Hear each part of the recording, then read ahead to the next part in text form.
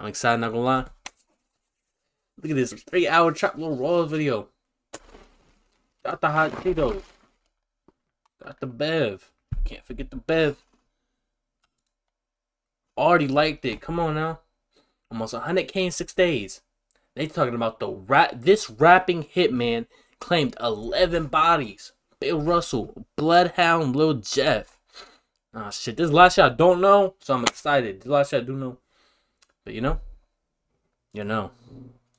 Anybody following the Chicago drill scene knows that in the past few months, there's been a new star rising, whose appeal was based on the very same idea that made King Von so irresistible to many fans of the genre. A combination of personal charisma and a reputation that they really lived the life they rapped about. And what they most often rapped about was some of the most violent stories coming out of the most dangerous city in America. In a 3.5-hour video about King Von, it dawned on me that having allegedly killed at least 7 people, beaten the bodies, and then going on to brag about it to the whole world, while actively planning more hits, he actually met the FBI's definition of a serial killer. And unfortunately, in recent months, another rapper has emerged who not only claimed to have killed more people than King Von, but also rapped about it and quite literally modeled his persona on other famous serial killers. I'm of course talking about Bloody Hound, or Bloodhound Lil Jeff, the self-styled Jeffrey Dahmer of Chicago drill. And to many, the next rapper who was on their way to become... No. The Jeffrey Dahmer of Chicago drill is crazy. You acting like he going rizz up fucking these people he killing, and then yo, chill, bro. The next big thing is Jeffrey Dahmer of Chicago drill. And to many, the next rapper who was on their way to becoming the next big thing in the drill scene with his wild claims that he had 10 to 11 bodies under his belt. Oh nah, 3 caps, a trooper hat, a fucking magician hat, a crown, a lady's fucking sun hat. Is that an ambulance? Oh, that's a firefighter helmet and 2 graduation caps. Oh my god, nah. I know what the 2 graduation caps are, but fuck, he getting creative with these hats. What is that? 3, 4, 5, 6, 7, 8, 9, 10. Oh shit. Oh shit. Rapping jaw-dropping bars comparing his life to video game Call of Duty and saying that he's really up 10 kills, to comparing himself to basketball legend Bill Russell and inferring that he'd committed as many murders as Russell has won championship rings. Before I tell you any more about the Lil Jeff story, I need to give you a very important content warning. This video is going to contain themes of violence, death, explicit language, and gang activity. No way! But every effort has been made to censor this video. No way! It's not like all of his other videos with violence, death, explicit language, and gang activity? Oh no. Explicit language and gang activity. Some of y'all can't watch every effort has been made to censor this video in accordance with YouTube's advertiser and community guidelines. And this video will feature absolutely no swearing, no violence, no drug use, and no fire. No drug use? I want to see Lil Jeff snort a perk. So anyone from YouTube reviewing this video, please do not demonetize it.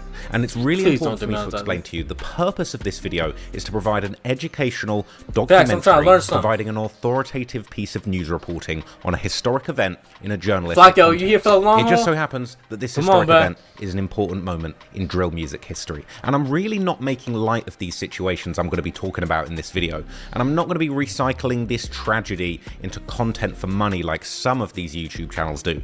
I genuinely care about the drill music scene, its history, and I've done extensive research to try and bring you the truth behind the music. I am the #1 journalist in the entire UK when it comes to rap music, drill music, and gang street culture. So I am truly a...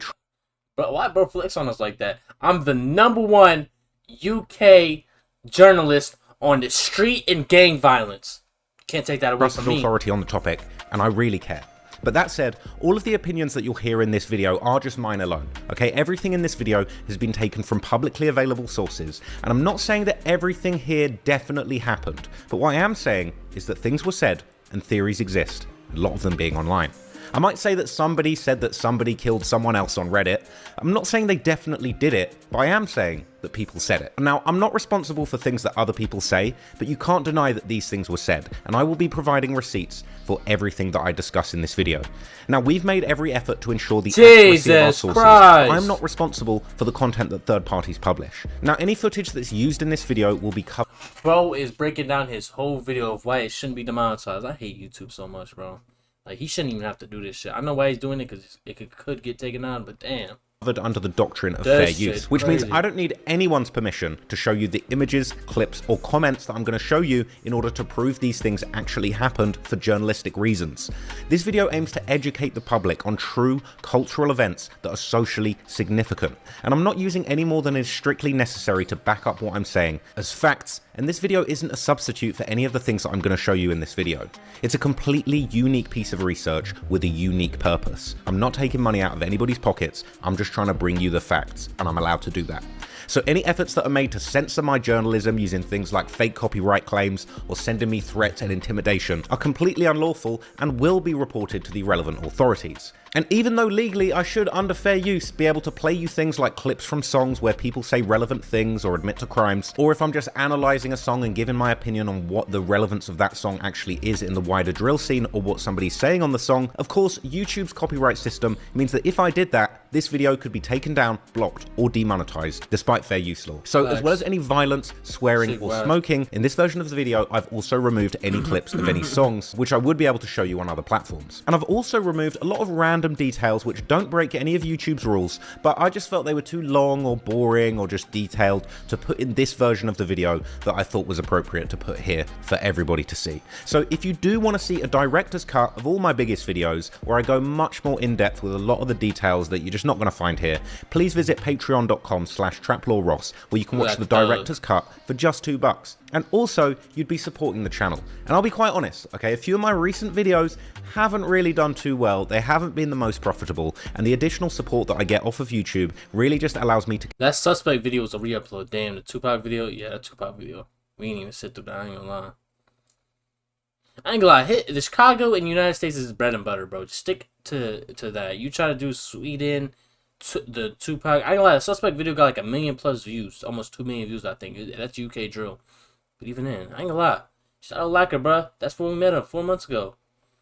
Damn, bro. He locked up now. Free him, continue making the content I want to make with integrity. I ain't gonna lie. People be paying for that shit, Flockio. I ain't gonna lie. Covering the topics I knew it was gonna drop because someone on Reddit posted that shit. Like, oh shit, you dropped a Lil Jon documentary. It's 3.5 hours. that I care about the most, rather than just chasing the algorithm and the views. But if you're not interested in any of that, just hit the subscribe button and get ready to hear one of the craziest stories ever told.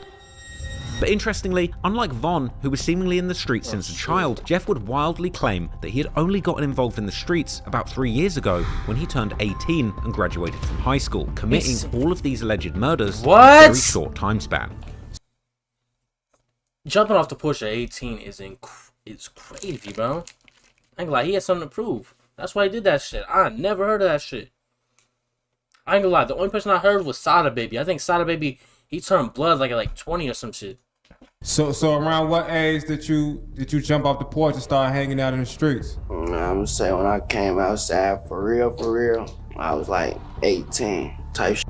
Okay. I just turned like 18. Jeff also became known for his equally wild antics that showed he was a complete loose cannon. For example, when he famously snorted crushed up pills during his DJU interview. Then there was the time he seemingly shot his gun towards someone during an Instagram live, as well as openly bragging about how he was robbing people for their designer watches. Hey, Lil Jon, you should take this picture. I was about to be, oh, weeds. I got blood on them diamonds and I still wore it. This like it's part of my tattoo. They don't know if that's a tattoo or real. Nah, they ain't no. To compare Lil Jeff to King Von is guaranteed to anger some people, and by no means was Jeff's star power or rapping abilities anywhere near that of Von's. But then again, Von also had support from the biggest artist to ever rise from the drill scene, Lil Durk, and he was several years older than Jeff when his rap career took off. Furthermore, Von had already been in the streets for close to a decade, forming the reputation that would eventually help him to become the boogeyman of Chicago drill that he ended up being, as well as being an undeniable legend in the rap game following his untimely death in November 2020. Jeff, on the other hand, was still by all accounts very much still in the streets whilst he was trying to find his voice and talent on the mic. While Jeff's rapping style was controversial and divisive amongst fans of Chicago drill, there's no denying that Lil Jeff was I ain't gonna lie, his voice ain't the best, bro. I'm not gonna lie. Evolving. Yeah, I feel like he could have did some shit if he had more time, but the songs he did have, they were like, I ain't gonna lie. Musically, and becoming more and more comfortable in using his rather unique high-pitched voice. It kind of made him sound like the real-life Joker of Chirac. Unfortunately, we'll never know what might have come from his music career because as most drill fans... Bro, this dude did not put on a fucking red bandana to do this video.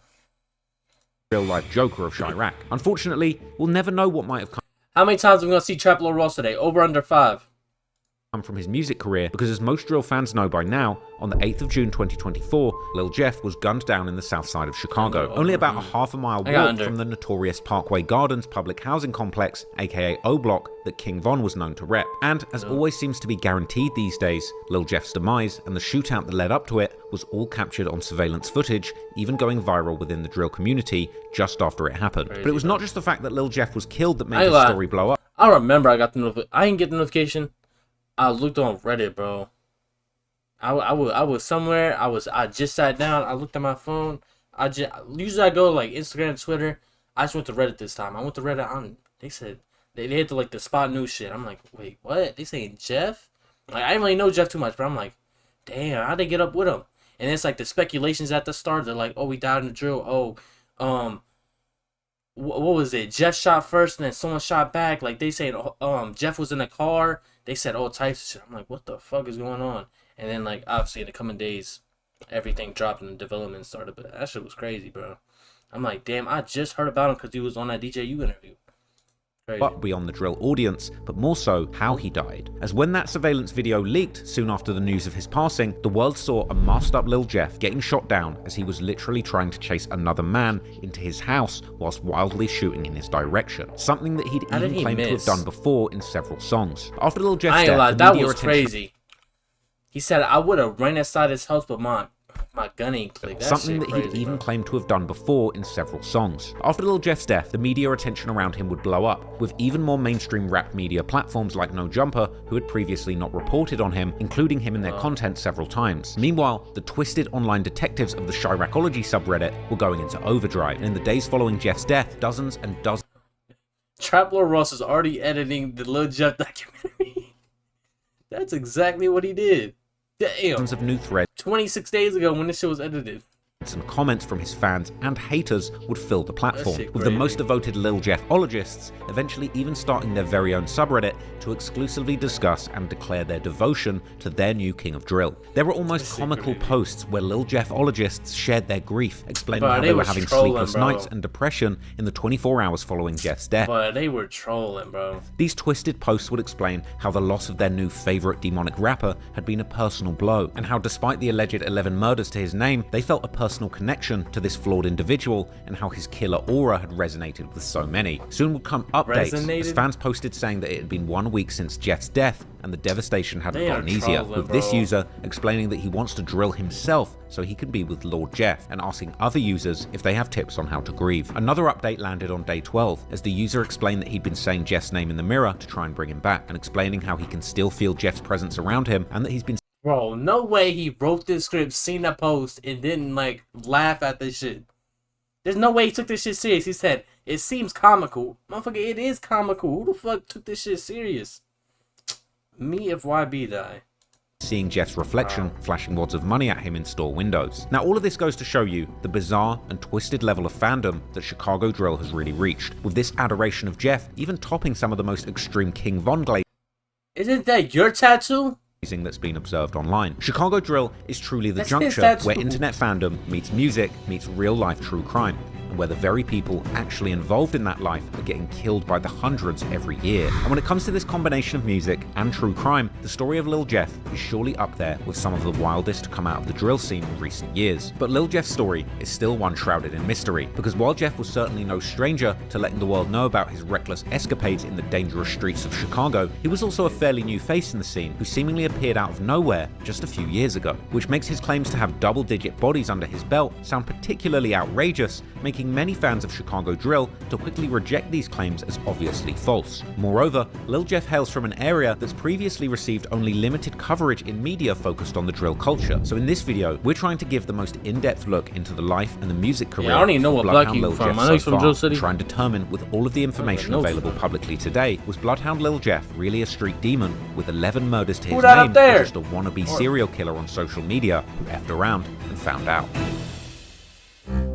Residents say they're fed up with violence like the weekend's mass shooting, and they're taking back the streets. On Saturday, it was a different scene. I ain't gonna lie, living in downtown Chicago gotta be a vibe, bro. I ain't gonna lie. It's probably like New York, but like just less traffic and less people. I ain't gonna lie, it's a big ass city too. 75th Street in Chatham, where one person was shot and killed, 9 others wounded. Outside their school, with homemade signs demanding peace, they gather. We gonna rock with it, roll with it. We're only 17, 18 years old, and we losing our lives at a young age. Man, we do this shit, man, every day, man. Drill City, we out here, man. On one of the most violent streets in the city, 79th Street, artist and activist Common lends his support and voice to lift up this Chatham neighborhood. Yeah. You see them bandanas, that mean we bloodhound. So can you tell us, like, who introduced you to the street life? My brother. Your older brother, right? Yeah. Looking at us, bro. Bloodhound. Yeah. Unfortunately, there are many families who are suffering. So you would say you've experienced some trauma growing up in these streets of Chicago. Cause how old was you when Chief Keef came out? Like, I was in 3rd grade. Cause they said Bloodhound Lil Jeff got 10 bodies. I ain't gonna. Oh nah, that's Q50 shit, right? I ain't gonna lie, you add some like shading to that, and like obviously connect the sleeves. That's gonna be a tough tattoo. What's I about to say? Yeah, his editors, bro. The editors is tough, bro. I just be thinking like he got $1 million in 6 days. 3 hours, like ads gotta be spammed. Oh my god. But I don't know how much you really getting paid every video, bro. Like I just be interested type shit, cause he got the Clips channel, he got the second channel, he got this channel and the Patreon, so he gotta be getting paid good as fuck, bro. I don't know if he be pulling ads on like Instagram and shit, but I know you could pay a good amount. I mean, he could be getting a good amount. My homie dad, that's on my face. She's right here. Z-Money. Yeah. That's And how did this death affect your mentality, brother? These, all I see is reggae. About the type of lifestyle that Von led, everybody consider him the top savage of the rap. Was that something you looked up to? Yeah, that's him. I'm me. Hey, y'all, listen to this. That's crazy. Edited by Trap Lord James, Trap Lord Aldo, Trap Lord Zach, Trap Lord Georgie. He got only 4 editors. I ain't gonna lie, that's all you need. You got 4 editors to edit a 3-hour video. All you gotta do is all you gotta do is really make the script for real, and like obviously get the information and study the story. Real quick, let me know it's all here. This smoke with the whole rack. Whoever want it, we giving it out on my dead grandma. Now looking at the fun is crazy. Because we live in a time right now where like a lot of rappers actually live the life they say, whether it's like trapping or anything. 16-year-old Robert Boston and 17-year-old Monterio Williams were gunned down. Chicago police investigating a fatal shooting yesterday evening. 19-year-old Jaleel Goins was pronounced dead at Rush University Medical Center. Go ask my ops, that Michael Drake, his ass ain't get out that car. You know that? So when y'all like in the booth and all that, how do y'all stay away from like even incriminating lyrics? I went black for like a week. I mean, there ain't much to know about the troopers. I ain't gonna lie, man. And poof. So after that one, poof. I came back. Poof. Like, I ain't saying they not on that or like, you know, but real shit, there really hasn't been much. Bloodhound. To make a video. Bloodhound. YB. Bloodhound.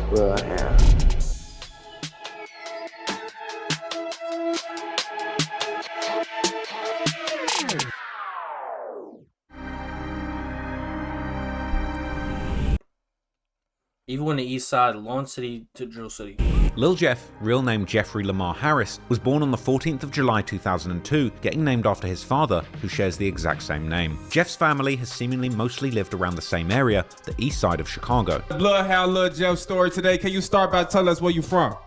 Chicago, north, east side of Chicago. East side of Chicago. East side. Yeah. However, this east side is not to be confused with the official east side, which is one of the 77 community areas of Chicago located in the far south side of the city. The unofficial east side, on the other hand, which is where Lil Jeff grew up, is mainly part of the Chicago folklore, and thus its exact borders are often heavily debated by locals, with many even arguing that everything in the south side, from State Street all the way to Lake Michigan, actually counts as the east side, which would even include hoods like the infamous O Block and their main rivals STL EBT and Jaro City. And on the other side of the Washington Park, Park, also hoods like Tay Savage's Welch World. Yet these hoods are typically not discussed as being part of the East Side, but rather simply being part of the South Side, as in the case of O Block, STL, and Jaro, or more specifically in the case of Welch World, part of the so-called Low End, another area that's a deep part of Chicago folklore, which roughly covers the area on the South Side from the State to the lake north of Washington Park. In the drill culture specifically, the East Side has become particularly known for hoods that exist roughly south of 67th Street, with this street and the two huge green spaces, the Jackson Park and Oakwood Cemetery, that border the street, creating a natural boundary in the north. However, there are also sets on the north side of the 67th Street that claim the East Side, such as TYMB and Dro City, which both rep the 65th Street. While the line of where the East Side ends when going westwards from Lake Michigan is much more ambiguous, with the State Street and the I-94 next to it, generally acting as a sort of last cutoff point, in the drill scene, this East Side is known particularly for gangs like G Herbo and Lil Bibby's crew NLMB, which is made up of two. Why do I need to know what East Side means, bro? Just tell me the general area, bro, like that he's talking about. That's all I need to know, bro. I don't need a fucking history lesson on the East Side of Chicago. Clicked up gang sets, No Limit, and the. It's actually east of this and south of this, but this is the low end. This is the south end, and people call this South Side, but it's actually the East Side. Hey, bro, I don't need all that, bro. Muskegon Boys, with these initials creating the NLMB moniker, which has also been used to stand for Never Leave My Brothers. However, NLMB's hood is located in the South Shore neighborhood, which is located very close to the shores of Lake Michigan, and is infamously known by the locals as Terror Town, a place with a long history for being particularly dangerous. Whereas when it came to Lil Jeff, his family seemed to mostly stay in a much more central area around the Grand Crossing and Chatham community areas, which generally have been much lesser discussed in the drill scene before Lil Jeff's recent blow-up. Although the area has seen its fair share of rappers since the early 2010s repping these specific hoods. Now, Lil Jeff's family has long ties to the streets in the area. His father, Jeffrey Harris Sr., allegedly belonged to a street set called 068 C Block, C standing for Champlain Avenue, with their main spot seemingly being on 68th Street and Champlain. To put this location in context, this street corner is only about 0.3 miles from the location where Champlain. To put this... Nah, my mans really went to Lil Jeff's dad's Facebook and looked in his comments to see where he's from.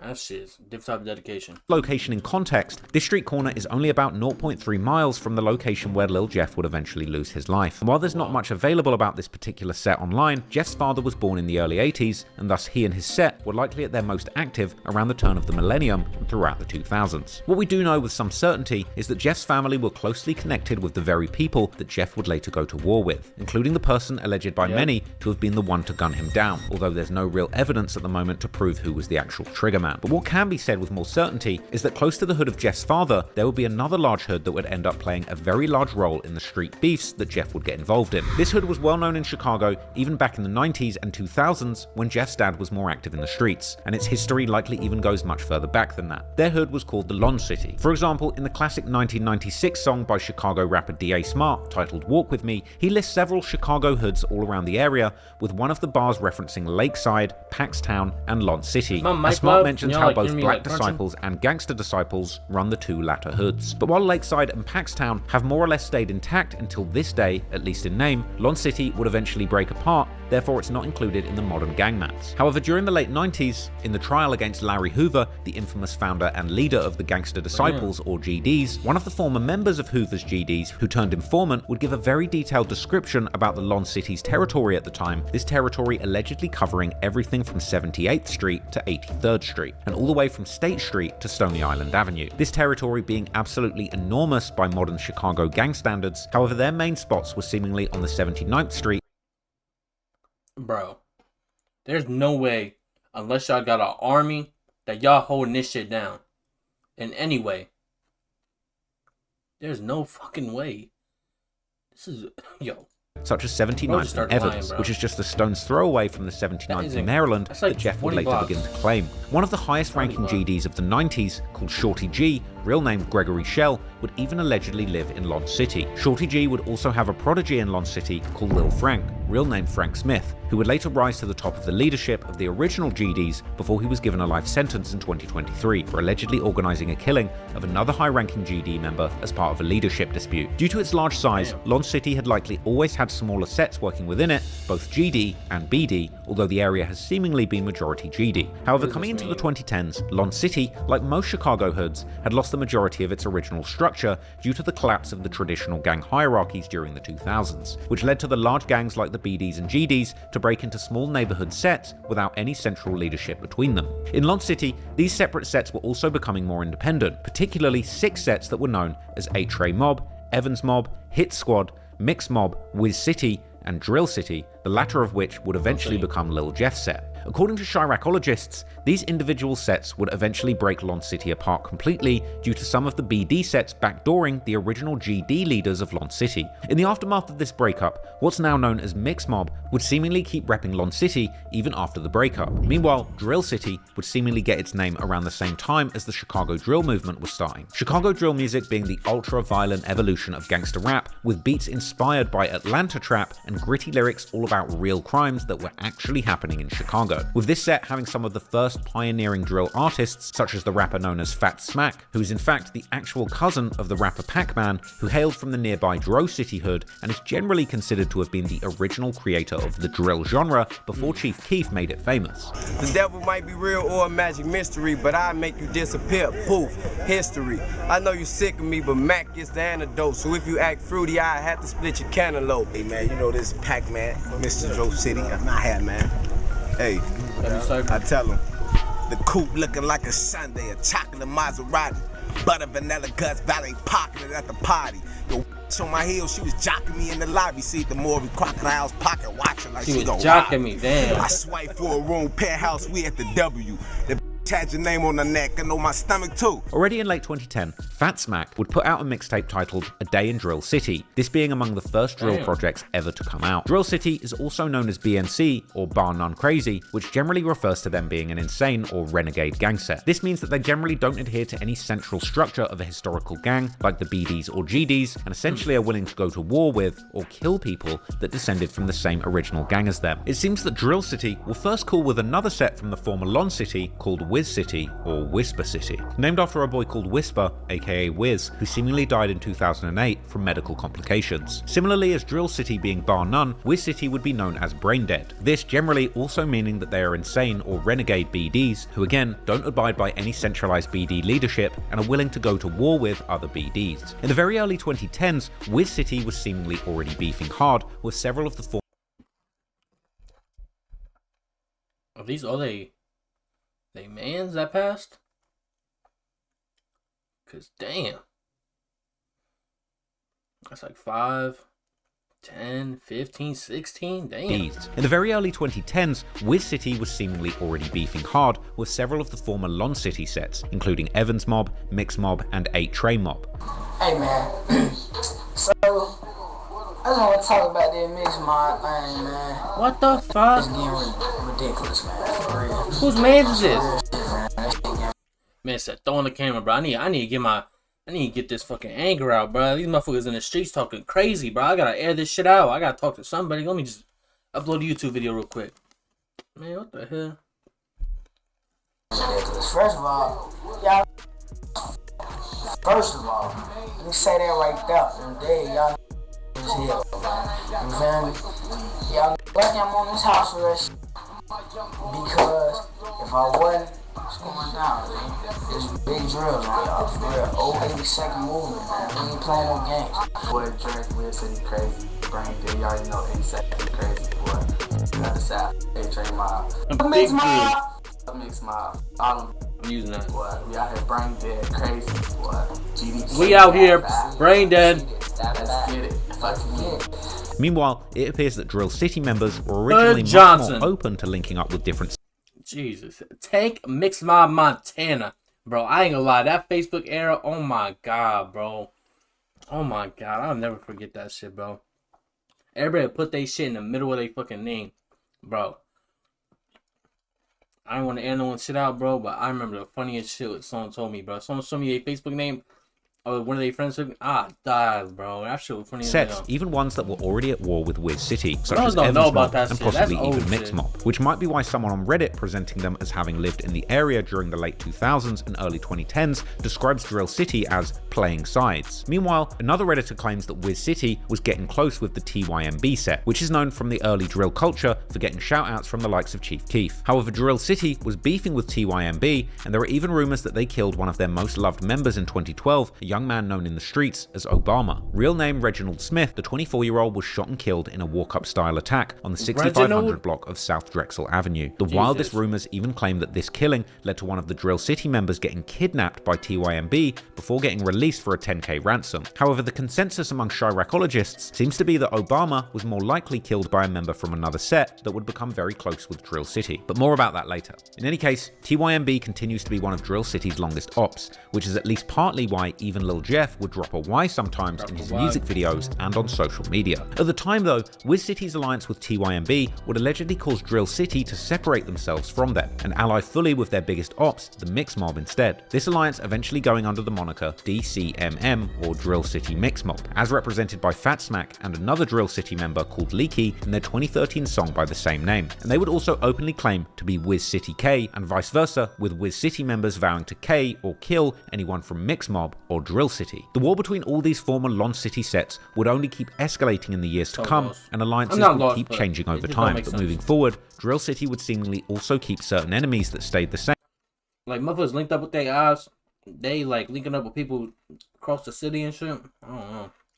Such as the majority GD sets, H-Ray Mob, Evans Mob, and Hit Squad, who have seemingly always stayed relatively united with each other and against Drill City or BNC, as well as the Brain Dead BD set Wiz City and another nearby Brain Dead BD set called MTV 079 or Money Through Vernon. I heard before, like, you know, all this, like, all the violence started. I heard, like, y'all was everybody, every hood was all in one. Like, y'all used to go by Lon City or the Lon. Is that true or not? Yeah, Lon City is like the whole area. Like from Shadow to Apple Park. But y'all was a part of y'all hood was a part of Lon City, right? Yeah. Lon City movement. Now Drill City and all that shit. You know, them though, the other side though now. I ain't gonna lie. I ain't saying how it, like, you know, how it happened, but I'll say what year would y'all say all this broke apart? I ain't gonna lie, folks. 2009, 2009 to 2010. 2009, 2010, bro. That's when really everybody, like all the over on the other side, they started turning video type of shit. You know what it is? A bunch of weird. We was the only GDs. I ain't gonna lie, we was the only GDs. We ain't clicked up with nobody, nothing. You talking about like for H-Ray and Evans Mob? They be saying the shorties BDs too. Yeah, we got some BDs. For them folks, like, I ain't gonna lie, this shit clickbait, boy. yeah, like, we EBK, we ain't just no everybody ain't GD. Brother BD. We family. We family. We a family. I was gonna say, out of these three majority GD sets, Evans Mob is perhaps best known through their early 2010s connection with the infamous Washington Park-based set 600, due to two of their members, 600 Breezy and S-Dot, having a childhood and family connection to this set. Evans Mob is also known for a now classic moment in drill history when two of their members would catch infamous drill rapper Lil Reese from Lamron, aka the Grim Reaper, with this video causing the so-called Lil Reese Poopgate, as people would claim that the video showed visible skid marks on Lil Reese's underwear. A stinky conspiracy in Chicago drill that's been debated for years, and one which fans would eventually go all in on, analysing the patterns of the specific boxers that the Grim Reaper had been wearing that day to eventually debunk the theory and prove that it was all a big poopception all along, as the alleged brown stain actually turned out to just be part of the design of that particular set of boxers. But anyway, H-Ray Mob are a lesser known set to the average drill listener, although they too would have some rappers attempting to come up in the original drill wave, with artists like Don Darius and Murder Mal dropping some early songs that would gather some decent views, such as their 2013 music video for a remix of Lil Durk's song Competition, where one H-Ray member can be seen proudly presenting his shirt which says MTVK, BNCK, and Wiz City K. Hit Squad, on the other hand, is perhaps the smallest set out of these three, getting its name after a man called Hits, real name Marlon Dubose, who was killed in 2010, being shot in the head and neck. These are already many sets to keep track of, but ultimately, these were just the sets from the original Lon City hood. Whilst the story of Lil Jeff also includes numerous sets from nearby the original Lon City, because during the early drill era, while Lil Jeff was still just a young boy with dreams of pro basketball, his big brother Jay Boogie would jump headfirst into the streets, becoming friends with the very people that Jeff would later want to kill so bad that it ended up costing him his own life. Shit crazy.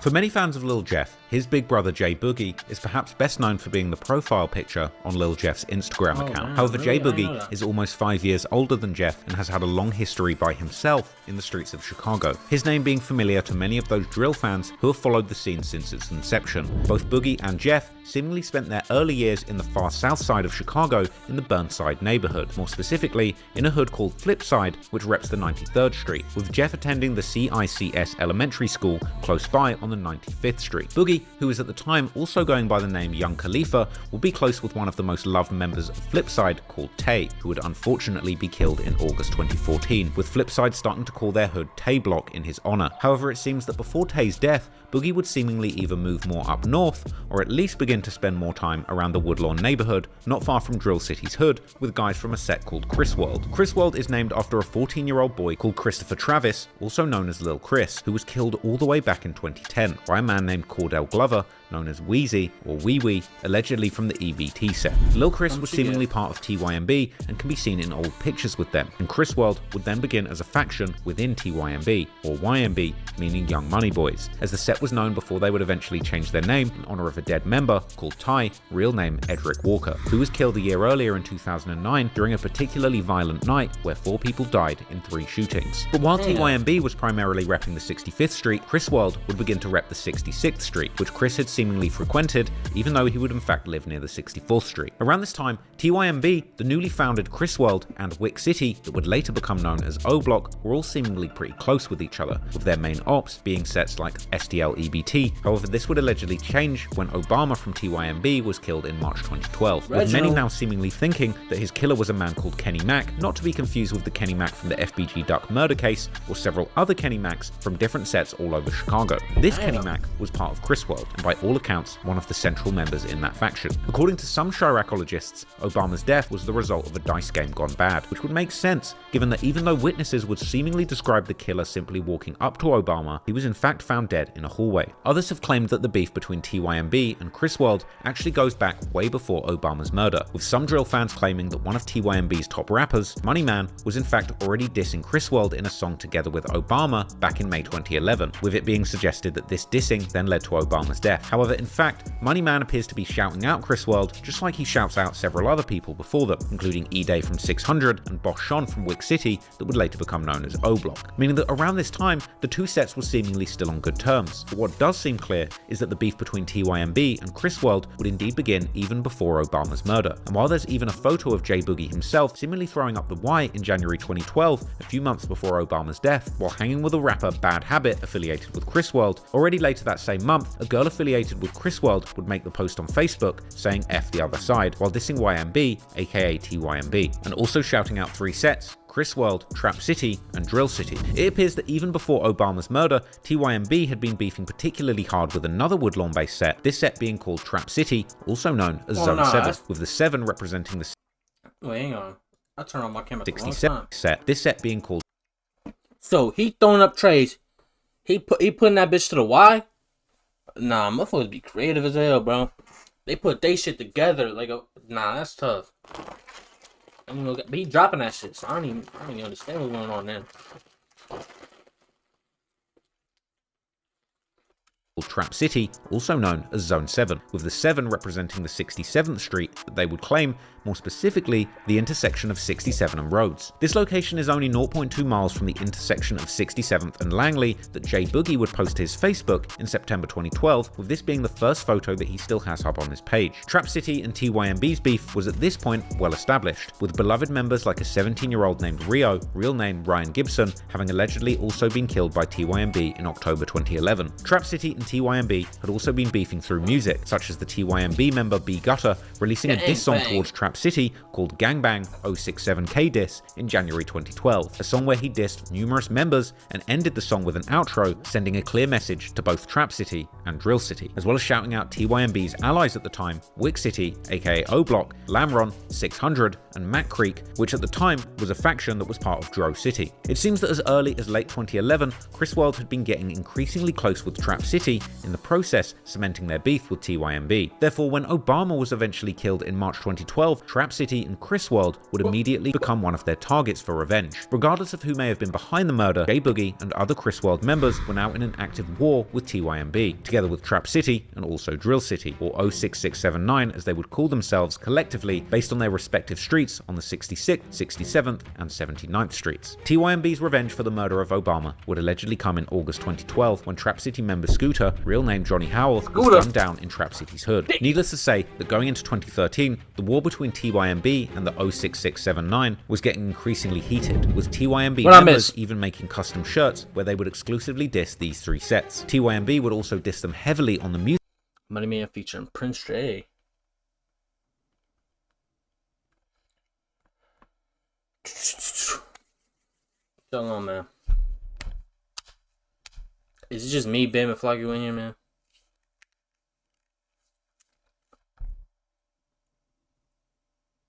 It's only me.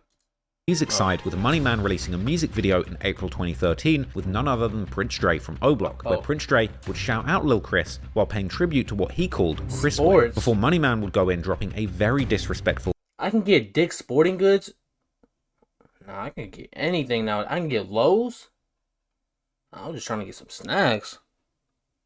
I'm about to puke. I ate some bad. You keep eating that fentanyl, your shit be laced. You need to stop that shit, bro. Keep a Narcan.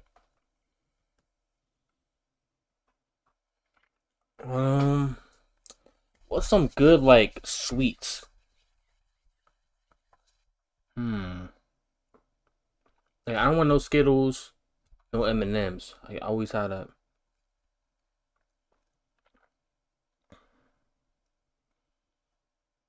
I don't want no ice cream either. Interessante. Milkshake? Oh my god, Flock, yo, we on the same type of timing, bro. Like, oh my god, that shit is crazy. That shit is crazy. You motherfuckers do whippets? I don't get it. That literally turns your brains to Play-Doh. You just don't understand. You just don't get high. Bam, you're not trying to get high like me. I'll be taking whippets all day, every day. I ain't gonna lie, McDonald's milkshakes be hitting. I ain't gonna lie. They got the best milkshakes in my opinion. Like, the consistency is top tier. Damn, I probably can't get it no more. I don't think I can get it past 2 o'clock. 2 a.m. Damn. Oh, White Castle got milkshakes. I'm gonna search up milkshake. No. Ooh, I must said some shit. Denny's Steak and Shake?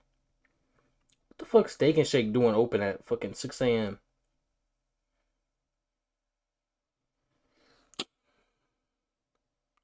Nobody gets higher than me. You don't do whippets, so you don't get high. Yeah, I get a large every time. Like, I ain't gonna lie, I never got below a large. I be getting 2 of them bitches. Nah, I'm just fat. Never mind. Burger King. Like, who's keeping Burger King in business? Is it you, Bam? I think it's you. You always get Burger King, Bam?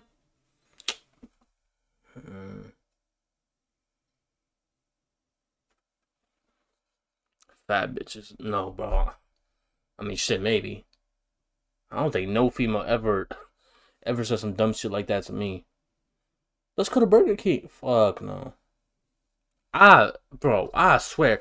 I could probably count on one hand how many times I had Burger King. Bro, you know what? I have this fond memory of going to Burger King because there was 3 Burger King Xbox games with the original. I think it was the original Xbox or Xbox 360. This is like 2008, 2009, bro. I remember going there, bro. Not for me, but I was, shit crazy, bro. That's like only memory Only good memory of Burger King, bro. Anyways. I might fuck around and get some Denny's. Fuck, they doing open so early. Is Denny's 24 hours? Damn, I already ordered a milkshake from there. I do not remember what that shit tastes like, though. They talking about $6.79. Is that a good deal for a large? Is that even a large? I can't even pick the size. Fuck, man.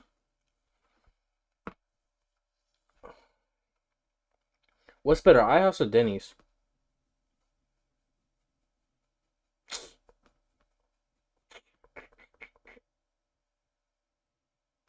I ain't gonna lie, I ain't trying to spend crazy shit. Cause I ain't that hungry.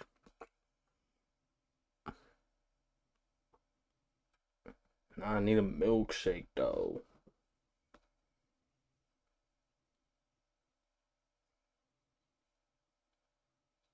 I ordered a brownie sundae with Oreo.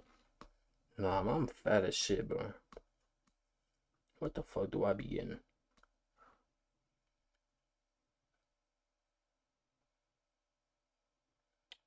And it's now like, bro, I don't want to just get a milkshake from fucking, what's it called?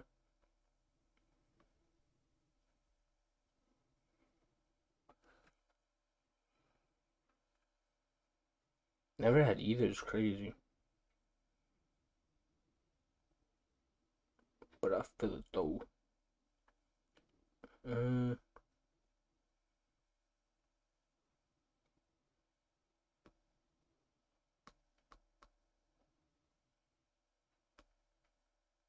Bro, like,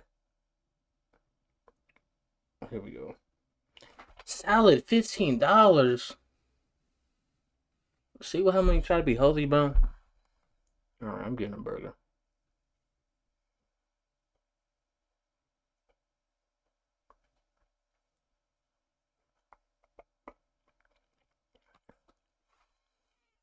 Brainy. Remember the one girl? She was like, I ordered a salad. Why'd they give me 2 double cheeseburgers? I swear I ordered a salad. And I tried to get some water, but they gave me Mountain Dew with ice. What am I gonna do? I guess I have to eat it. Like, bitch. You know what you did. I can get a T-bone steak and eggs. Fuck. I never order steak at any restaurant. I don't even think I bought steak.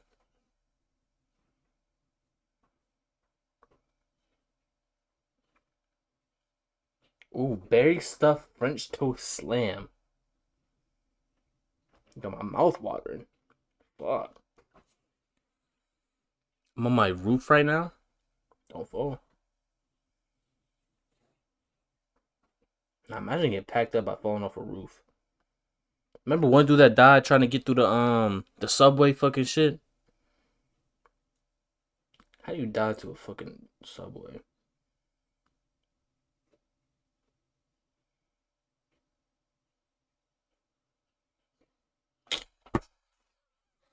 I'm smoking up here. Oh yeah. I know somebody who got shot in a leg on a roof. I ain't lie, I knew someone's dad. They came on a fucking field trip with us. I think I already said this, bro. I'll be repeating myself. Bro jumped off a 2-story house. He had metal plates in his fucking foot. He was like, I can't walk long distances. I'm like, motherfucker, we walking to where we're supposed to be going. So how the fuck you gonna try to be on this field trip then? Like, bro, his ass tweaking.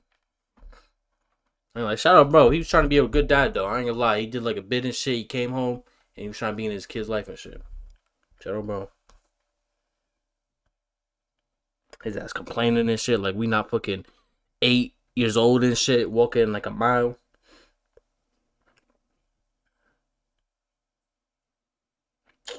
Bro, none of this shit look good, bro. Bro, I'm getting that berry stuffed French toast slam. Fuck, that sounds terrible. Sound fat. Alright, I'm thinking scrambled eggs. Scrambled with cheese is $1.60 more. Just with cheese. Get the fuck out of here. I'll fuck around and get over hard. Pause. Pause. Don't clip that, bro.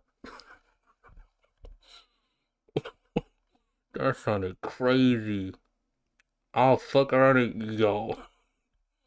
The eggs. They said over easy, over medium, over. Yo. Bro, I'm almost done, bro. 4 bacon strips. I'm getting 2 and 2. 2 bacon strips, 2 sausage links.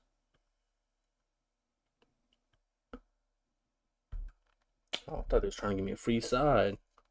That shit, $5. Milk? Gladly. Up $4. Fuck. Damn, everything in this world costs money.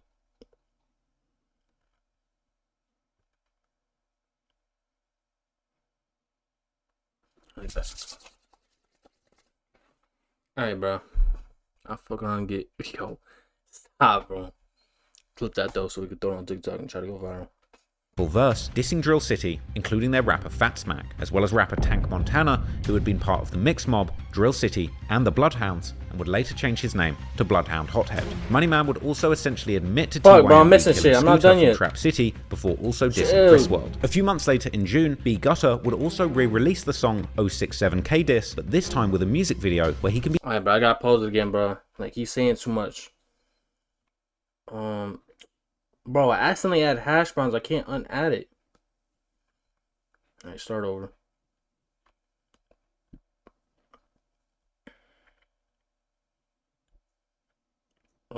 Over easy. 2 and 2. And that's it, right? Yep. What do y'all get at restaurants? Like, if you're not paying, because even if I'm paying, like, I usually get water. But, like, what's your go-to drink at a restaurant? And it didn't add this shit to my cart. I'm about to... Ooh. I'm gonna say it. Okay, let's try this again. Lemonade? Facts. I ain't like pink lemonade. They got pink lemonade. I like chocolate milk, though. I think I'm lactose intolerant, but I fuck with chocolate milk, though. I ain't a lot of people used to go be mad confused, bro, because I'm not cutting this shit out. So if you just watching a YouTube video and you just see me order, talk to chat, appreciate you. I'm almost done. Got everything in the cart. Save it $7. Be here in 23 to 38. $5 Dasher chip. Now let me use the Flockio method. Other 0.00 continue.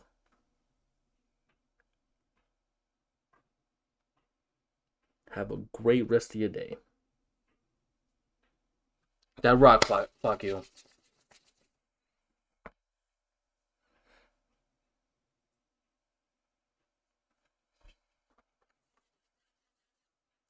God, I was not. Yo, I'm joking. I'm dead as like. They getting paid, but I took it down to $4.50. But I ain't gonna lie, your ass put 0.00 and you pay like $50 for that shit. That shit is crazy. That shit is crazy.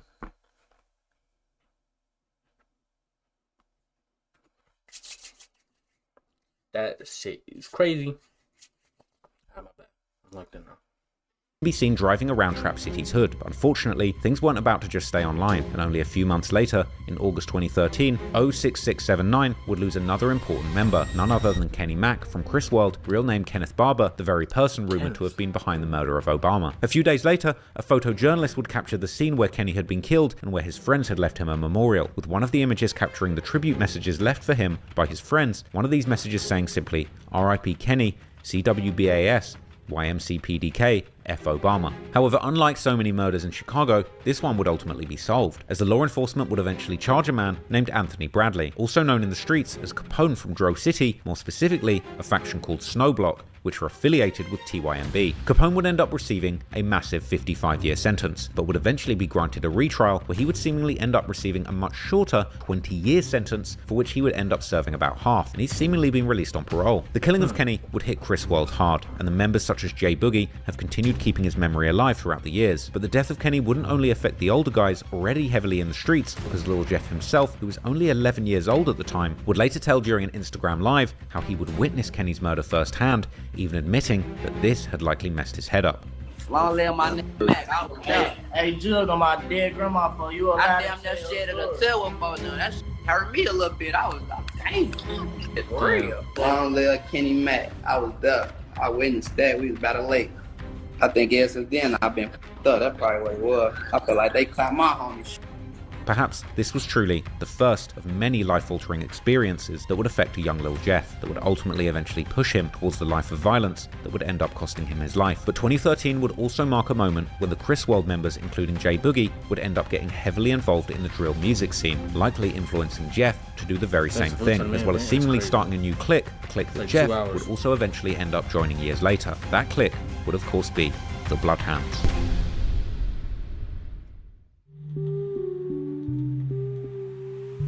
The Bloodhounds. Going into 2013, the Chicago drill music scene was reaching its peak, propelled by the immense popularity of Chief Keef. But while other up-and-coming drill artists were largely keeping the similar dark and violent themes that had made the genre popular, both lyrically and sonically, Chief Keef himself, who was now living the good life in the rich suburbs just outside of Chicago, and surrounded by all the lean and loud he could possibly consume, would quickly begin to experiment with his sound, cranking his auto-tune settings to the max, while beginning to add much more melodic elements to his rapping, combined with an often heavy slurring, likely at least partially caused by his increasing consumption of that prescription cough suppressant. Keef would also largely ditch his day one producers during this period, instead accepting beat submissions from random YouTube and SoundCloud producers, many of whom had taken the more upbeat elements from Keef's earlier projects, particularly his debut album Finally Rich, but turning those elements up tenfold. These beats were much more influenced by the late 2000s and early 2010s Atlanta rap and trap music, with artists and groups such as Roscoe Dash, Travis Porter, Young LA,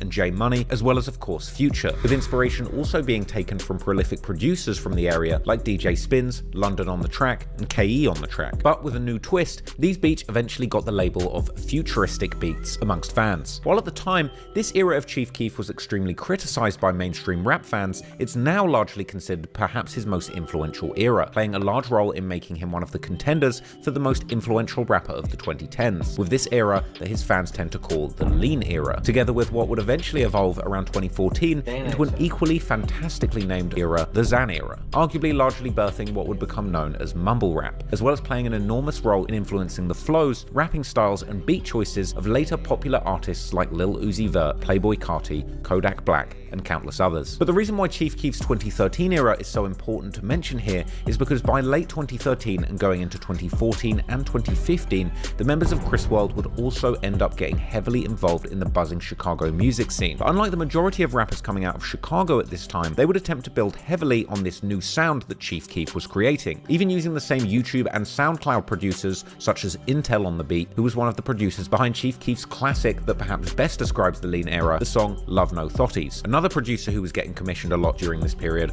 was the French beat phenom Cash Money AP, who produced numerous songs for Keef and other GBE members during this time. Chris World would do this under the name Finesse Crew, which the Chris World rapper Saw J would present in his solo song titled after the group in September 2013. In the music video, we can see many key members of Chris World, including the main people of the Finesse Crew, including of course Saw J himself, as well as Chief 2 Times, Smooth, Bad Habit, now going by BH, and J Boogie, who incredibly at this point was still only 15 years old. J Boogie would eventually not only appear in these videos, but also participate in the rapping, such as the song BAS, released with a music video in May 2014, and a music video for Finesse Party, which was released in November 2014. J Boogie would release early solo songs, such as his 2014 remix of Bobby Shmurda's Hot N-Word, but for whatever reason, these songs have been now wiped off the internet. Despite most of Finesse Crew's songs being pretty upbeat party anthems, they would also keep repping their gang sets in their music videos, including in the banger titled Forever Mac and Chris, which was released in June 2015, as well as being seen dropping Wise for TYMB. However, TYMB was taking the dissing once again to another level, as Money Man would release his remix of Lil Durk's Competition, titled No Competition, in July 2014. Once again, he would get straight to the point, beginning the song by dissing Scooter and Rio, as well as Kenny Mac and Chris World. He would then begin his verse by saying how he blew someone's brain back on the 67th before aiming his diss directly at J Boogie, saying that he better cool and asking how is he even Literally the first hour isn't even about Lil Jeff, bro.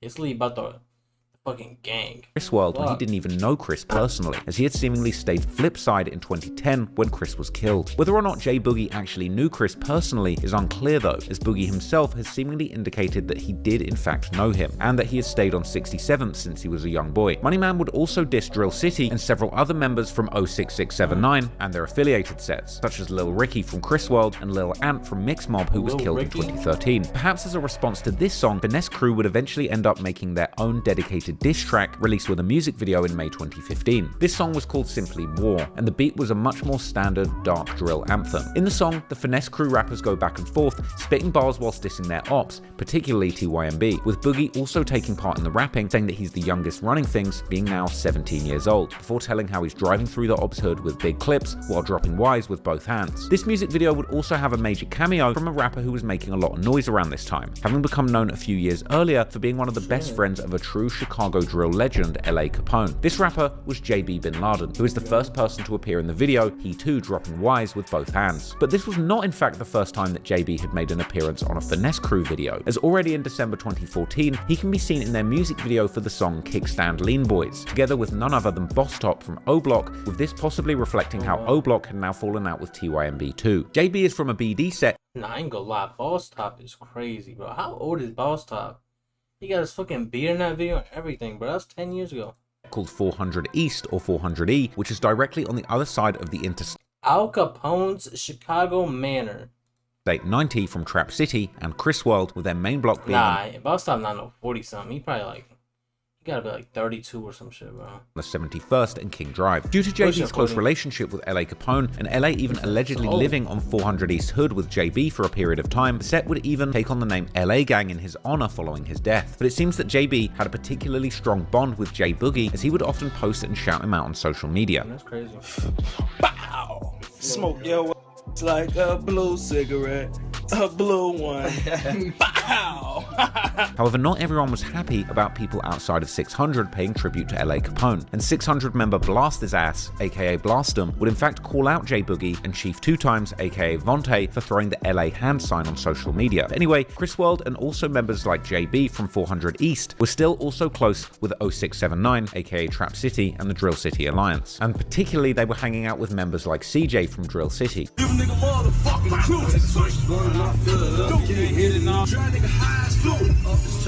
Meanwhile, it appears that in Drill City's hood, a new clique was forming, where guys like CJ were heavily involved in, with the earliest mention about the name seemingly going all the way back to the early 2010s. This clique, of course, being the Bloodhounds. It appears that they were particularly influenced by the early Glory Boys rappers, like pretty much all of Chicago at that point, and would often quote on social media lyrics from rappers like Lil Reese and Gino Marley, mentioning how they were like Bloodhounds. Towards the end of 2015, CJ would even begin to tease what appeared to be a music project titled Bloodhound Savages. Going into 2016, CJ, J Boogie, and JB were seemingly still spending a lot of time together. Also, members from other sets were beginning to claim the Bloodhound clique, such as the members from the MTV 079 set.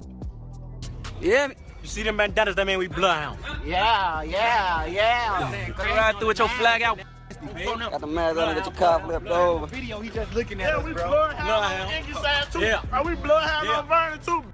As mentioned in an earlier chapter, MTV 079 is a brain-dead BD set that has had a long-running beef with the same sets as Drill City and Trap City, namely the historical majority GD sets from Lon City, Evans Mob, A-Tray Mob, and Hit Squad. However, MTV's relationship with Drill City and Trap City was a complicated one, as they had seemingly until recently been also cool with the other brain-dead BD set that these two were beefing with, called Wiz City. This being likely another example of just how quickly the alliances and beefs were evolving in the area. But in any case, soon the Bloodhound clique was beginning beginning to drop music, just like CJ had teased in late 2015, as in May 2016, they would drop a new song called Vicious, featuring the rappers MTV Cash from MTV 079, Hothead from Drill City, formerly Tank Montana from Mix Mob, and Drizzy Bands from Drill City, and in the chorus, labeling themselves as the Bloodhound Villains. Some months later, in October 2016, Hothead would drop a song with a music video titled simply Bloodhound, where he warns his ops that if they're on any type of BS, they're going to die, and that he's a bloodhound and he wants his money dirty, like blood money. Around this time, J Boogie was now also repping the Bloodhound crew commonly on his social media, and going into 2017, the clique was beginning to gain increasing momentum, culminating in their biggest song at that point, the song Bloodhounds, released with a music video in April, which at the time was the song featuring the most Bloodhound-affiliated rappers, including CJ from Drill City, JB Bin Laden from 400 East, Hothead from Drill City, and MTV Chino and MTV Cash from MTV 079. The song is a pure Bloodhound anthem, mixed in with a very dark drill beat, with CJ beginning the song by rapping how the Bloodhounds are making noise in the streets and that he's not talking about the music. JB comes in by also repping Bloodhound from the start, followed by Hothead, who raps how the ops know that the Bloodhounds are the ones sending shots and the killing won't stop. MTV Chino then begins his verse with a much more pointed diss, aimed likely at either the A-Tray mob or the Evans mob, or both, as well as dissing Brick Squad 069, made famous by late rapper Lil Jojo, who was seemingly close with the A-Tray mob at the time.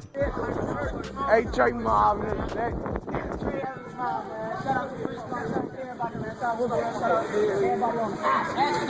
say it, bro. On the motherfucking eye. Oh, here, say, man, we out here, man. The song is ended by MTV Cash, who implies that others are trying to claim the name Bloodhound, but they are the real Bloodhounds. Also, J Boogie is in a visible role in the music video, where he's often shown toting his gun with a laser beam. And at the very end of the song, someone who sounds a lot like Boogie even begins to rap a few bars before the song fades out. The Bloodhounds were at this point clearly an established group, seemingly made primarily out of members from Drill City, Chris World, 400 East, and MTV 079. But while they were for a time being putting out quality music, it was clear from their raps that they were also staying very busy in the streets. Meanwhile, Lil Jeff had gotten to about high school age, still holding on to his dream of becoming a professional basketball player, with his 2017 sophomore team even seemingly winning some tournaments. Unfortunately though, it would appear that the next year his dream would come crashing down, as Jeff would not make it to his high school's varsity team. He would later talk about this during his DJU interview, saying how not making the team made him realize just how real life is, and that he had no idea what he would do after. So all this is brand new. This is a brand new life you living, Lil Jeff, because you 21 now. It ain't, folk. So I wonder what you was doing at 16. I was 16. Around that time, you was doing the Soldier Boy. I was trying to play basketball, but that's around the time I ain't make the varsity team. So at 16 was when I was realizing this shit for real. I don't know what the fuck I'm gonna do. Cause you know, after that point, it's like once you don't make that team, it's over. It seemed so. Bro jumped off the porch 2018. It's 2024. So 3 years ago, in 2021, bro jumped off the porch. And in that time, he upped up 11. That's crazy. Seems that this was likely the moment when Jeff's life would truly begin to take a new direction, and with his previously desired career path now falling off track, he was looking for a new future. Jeff would still graduate from high school in 2020, with his mum throwing him a fancy graduation party, but Jeff wasn't about to head to university to chase an ordinary career. Instead, it seems that he would end up following in the footsteps of his big brother, and soon he would begin showing up in the streets, raising hell with the rest of the Bloodhounds.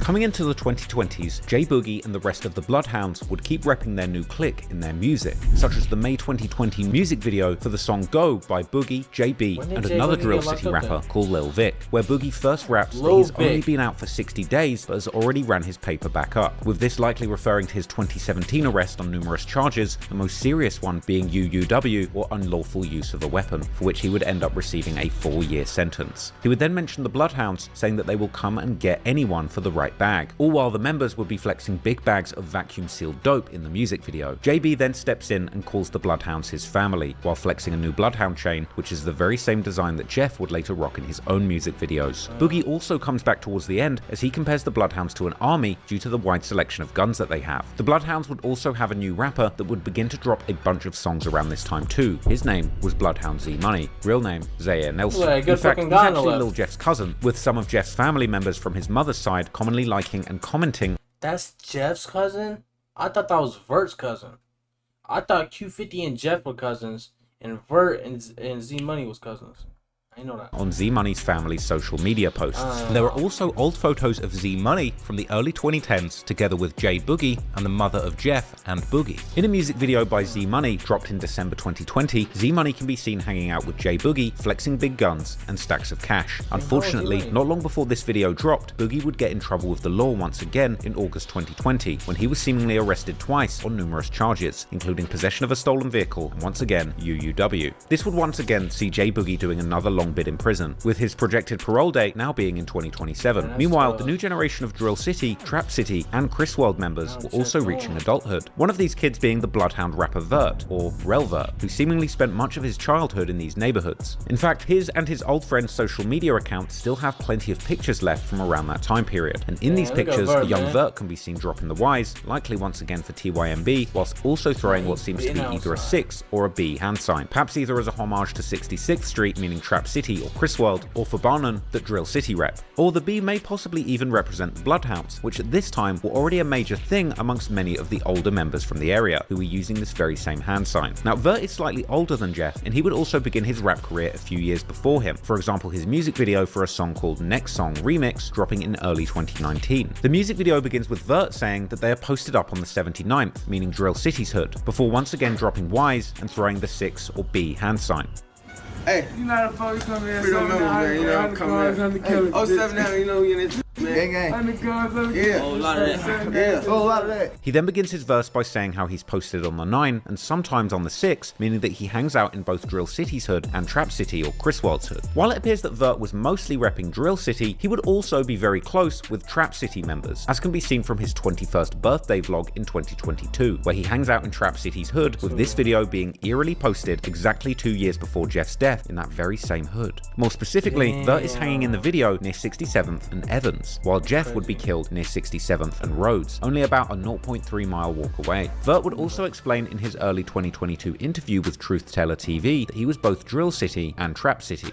I'm from 67 Trap City and 79th Drill City. My name L'Oreal Vert, man.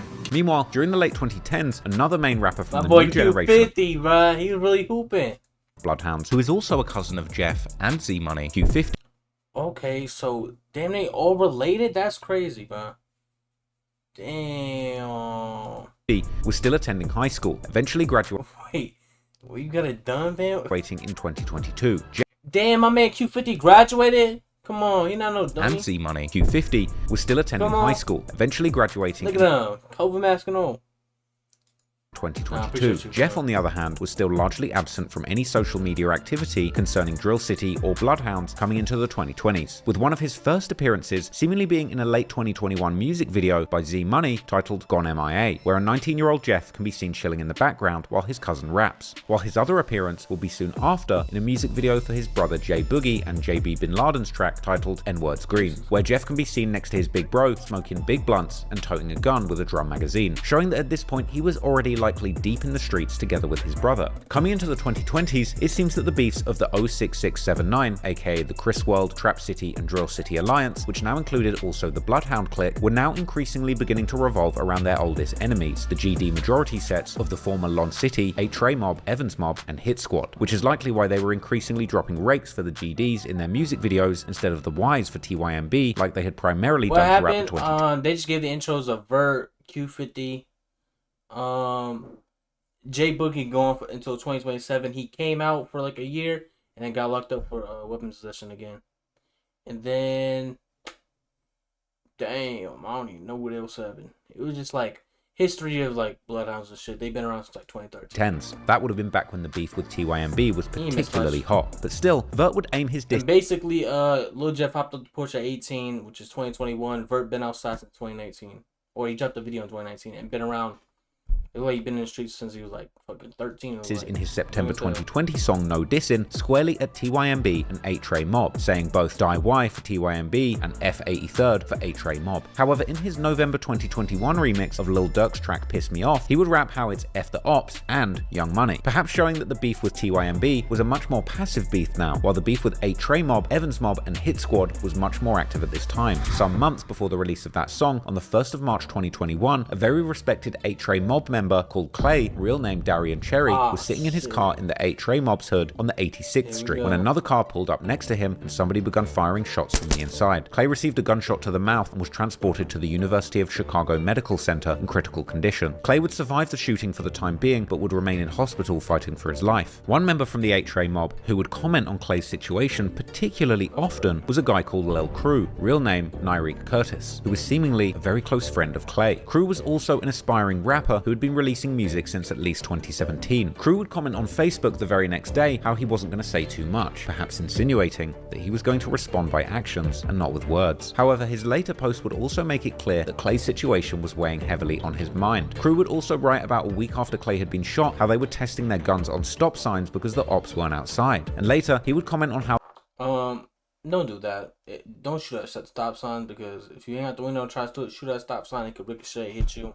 Crazy shit. Don't do that. The ops had been on their high horse after Clay had been shot, even though they knew Clay had been sliding on them often. Unfortunately, Clay would eventually succumb to his injuries and pass away in May 2021. And to honor his memory, 8 Trey Mob would begin to call their block the Clayway. Clay's murder has never been solved, but the rumors online have placed the blame on a few different people. One of these, perhaps somewhat surprisingly, being Lil Jeff himself, with some people claiming that this information comes from a reliable source, while others would claim that Clay had in fact been killed by Vert. However, to be absolutely clear, there's seemingly no real evidence to tie either of them to this murder, although they would certainly take part in dissing Clay on social media and in music, such as on Vert's song Knuck If You Buck that was released on October 2022, where Vert raps how 8 Trey Mob thought that Clay's name was ringing in the streets, but now he's irrelevant, as well as dissing another 8 Trey Mob member for allegedly getting shot and injured. Unfortunately, Vert and Drill City were soon about to experience a major loss of their own. During his teenage years, Vert had seemingly been particularly close with a guy from Drill City called Ruger, real name Jermaine Darden. Unfortunately, Ruger would be gunned down in Drill City's hood in March 2021, whilst 2 others were wounded. This would be another devastating loss for the people close to him. Q52 would pay his respects to Ruger right after his death, showing that while he might have been absent at this point from the music videos of guys like Vert, he was very much involved in the street side of things. Like Clay before him, the killing of Ruger would also become yet another unsolved murder in Chicago. However, there has certainly been some interesting posts that have come out after his death, one of these being a post from one of the cousins of Clay, who would say how he'd risked his life to get back for Clay.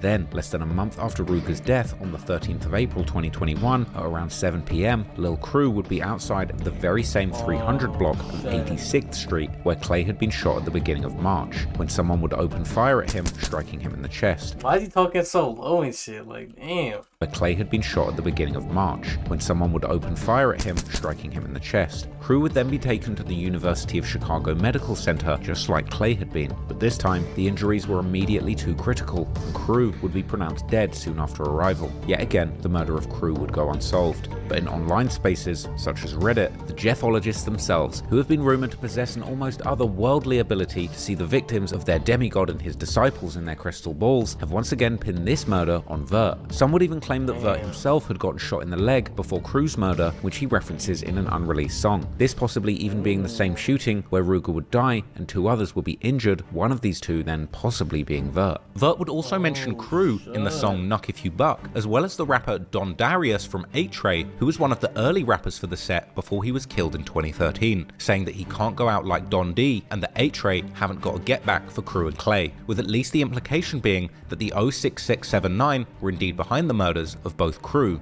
and Clay. But perhaps the most telling lyrics from Vert are in a lesser known song from early 2022 titled Live or Die by the Chris World rapper Chief 2 Times, now going by the name Big Boss 2 Times, featuring Tero and RB Tasky from Trap City, as well as Vert, who raps in his verse how it's F8 Trey, before specifically mentioning both Crew and Clay, saying how he got them both lit. Yet others have claimed that Crew was in fact killed by somebody from the Woodlawn set 800, who are known for beefing with numerous sets, including both the Bloodhounds and the 8 Trey Mob. However, what is once again clear is that following the murder of Crew, Vert would use many of his songs to send messages that they had in fact gotten get back for Ruger. Firstly, in the beginning of June 2021, Vert would drop a music video for his song titled Play by the Rules, where the video begins with a tribute clip of Ruger dancing to Lil Durk's song No Auto Durk, where Durk raps the famous line, "New op pack in the air, this gas or what?" Then, a few months later, at the end of August 2021, Vert would drop a music video for his song Drill Life, where he raps how he has to kill 10 of his ops for them to feel what he felt, with this likely being another reference to Ruger. This was followed in November with a much more direct claim in Vert's Pissed Me Off remix, with Vert rapping how they got get back for Ruger and how they lost 1, but their ops lost 4. Then, once again, at the end of December 2021, Vert would drop a music video called Gang, together with JB and a rapper called Lil Cap, where they can be seen with a cutout of Ruger, while Vert begins the song by rapping how they cried for Ruger but also slid for him, and that the score is not even, with him implying that they are doing so much damage that their ops are claiming that 06679 is cheating. The dissing would continue in 2022 when Vert would release the music video for his song titled simply Drill, where Vert first repeats a bar of how someone was dissing on their raps but now they can't speak, with this being a possible reference to Crew, before then continuing to pay tribute to Ruger, saying that he's pulling up on his ops block and making them run. And the references to Ruger would just keep coming, with Vert then releasing a music video for his song 21 in June 2022, with this being the music video that they had been filming in Trap City's hood during the celebration for Vert's 21st birthday. In the song, Vert once again mentions how he cried after Ruger's death, but he had then wiped his tears and gone to sliding, and saying how it's been back-to-back homicides ever since. At this point, it was clear that no matter who had been behind these murders, the war around the east side was getting very heated, and unfortunately, the war wouldn't only continue between the established alliances such as 8-Tray, Evans and Hit Squad versus the Drill City, Trap City, Chris World and the Bloodhounds, but it would eventually morph into a deadly civil war within the 06679 alliance. The money death. In late 2022, the time would finally come when Lil Jeff, or Bloody Hound Lil Jeff, as his artist name would be, begun his rap career, dropping his first song and music video titled The Bloody Family, together with JB Bin Laden, with the name of the song being an obvious reference to his gang in the streets, the Bloodhounds. In his DJU interview, Jeff would attribute the beginning of his music career to Vert, who had encouraged him to start rapping. This part of the interview coinciding with Jeff's right-hand man Q50 chopping up some prescription quality pain medication with a doctor-like focus and precision, showing that while Jeff would later earn the nickname the Pistol Professor, it was Q50 who was truly the Pill Professor. The track Bloody Family would be followed about a month later with Jeff's first solo song titled Can't Beat Us. In these songs, a babyface Jeff raps with a monotone delivery, lacking the high-pitched Joker-style voice that would later become his trademark. And this version of Jeff almost looks like a different person from the charismatic neck-tattooed demon that he would later appear as in his music videos, walking around his hood like he owned the place. Nevertheless, since the beginning, Jeff was rapping like he was really, truly about that life, ending the song Can't Beat Us with an outro monologue where he repeats twice how he's really not a rapper, whilst insinuating that he's actually a killer who just raps because that's what the fans want to see. This was followed in late November with the first collab between Jeff and Vert, a song and music video titled I Love My Draco, and the music video begins with a clip showing a masked up Jeff in traffic, contributing to the image that Jeff and the other young bloodhounds were actively sliding in the streets in between dropping their songs. This would also be the first video where Jeff would begin to showcase the more high-pitched voice that would later become his trademark, with him giving a little monologue mid-song dissing his ops, particularly TYMB. Jeff would then begin rapping how his mum prays every day that he makes it back home, but he tells her that he's okay because he's the one doing all the killing, before flipping the script Lil Durk style as he announces how this is all fake and just a song, the insinuation of course being that this is really not just a song. The music video then ends with a scene of JB, Jeff and Vert calling J Boogie in prison. Freedom boys, we them boys, man. Folks on the way. Free J Boogie, man. Free J Boogie to campaign. Free Boogie, man. But coming into 2023, Jeff would keep dropping new music with videos like the song N-Words B12 on March the 23rd, as well as the song Big 3 on April the 3rd, together with Q50 and another Bloodhound rapper, Slimito. In both music videos, Jeff can be seen surrounded by the Bloodhounds, including this time also his cousin Z Money, who is now playing the role of background character whilst giving Jeff all the limelight, as he once again continues to portray his image of a killer, insinuating on N-Words B12 how he'll see people that he's killed in hell. Unfortunately, as these music videos dropped, a tragedy had already stricken Jeff and the Bloodhounds that would completely change the alliances in the area, and ultimately cause the downfall of Lil Jeff. A few years before, in 2020, a bunch of rappers from the 06679 alliance of Trap City and Drill City, including RB Tasky, Lil Cap, Vert and Mooka, will drop a music video for their song titled On Fire. The music video, which was filmed and released by AMF Visuals, who would eventually also become Lil Jeff's manager, is now interestingly he does manage them. I was just saying that, like, AMF should be a manager the way they got him fucking dropping these videos on, shooting these videos all the time. Unlisted. The music video individuals, who would eventually also become Lil Jeff's manager, is now interestingly unlisted. The music video begins with one of the most random cameos in perhaps all of drill history, with the camera showing King Von's sister, Kayla B, and the late Texas rapper Enchanting, who would sadly pass away in 2024, with both of... Bro, what interview was it? I think in a Lil Jeff interview with DJU, they asked about Enchanting, like, damn, was it Lil Jeff's interview? Cause I know I watched a couple interviews. It might have been, they asked about Enchanting and shit. Of them hanging out in Trap City's hood. The video also shows guys like Vert hanging out in Trap City, like on the corner of 66th Street, aka Marquette Road, and Rhodes Avenue, while the rapper Mooka raps a bar about how the alliance between Trap City or Chris World and Drill City would never divide. Indeed, coming into 2023, the alliance between Drill City, Trap City, and Chris World, aka 06679, had lasted for over a decade, with these sets seemingly never having any larger qualms during this period. Unfortunately, in 2023, this alliance would finally come. You can have an unlisted link. He could have had the video bookmarked, or someone already had the link and sent it to him.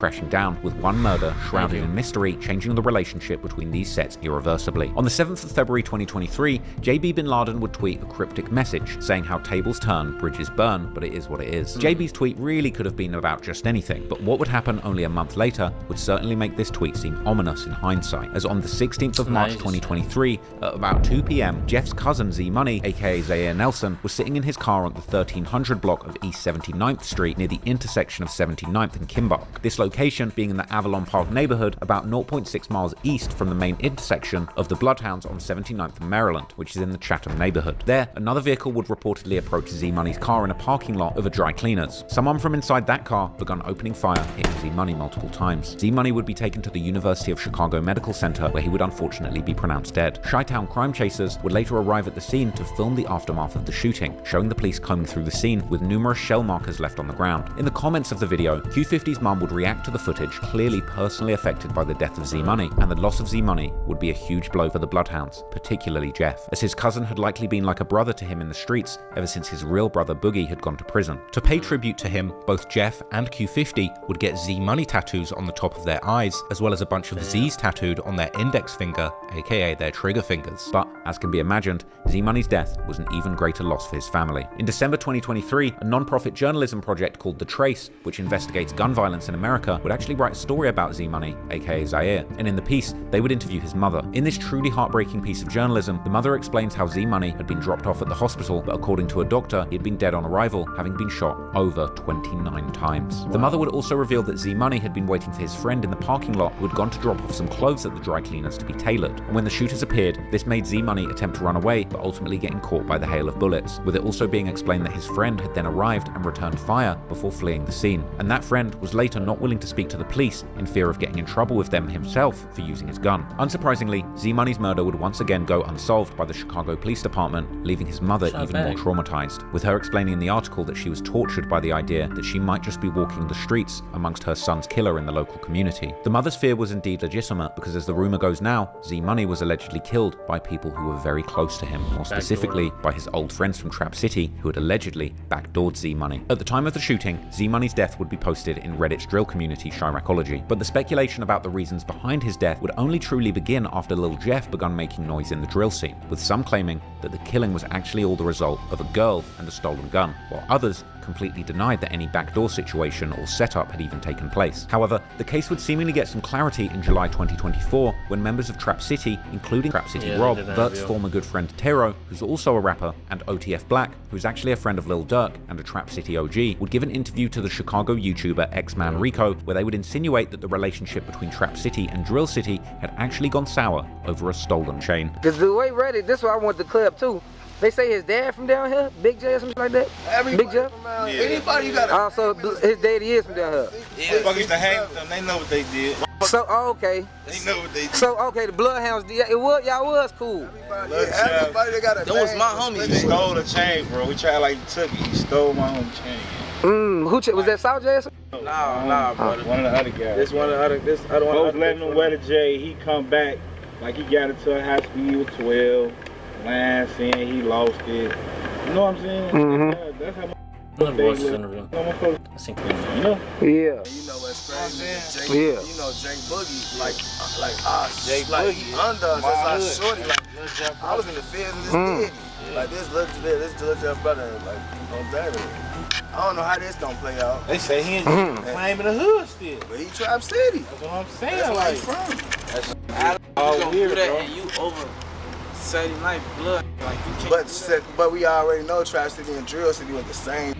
Bucky and Water, like that's our family. Yeah. So that chain incident really split it up? Or was it something else before then? It was a chain, really. It was a chain, man. They tried to steal a chain. He ain't take it. No, I ain't trying to limit his image. You know what I'm saying? He did I not just take feel like that chain, bro. when it came to like when you on some real, because you know we don't just move on situations. So we just feel like a lot of feel like it was just some dumb the chain on my soul. Like, but from our hood being friendly, let them away your chain. Who does that? We may never know exactly what took place, but what does seem clear is that following Z-Money's death, the Bloodhounds would cut all ties to their old friends around Trap City and Chris World. And as Jeff would rap in his feature on another Bloodhound rapper Hotheads, aka Tank Montana's song Still Walking, released in November 2023, losing his cousin would also make him lose his mind, with Jeff's focus from that point onwards seemingly being one thing and one thing alone, a get back that he would allegedly get during the summer of 2023.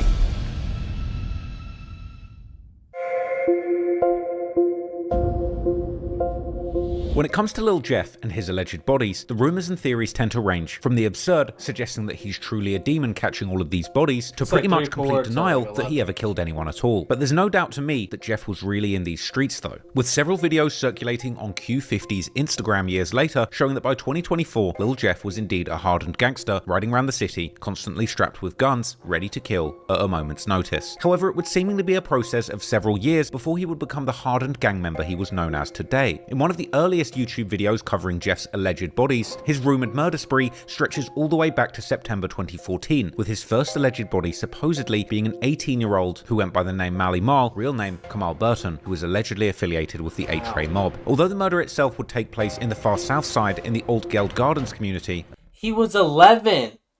What the fuck? He was 21 when he died. He died a couple months ago. In 2014, he caught a body? Man, there's no way, bro. There's no way, bro. At the time, Jeff would have barely been a 12-year-old boy, seemingly gifted in basketball. He would have been spending most of his days training for a career in the sport. Also, according to a CPD spokesperson, Marl was approached by two men who then opened fire. The idea of a scrawny 12-year-old Jeff being mistaken for a grown man in this case sounding pretty unlikely. But for further context, even Jeff's own brother Boogie would have still only been 16 years old at the time of Marl's murder, albeit he would arguably always look older than his age. In more time, we'll likely learn much more about Jeff and his younger years as things come out. But when it comes to his deeds in the streets, it's likely much more sensible to take his own account of his childhood seriously. As he would recount in his DJU interview, Jeff would allegedly truly get in the streets quite late in his life, around 2020, this being his last year in high school and graduation. So around what age did you jump off the porch and start hanging out in the streets? I'm gonna say when I came outside for real, I was like 18 type.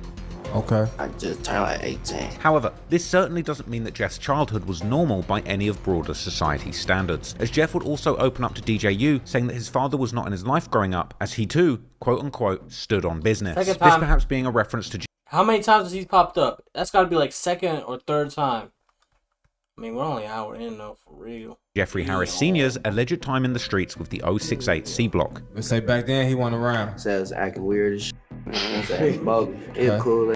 I'm dope, man. He be doing what he do. So how did that affect you back then though? Not having pops around. OG stood on business, so you know, that shit didn't matter for real. But moreover, as we know now, Jeff's big brother Jay Boogie had clearly been in the streets since at least the early 2010s, which would seemingly affect Jeff's life and his experiences growing up significantly. And I'm doing that.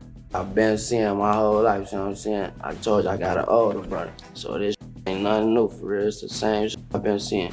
Everything I was doing, I just saw already. One of these significant moments in the young Jeff's life would of course be witnessing the murder of Kenny Mack. Whilst another incident that affected Jeff growing up was his family house getting shot up with one of the bullets, according to Jeff, whizzing by right next to his head. So can you tell us like who introduced you to the street life? My brother. Your older brother, right? Yeah. Okay. And how was he showing you the ropes? Let me tell you, my crib got shot up when I was like 14. I was some stupid ass. The bullet that flew like right past my face. They had shot the back and the front. Then they blew the car and set that on fire. It was busting. I ain't gonna lie, it was going on. That almost hit me, though. See what I'm saying, though? Shit like that. That play a part. All type of. Just seeing that shit every day. I was seeing it every day, you know what I'm saying? So at the end, I was seeing that shit all the time. Just like I'm doing right now. It just, I'm a part of it now, so it's different. Now, it's important to remember that while Jeff would seemingly appear in the drill scene almost out of nowhere, he was always the product of his environment, and that environment being one of the most dangerous in the whole of Chicago during the 2010s and beyond. When it comes to Jeff's time in the streets after 2020, when he supposedly got involved with the Bloodhounds heavy through his brother, there's still no shortage of alleged victims that are commonly or less commonly attributed to his supposed double-digit body count, with even the YouTuber who had originally published one of the first supposed body lists of Jeff spinning back with a new video sometime later, this time including only names post-2020. One of the more obscure names on this list of people that Lil Jeff allegedly took the lives of was an alleged member of the crew Hit Squad by the name of Lil Gutter, real name Ronnie L. Sistruk Jr., who would lose his life in 2021 around the same time when the young Bloodhounds, such as Vert and Jeff, would allegedly be responsible for the deaths of the A-Tray members Clay and Crew, with Gutter being shot down on the 13th of May 2021, eerily bro, I didn't even get my milkshake, bro.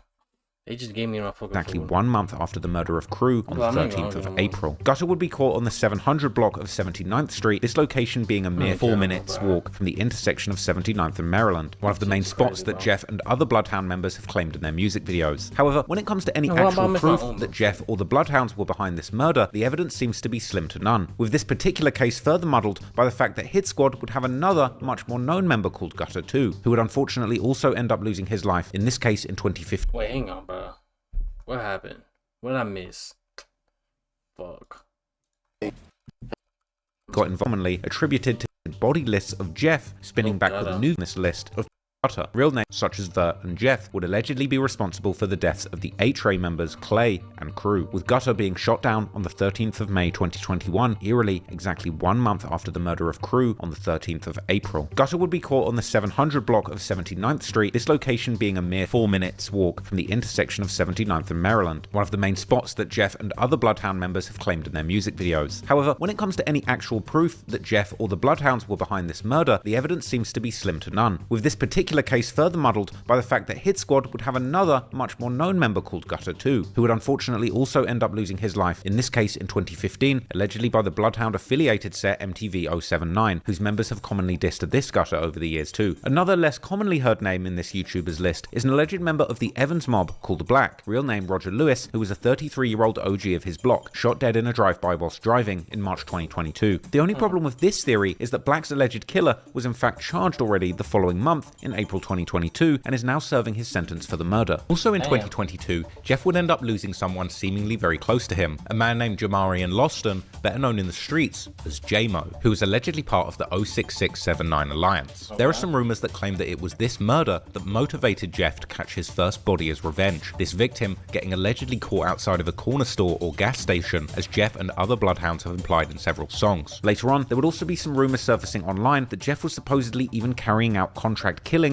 all the way in Milwaukee, with one Chiracologist dropping a picture in the comments of Jeff hanging out with some alleged local gang members from Milwaukee, with this picture being from a music video of the rappers Ghost, 53206, Super Throwed Feifei, and K-Rax called Plenty Missed Calls, released in July 2023. This outfit actually being the very same one that... I ain't gonna lie, I heard about that shit. I heard he went to Milwaukee and caught some.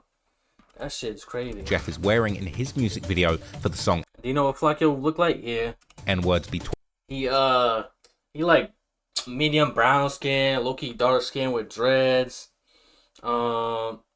Yeah, he got a deep voice and shit. 12, released on March 2023. In fact, even now, K-Rax still seemingly has Jeff as his profile picture on Instagram, which he likely changed following Jeff's death. Jeff and the other Bloodhounds would also later make several references to doing contract killings and to Milwaukee, with JB Bin Laden rapping in the song Run But Can't Hide that also features Lil Jeff, how the Bloodhounds have blood for hire, meaning that they're selling hits too. Whilst Jeff himself would also rap in the song LA Freestyle, how someone tripped and got killed, and how he's in Milwaukee like the NBA team team, the Milwaukee Bucks. Q52 would claim in the leaked song, BH4L, how people know that he has bodies from state to state and that he's clapping people in Milwaukee for money. However, while some people on Reddit swear that this is a fact, there seems to be very little actual proof to back up these claims, and it appears that when it comes to the more plausible rumours, these will begin not long after the death of Z-Money in March 2023, with one of the first alleged victims of Jeff following Z-Money's murder being a young man called Lil Pooh, real name Pierre Boozer Jr., who hailed from Jeff's old stomping grounds, being allegedly part of the Flipside set who repped the 93rd Street. However, Pooh was seemingly well affiliated in the East Side, with his brother allegedly being part of the 95 mob located in the Princeton Park neighborhood, while Pooh was also, according to some, allegedly affiliated with none other than Trap City, with him even having 067 in his Instagram profile name. However, there's very little to be shown about his affiliations on his social media. To the contrary, there's more to be shown about Pooh's connection with the Bloodhounds, although the reason behind these connections could be either affiliation or rivalry. Whatever the case, at the time of his death, Pooh was seemingly living far away from Flipside, Trap City, or Drill City, all the way outside of the borders of Chicago on the 1800 block of 223rd Street in the community of Sauk Village. There, on the 9th of April 2023, a few weeks after the death of Z-Money, police would respond to reports of shots fired and find an unresponsive Pooh laying on the front lawn of his home with multiple gunshot wounds, and his death would soon be ruled a homicide. Unfortunately, it seems that from the beginning, the police had very little to go on to solve Pooh's murder, and they would end up reaching out to the public in the hope that they would receive some clues or witnesses might step forward, but these clues would never seemingly materialize, and this murder remains unsolved. However, in this case, there are several examples of Lil Jeff seemingly claiming responsibility for Pooh's murder. For example, on the 9th of April 2024, the French Chicago drill aficionado Squid Ape would make a tribute post to Pooh on his Instagram, which would quickly gather numerous comments of people laughing at his death, which one commenter would ask what he had done to invoke such a reaction, to which Lil Jeff himself would comment saying that Pooh had been dissing Z-Money. Then, a few days before Jeff's death, an unreleased song of him was leaked online, the song having a bar where Jeff seemingly describes Pooh's death, saying how Pooh had dissed Z-Money and now he's gone, before describing someone waiting for him to come home whilst laying in the grass outside his house. This bar seemingly describing exactly what might have taken place before Pooh's murder. On Reddit, one commenter would point out how Jeff had been hanging out with members from Flipside not long before his death, whilst guessing that this is why the song was never officially released at the time. However, on Jeff's posthumous album Stepping in Blood, this song is indeed included with the title In Your Home. But what makes the matter even more confusing is the fact that one of Pooh's good friends from Flipside would seemingly post an earnest tribute to Jeff following his death. And to make matters even more complicated, Jeff by no means wasn't the only one dissing Pooh after his death. Only a few days before the murder of Pooh, a young man would be killed in the community of Park Forest during an altercation at a house party. Park Forest being only a short drive away from Pooh's Sauk Village community. As it would turn out, the killed man was not just anyone, but an actual blood brother of the infamous rapper and Chicago drill, Wooski, originally from the STL EBT set. His brother, who was called Lowski, real name Ladarius Williams, allegedly belonged to a set called the E-Block, and also apparently was part of a clique called Haddyway, which much like the Bloodhounds, allegedly consists of members from a few different sets, and is named after a boy called Haddy, who was killed in 2016. This clique having been in a deadly war with JB Bin Laden's 400 East set for years. As the rumor would be, Pooh had allegedly had something to do with Lowski's death, and following Pooh's death, the members of the Haddyway would also seemingly claim to have been behind his murder. Meanwhile, following Jeff's death, Pooh's brother would rejoice on social media, laughing at how everyone who had dissed his brother had ended up getting shot themselves. However, who all these people were besides Jeff was not entirely clear, as it seems that Pooh was a known menace on the east side, as a rapper affiliated with the Mixed Mob set called Lou Glocks would say in his tribute to Pooh. This being yet another example that Pooh seemingly had both many affiliations, but also many enemies on the east side. But then, coming into the summer of 2023, Jeff would allegedly catch someone that almost no one would deny being his likely victim. As mentioned earlier, the murder of Z-Money would allegedly break down the decade-plus long affiliations between Trap City or Chris World and Drill City, with Jeff and his Bloodhound friends from that point onwards seemingly being consumed by their urge for a get-back for Z-Money. In the song 333, which would seemingly first leak or be unofficially put out by Jeff's team some weeks before his death, the track would officially be released on the 14th of July, with a music video that was filmed while Jeff was still alive. In the song, Jeff raps a bar about the Bloodhounds shooting so much on the Rhodes Avenue that their ops had to shut their trap down. This bar likely referring particularly to the Rhodes Avenue roughly between the 66th and 68th streets, which is one of the main areas of Trap City or Chris World. Indeed, looking at sources like Chicago's Spot News, who follow the CPD's police radio traffic, there will be numerous times that gunshots will be reported around that area during the summer and fall of 2023. In fact, in his February 2024 song called Striker, Jeff even specifically implies that they are the reason why Trap City's hood is so often on Spot News. However, the alleged get-back for Z-Money would surprisingly take place far away from the hood of Trap City. On the 25th of June, at around 8:55 p.m.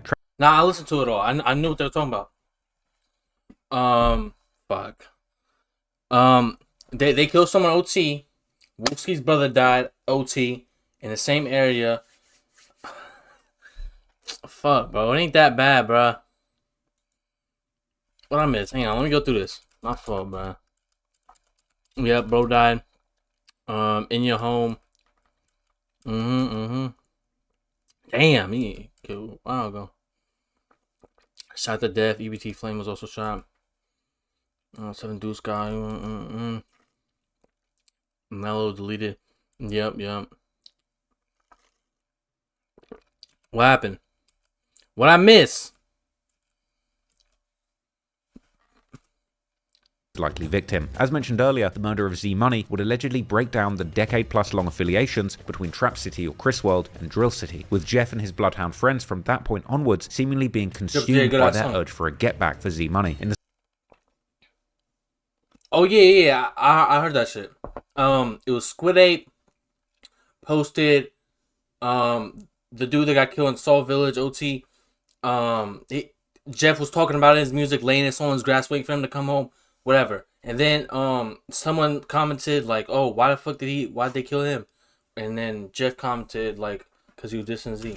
The song 333, which would seemingly first leak or be unofficially put out by Jeff's team some weeks before his death, the track would officially be released on the 14th of July with a music video that was filmed while Jeff was still alive. In the song, Jeff raps a bar about the Bloodhounds shooting so much on the Rhodes Avenue that their ops had to shut their trap down. This bar likely referring particularly to the Rhodes Avenue roughly between the 66th and 68th streets, which is one of the main areas of Trap City or Chris World. Indeed, looking at sources like Chicago's Spot News, who follow the CPD's police radio traffic, there would be numerous times that gunshots would be reported around that area during the summer and fall of 2023. In fact, in his February 2024 song called Striker, Jeff even specifically implies that they are the reason why Trap City's hood is so often on Spot News. However, the alleged get back for Z Money would surprisingly take place far away from the hood of Trap City. Where do you? I was making my milkshake, bruh. I told you I was doing that, bro. My food came, my milkshake didn't come. I'm tight though. I don't like, bro. Like, I need the milkshake, bro. I'd rather get the milkshake than not the food.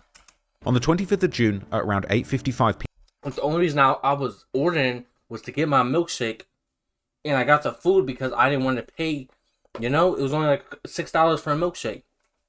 Now I already got my money back. But I'm saying I'm tight because I didn't want the food. I want the milkshake.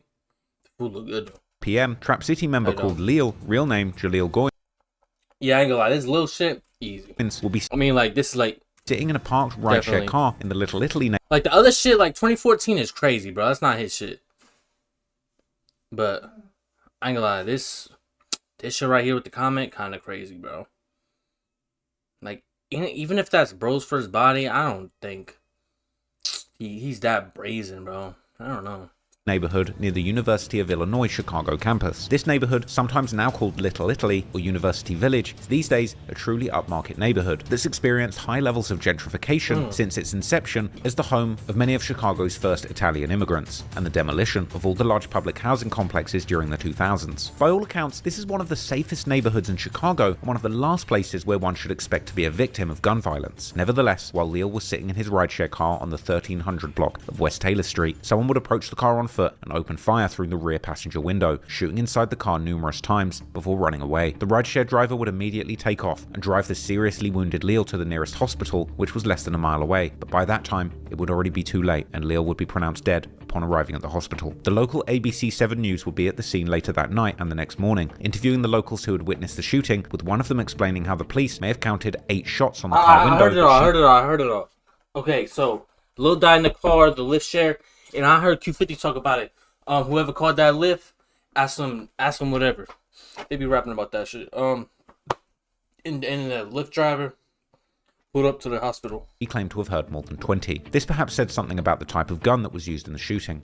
Well, as you know, these are very busy sidewalks. Here in Little Italy, you often have people walking to restaurants, bars, and stores. And last night was no different. Unfortunately, a young man lost his life, and a young man who is very well connected to an organization that many people in Chicago. Little Italy is Steph's across the country are familiar with Project Hood. This evening, a statement from the founder about condolences and their recommitment to the work they do. Chicago police investigating a fatal shooting yesterday. I know, when they say Little Italy, I'm like, damn. Wait, does my city have a Little Italy? Where's that from? That's a fact. Yesterday evening, 19-year-old Jaleel Goins was pronounced dead at Rush University Medical Center, but police and nearby residents tell us the incident began in the 1300 block of West Taylor Street, where Goins was a passenger in a rideshare and was shot. Then the rideshare driver drove Goins to the hospital. I knew it was shots. And like I said, I was in my bedroom, and I kind of ran like on the side of my bedroom, on the other side of the wall, because, you know, bullets don't have eyes. I thought that was it. I thought that was it. This woman was outside to meet someone. She tells me she was looking down at her phone, then heard the shots. Oh, she thought she had been shot, but she... I ain't gonna lie, real shit, bro. Like, especially if you live in Chicago and like these busy cities, I don't know. Like Chicago, Philly, I feel like, bro, you can't have your head in your phone, civilian or not, bro. Like, bro, it's just tough out here, bro. I'm down there on the ground crying and like, do y'all think at any point in the United States, like Chicago, I feel like was always a big city, but I feel like gun violence increased a lot. Blame drill music, blame whatever you want to blame, it got worse. That's a fact. Philly, I feel like, has turned into a modern day Chicago, not on the same level, but Chicago 2010, Philadelphia in the 2020s, I feel like, you know, it's like similar. What's the next city that's gonna like turn up and like have so many fucking shootings and shit? Like, I feel like Texas. The only thing about Texas is it's so easy to get a hold of a gun that it's just like everybody has them, bro. So it's like, I feel like shootings are so hard to like. Cities with large amounts of murders, it's hard to figure out, because in Texas, bro, there's probably not a lot of shootings and murders because motherfuckers have that shit regardless, bro. Even civilians get that shit so easily. Yeah, that's what people say, bro. People try to blame the drill music, but I feel like in Chicago, it low key did, bro. Like I be watching Chicago drill interviews. They be like, man, he died because he was dropping disses, bro. Like, that made me want to slide. That academic shit, bro, people was blaming academics because people got cool nicknames and shit. Oh, he's the Grim Reaper. I'm trying to slide right now. He not the Grim Reaper. Like, bro. Like, academics low-key fueled that shit. And people admitted that shit. I remember Herb got an academics interview and told him, like, you started a lot of shit. Like, you had people sliding just to, like, get on your channel.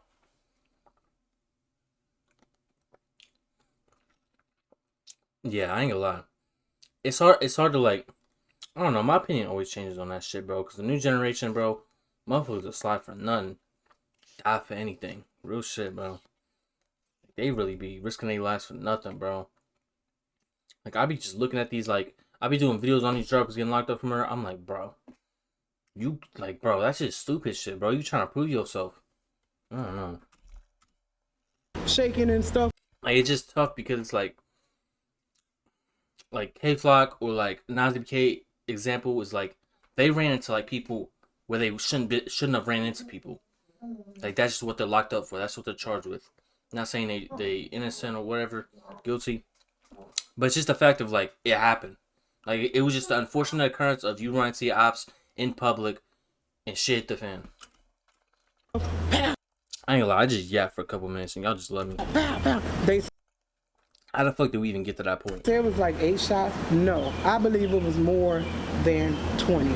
Pastor Corey Brooks I don't even know what I was going with in there. Confirms Goins was the son of an employee at Project Hood, releasing a statement saying Project in part, Hood? today, we are Really? not just an organization. We are a family mourning the loss of a young life taken far too soon. I'm still processing it because I'm still shaking. It's scary. You know, we should be able to walk out our door, walk to get something to eat, walk to get the newspaper. Stuff is happening everywhere. Yeah, I think they could argue self-defense, but I know they have the actual camera footage of what actually happened. They just haven't released it yet. They have the angle of what K-Flock actually did. I've heard people say Waska was gripping something in his hoodie, but he never like pulled it out or showed it. He just had his hands in his pocket. Like you could see he had one hand in his pocket when he walked out. I don't know. I don't think he ever like motioned the gun out. I just think, I don't know, bro. And I mean, I can say what I think. It's not like I'm gonna be fucking. They gonna play this clip in court. But I think Waska was saying whatever he said, K-Flock was saying whatever he said. And, like, K-Flock just got, like, so mad that, like, I don't know. I think he felt like Waska got one up on him because he was gripping. And K-Flock, like they said, Waska turned back around. And then K-Flock said something, or, like, was already reaching for something and pulled it out. And right when Waska turned, hey, shit happened. And that makes sense, bro. I feel like K-Flock over-aggressive was a move first or act first, ask questions later, wherever that shit goes. But something definitely needs to be done about the crime. I don't know. Pastor Brooks tells us that Goins was a son of their executive assistant as well as a... And I feel like it was on some shit like, man, this dude trying to hold me on some shit. And he's going to tell his friends and they going to try to put it in a song. Like, they could do that. They not doing it. Brother of their youth manager. In his statement, he went on to say, this reminds us of the need to stand together against gun violence. As for the investigation, Chicago police tell us at this point, no one in custody, no motive. Following the incident, the rideshare driver too would open up about his traumatic experience, explaining how Lil had likely... But the one thing you can't blame K-Flock on, why was he even there? He was masked up, fully hooded up. Why was he there?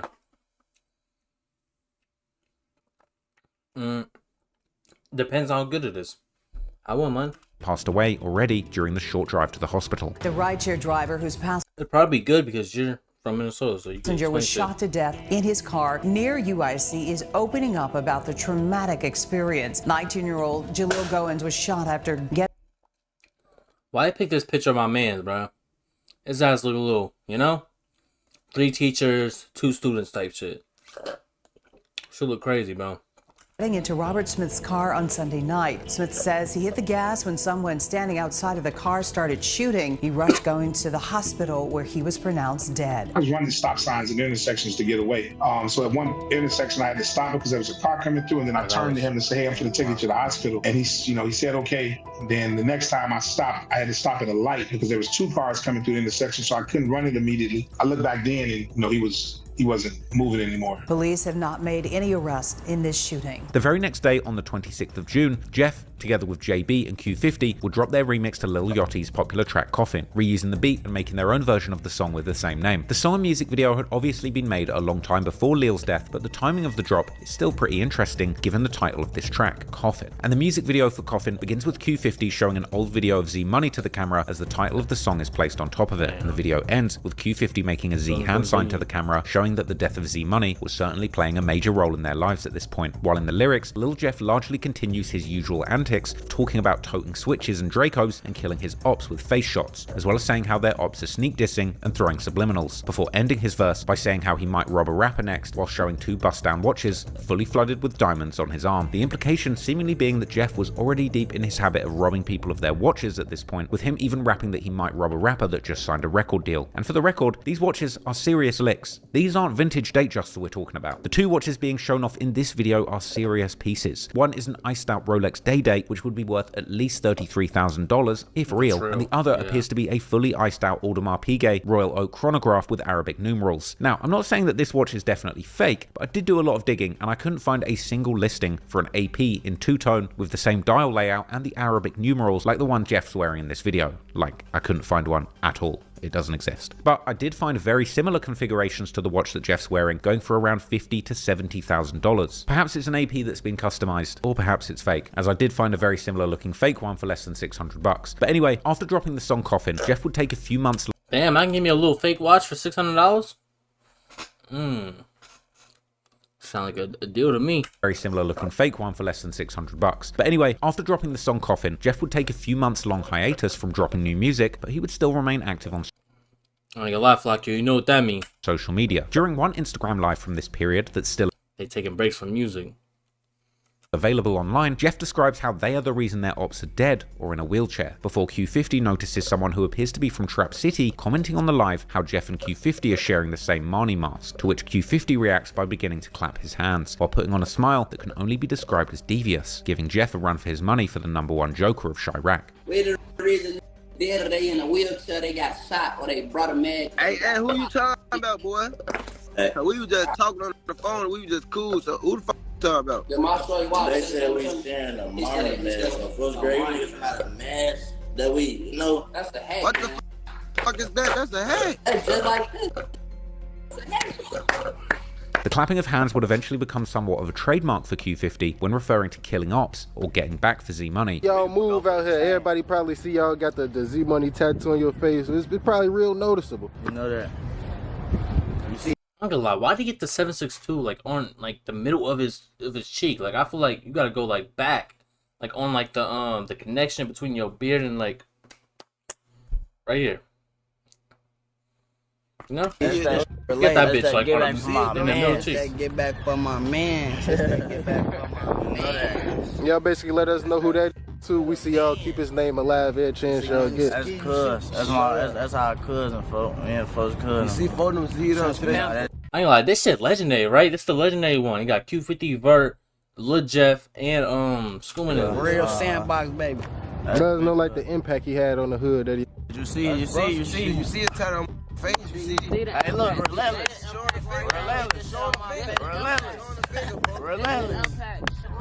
It's brothers. That's like that. Look. The same I cried about, you know.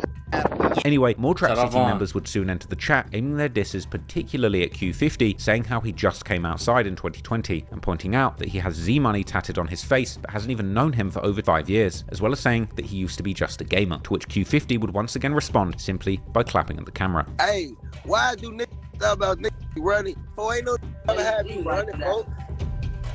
Hey, look though, folks. They got no money on these racks, man. Hey, hold on. Even if folks came outside yesterday, guess what? What they say, I can't see no. A lot of ain't even gonna bounce. Real shit, bro. Like motherfuckers could come out yesterday, but you know what's respected in the streets. That's a compliment. Crazy, you know what's respected in the streets. That's that body count. Said Quill just came outside, got that man on my dick, on my L's. Come on now. On first grade, I've been just Hey, L's, yo, just start doing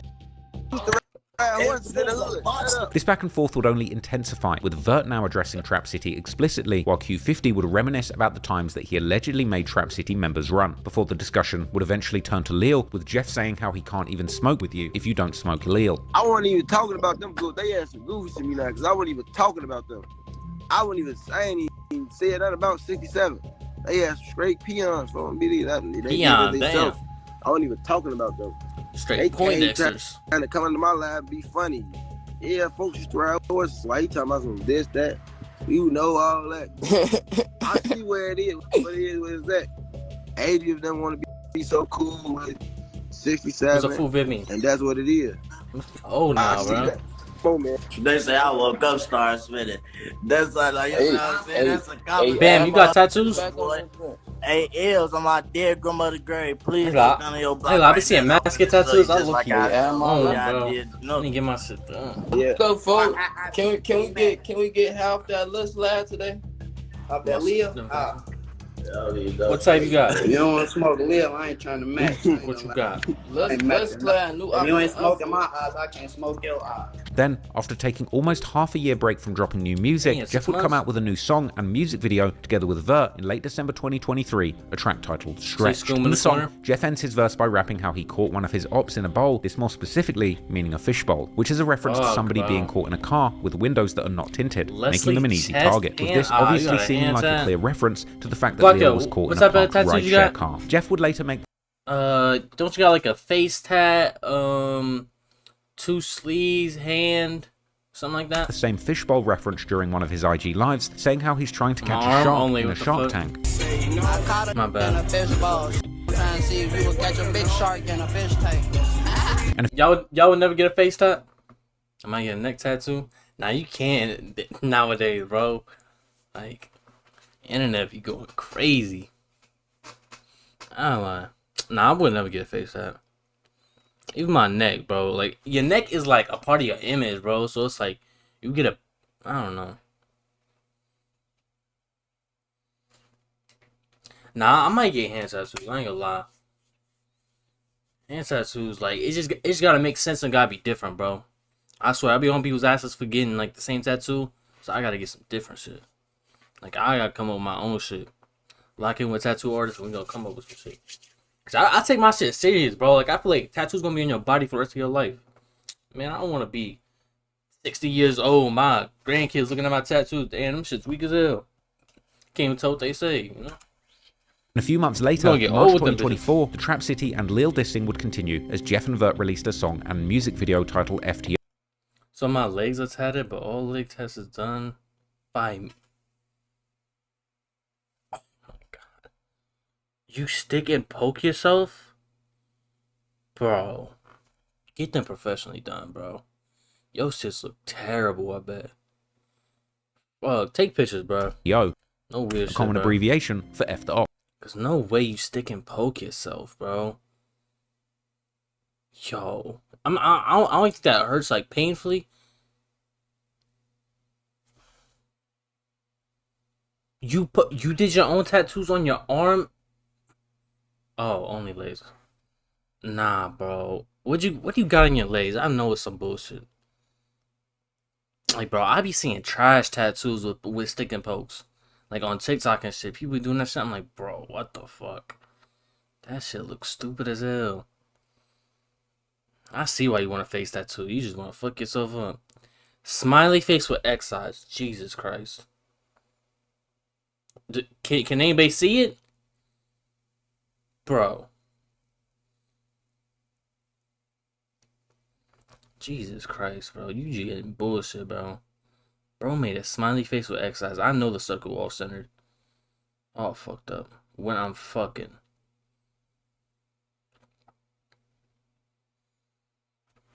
Jesus Christ, bro. Ops. And on the song, Vert first raps how his Don't do that again, bro. Jesus Christ. old friends have. That's probably the worst thing you can tell me, bro. Not in a circle. Bro, I seen people have that shit, bro. It's just two X's as eyes and a smiley. That shit is weak as hell. Yo. Yeah, go ahead and get a face tattoo, bro, at this point, bro. Fuck. You just don't give a fuck about life, I guess. But it ain't as bad. It's on your thigh or some shit, bro. I'm gassing it. But it's like, bro, it's your body, bro. Yo, white, man, what the fuck is this? Damn, bro. I was telling you I might get DGF. Bro, y'all cannot get DGF before me, bro. Like, that is crazy, bro. You ain't got DGF in your name on fucking Twitch, but you want that shit on your fucking body for the rest of your life? Jesus Christ. Have become his ops now, before Jeff comes in, starting his verse with a wild. So you can do it, though. Your body, your decisions or whatever. The opening line, saying that he left 7 people dead in his investigation for F the ops. And on the song, Vert first raps how his. So my Twitter bio? Do I even follow you on Twitter? Why is it in Twitter? I can't get the IG or Twitch name? Old friends have become. Who the fuck use Twitter? I'm gonna get a whole YB song tatted on my back. Nah, you ain't gotta put the parentheses. We know you for real. Become his ops now, before Jeff comes in, starting his verse. I ain't gonna lie, I be seeing females with like they back shoulder tattoo with like a line. I'm like, bro, who's reading that shit, bro? Or on their arm and shit. I'm like, bro, it gotta be like 10 words or less, and it gotta be able to like fill up like the whole upper part of your arm or some shit, bro. Like even if you squint, bro, you can't see that shit because the tattoo's gonna get old, bro, regardless, bro. So like the shit's all scrunched up and shit. I'm like, bro, you tripping. I ain't like, what's hard? You know, you gotta turn your head is like down the spine and shit, bro. Like, I ain't like, back tattoos tough on females. Yeah. I get too much into it. Oh, Texas, bro. Like, damn. With a wild opening line, saying that he left 7 people dead in his city, and this time dissing Lil by name, saying how he's not giving any passes, and anyone lacking is getting smoked, before saying how they're smoking on a Lil pack. Later that same month, Jeff and JB Bin Laden would release their song and music video titled Run But Can't Hide, where Jeff raps just like that shit at 1 million views? Nah, y'all can't even see. Jeff and anyone lacking is getting smoked, Yeah, before saying how they're smoking on a Lil pack. Later that same month, Jeff and JB Bin Laden would release their song. That is crazy. 24 hours stream, only 12 hours left. Actually 11. Nah, I can't even do that. I told you I got some shit to do later, bro. I gotta leave it like 5. I gotta leave like 5. How long is that? Someone's 8, so 4, 9 hours. 16. Nah, I'll be. If I go to sleep right now, I'm waking up in the stream. That's how like tired I am. Like, bro, y'all gotta understand. I didn't have AC for a week, bro. Bro, I slept like 4 hours max at a time, and I could barely sleep, bro. I was staying up like a long time, cause it was that hot, bro. Like, it was dead at 85 degrees in the crib. Like, bro, shit got serious, bro. I was literally sleeping on the floor in front of the fucking fan. Like, that shit was crazy. I tried to sleep in here, like right here, dead ass right here. I had a comforter, shit, bro. There's a window right here. Y'all can't see it though. Window like 5 feet that way. I put the fan in the window. That shit was hot as fuck. I couldn't go to sleep in here. I literally had to have the AC in front of me. Like, bro, I'll joke about the trends and shit. Like, I ain't in the best neighborhood, but bro, that shit was the craziest shit ever, bro. I'm throwing ice in my drink and my water. That shit is going in 5 minutes, bro. No, bro, I'm not even like, bro. That shit is crazy, bro. Like, the ice was instantly melting in my drink. Bro, that shit was annoying. And I basically for like 10 years a week is nothing. You're lying, bro. I used to have the box AC thrown in the window and shit, bro. We not opening them doors either, bro. Like, my mom would get mad, either inside or out, bro. We not doing. And I think we had 2 actually. We had one in the back of the house and one in the front of the house. Outside felt better on my life when I walked outside and took video out. That felt better. When I came back in. Bro, hot air just hit my face. I'm like, what the fuck, bro? Like, I'm just sitting here thinking, like, bro, how is this real life right now, bro? How the fuck does my AC go out? My AC went out twice this summer, bro. Like, in the one time when I told the renter, like, oh, my shit out. Came next day. Bro, it took them a week, bro. And 2 people came out. The one dude came out, said, hey, like, he told me some bullshit, bro. He telling me, oh, they gotta call a contractor. I gotta contact my supervisor. You gotta get a contractor out here. I'm like, when's that gonna be? He said, I don't know. Ah, man, it's been a week. I didn't say that, but I'm like, bro, what? Next day, someone came out and fixed it. And I told him, like, what dude said? Man, he said, like, that's all cap, bro. I just fixed it. I'm like, what the fuck? And he said like that, though. He instantly fixed that shit in 10 minutes. I'm like, what the fuck? But let's see my next way type shit. What? Yeah. Bro, I'm telling you, I was in drawers and shorts the entire, like, time, bro. Nah, neither one of them was. Type shit, though. I ain't gonna lie, I was just stressing, bro. Like, I was so tight, bro. Music video. W. Why is it W that they weren't black? Titled Run But Can't Hide, where Jeff raps just like Vert in the previous song that he's now beefing with guys that he used to be so close with that they used to sleep in the same bed. This would be almost word for word the same thing that Jeff's mother would allegedly tell him in a text message, where bro, this shit is sad as fuck, bro. This is his mom texting him this. She appeared to praise him for the murders he was. Your name ringing in the streets. Clap emojis. I said, is that my boy? You failed as a fucking mother. And he's dead now because of you. Saying this not my shit. I love it. Punch emoji. Flex emoji. Sliding on them who slept in the same bed with you. Sliding. Bro. People that was sleeping in the same bed as you. Was doing in the streets and appearing to be in awe of her son's violence. And this is his mom saying this shit, bro. That shit is wild. And he was balling. He was balling until sophomore year. Wasn't in the streets until 18. And she happy. 3 years later, his name ringing bells in the streets. Get the fuck out of here, bro. This is clown shit, bro. Violent reputation, saying, go ahead, son, your name ringing bells in the streets. I said, is that my boy? And going on to say that she loves to see him sliding on the kids who slept in the same bed as him as a child. With this old Instagram story from Jeff showing this. All I gotta say is she watched me worked at 6'2". Supposed text exchange with his mother going viral after his death and even getting reactions from channels like No Jumper. The only excuse I can give her for saying this stupid shit is I can't stop him. So, I guess encourage it. I guess. Even that sounds stupid as hell. Yeah, I don't got any. Anyway, the fucking. What's it called? Lil and Trap City had now become a common occurrence in the Bloodhounds' music and would continue. You're encouraging your son to keep killing people. You know how crazy that sound, bro? Like clockwork. In the song No Tomorrow by Q50, Jeff and a rapper called FG Red dropped with a music video in Nah, Q50 need a job again, bro. I swear, I'll be having the last 3 songs he dropped on his channel all been on repeat. I ain't gonna lie, his other shit is whack as hell, though.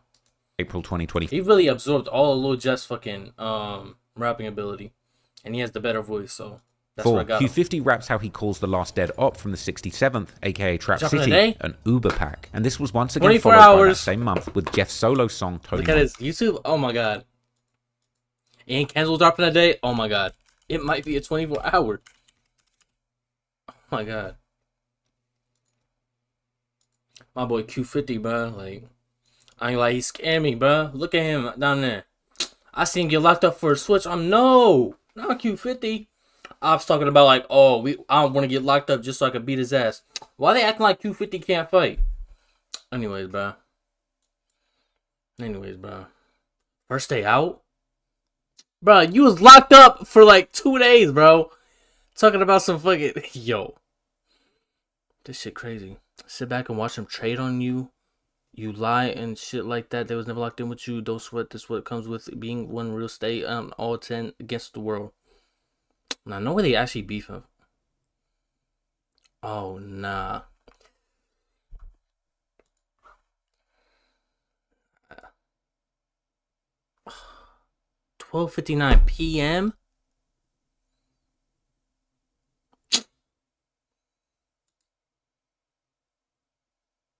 Oh, it's 5 hours. Oh, I thought it was like later tonight. No, we might have to stay up to watch this shit, bro. Now look at Q50, man. Chains out. He getting his money up. I ain't gonna lie, his dreads be looking crazy, but his hairline fucked up. It don't matter, bro. I ain't gonna lie, bro. Q50 to 1, bro. Look at all these shits. 700K. Almost a mil. Like, bro, all these gonna touch 1 million. Man. So inspirational, man. Let me look at this. Ooh. I'm about to say it, bro. This trash bucket, bro. Yeah, bro. It's a piece of Scoom and Jeff. Montana, where Jeff raps how they're killing their ops, while the ops are... Hey, like, he needs to stop doing them drugs, bro. Throwing up L's. This once again seemingly being a direct reference to Lil, as Jeff and the Bloodhounds would also make it their habit following the death of Lil to... Bro, does everybody throw up L's and drop them, bro? Like, damn, bro. Drop L's as a diss to him. Bro. In the song 333 by Lil Jeff, Q50, and the honorary Bloodhound member Lil Scoom from a set called... Why they call my man as an honorary Bloodhound? Like, he on some, like, bro... That is crazy. Honorary Bloodhound is crazy. He was around him a lot, though. That sounds like he on some fan shit. 333 by Lil Jeff, Q50, and the honorary Bloodhound member Lil Scoom from a set called The Burly Boys. That would first appear online in May 2024, but would later be released after Jeff's death, together with a music video. Jeff would once again seemingly reference catching Lil inside of a car, saying how Lil saw him and realized he was stuck. Even after his death, new songs would keep coming out, where Jeff referenced... C-Cam, me and Bam ain't sleeping for popping in and out. I try, man. This is catching someone in a drive share car. Lift? Oh. Such as one song that was aptly titled Lift, that seemingly leaked shortly after his death, where Jeff raps how he makes his ops disappear like magic and that somebody shouldn't have been driving in that lift. Jeff himself would also acknowledge that he was dissing Lil in almost... I ain't gonna lie, this is one of the best cover arts I've seen, for real. Like, it's like, you're stepping in blood, got the Bread Force, the title right here, you got Lil Jeff, like, image, him smoking a fucking blunt in the blood, like, puddle. That's so tough, man. Almost every song on his posthumous album, Stepping in Blood, on the song In Your Home. There's also some rumors that Q50... Bro, stop using this picture, bro. This picture is crazy, bro. Damn, bro. Fuck. Look. I just look at that shit like, damn, this dude is 19. He just turned 19. I'll be belated, bro. Yeah, like Q50 to get shot. Had in fact gotten shot in the leg not long before the murder of Lil, possibly by Trap City, with Jeff and Q50 sometimes seemingly referencing this in their songs. Meanwhile, Trap City members were mourning their loss, with even respected older members like OTF Black and Trap City Rob changing their face. I ain't gonna lie, Flocko, was it cook for him? Fuck, bro, like, how do you, like, Just enhancements, bro. He's gonna look like Duty Low, bro. I do not want him to go bald. Jesus. Like, I cannot look at him and just see, like, baldness. He gotta keep the dread somehow. Like, you know ESTG? Damn, bro. That's not that bad, is it? Like, ESTG level? ESTG hair line. Oh, my God. This is not the same. Oh my fucking God, why did you zoom in like that? Jesus Christ, it's just, yo. Yeah, he's cooked. Like, there's cook like ESTG cook or... Damn, bro. His shit is insane, oh. Now, his star in the middle of his fucking head. His strip. Yo. His shit looking like a TV monitor. Look at that shit, bro. Throw the projection on that shit. Damn. Watch movies on his fucking forehead. Damn. G got him beat. 50 only 20, bro. ESTG, like, you gotta be like 27 at least, bro. I said air? Ugh, my dumbass. Oh, shit. He got 10 years on him. Oh, man. 42 Doug, 29? He still ain't growing. Rilo's 30? Moneybag Yo is 32, bro. I thought he was like 30. Damn, bro. 32 is crazy, bro. That's like, you need to stop like dissing type shit. You gotta stop saying the street shit. You gotta pivot. Start talking about family or something. Anyways, random. That ESTG shit start in the middle of his fucking head, bro. Like,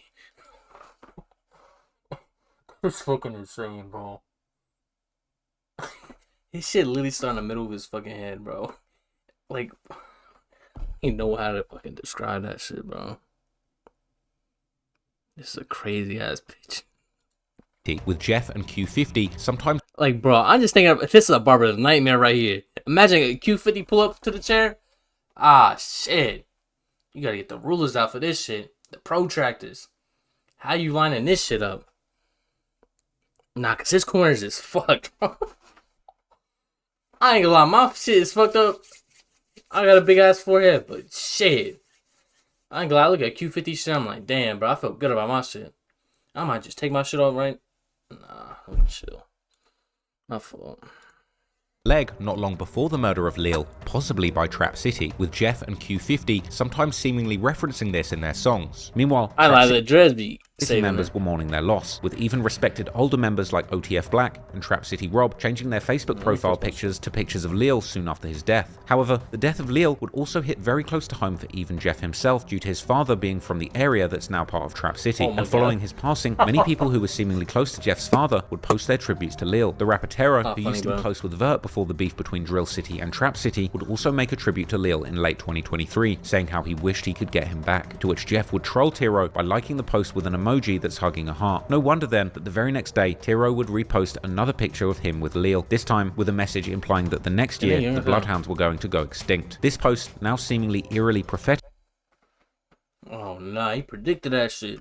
Giving what would indeed take place in 2024. But before 2023 would come to a on PC close, two other people would lose their lives under mysterious circumstances, with these two becoming the latest victims of Lil Jeff, according to online rumors. In the early morning hours of November the 1st, 2023, a man and a woman were inside a parked car on the 8300 block of South Dorchester Avenue, which is in Mixed Mob's hood. These two were known in the streets as Lil Deuce, real name Donardo Buford, allegedly from a set called Foster Park, located in the Auburn Gresham neighborhood, located in the far south side. And he was with an infamous female gangster known as D-Money, real name Desiree McGee, who is allegedly affiliated with numerous sets, including the infamous Woodlawn sets like STL EBT, Jaro City, and Taekwon World, as well as the E-Block Hardaway set from the east side that Wooski's brother Lowski was part of. While the two were sitting in the vehicle, the car was reportedly approached by two suspects who would open fire on D-Money and Lil Deuce, shooting D-Money once whilst hitting Deuce multiple times in the chest, with both of them being transported to the University of Chicago Medical Center, where they would unfortunately both be pronounced dead. We're told it was around 12:39 Wednesday morning when a 19-year-old man and a 25-year-old woman were sitting inside of a parked vehicle. Police are saying the two suspects fired shots into the 19-year-old man multiple times in his chest. The 25-year-old woman was shot once in her torso. Both were taken to U.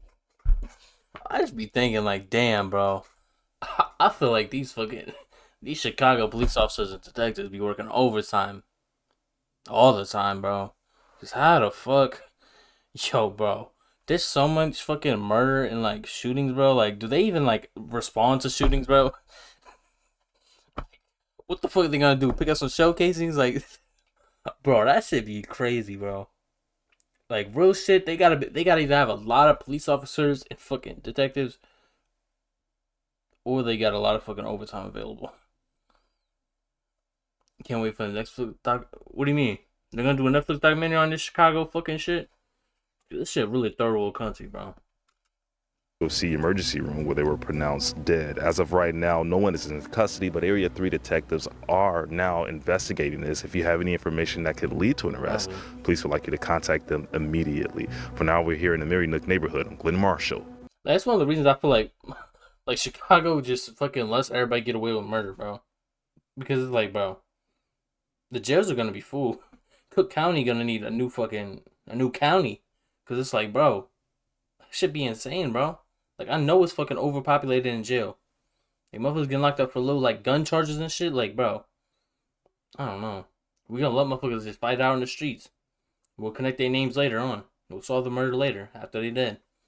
Should be crazy. WGN News. This is another one of the rumors regarding Jeff's alleged body count that seems to have very little proof going for it, and many drill fans on places like Reddit and Chiracology have seemed either confused about this rumor or have straight up denied it, with one of the few pieces of evidence used to justify this claim being a post made by Jeff on April 2024 when he would quote an unreleased King Von song whilst adding 10 emojis after the lyrics, with many fans considering this as Jeff literally listing all 10 of his supposed victims, with number 7 of the emojis being a so-called woman's hat emoji. This emoji then supposedly being a reference to D-Money. Interestingly, Jeff would actually seemingly go back and edit this caption, switching the hat emoji to a princess. Bro said I found a new hat to like describe my victim as. Here we go. Emoji. I need to go change it. Bro, it's not funny because he like, whatever. This man was looking at his emojis like, damn, what's a good female hat that I could show like I killed a female with? Let's go with the sun hat. That was just on his mind the whole week. Like, damn, bro, it don't make sense, bro. That sun hat isn't like a female hat.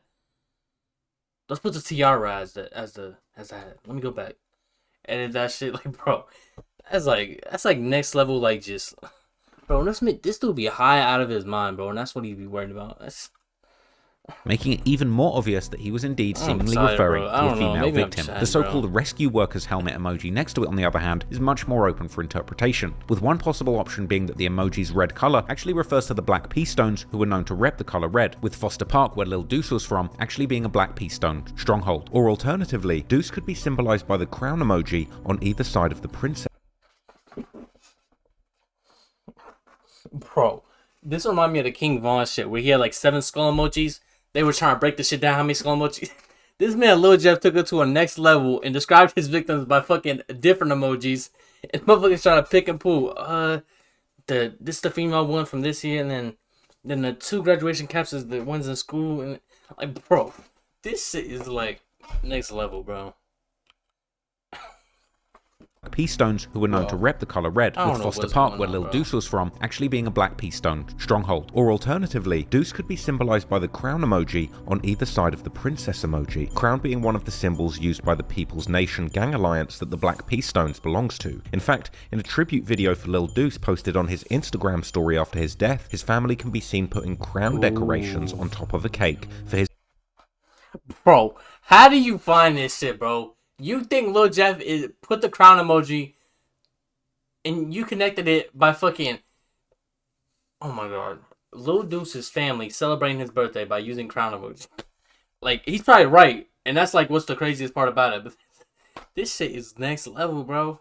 This shit is really crazy. Like motherfuckers kill their ops and like, bro, I need to figure out what emoji can I use to describe them as. And like Lil Jeff used hats, but it's like, bro. How? Story after his death, his family can be seen putting crown decorations on top of a cake. Like, you know, like, he was just in the crib, like, thinking, like, bro, I'm gonna make a crazy-ass caption, bro. I'm gonna put the emojis of people I've killed.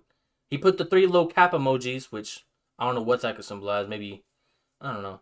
But he's like, fireman's helmet, tiara, crown, fucking 2 graduation cap. Like, bro, that shit is like, bro, I ain't gonna lie, bro. Like, I don't know, like, death is so desensitized or whatever it's called. Cake for his 20th For birthday. people in Chicago, it's crazy, bro.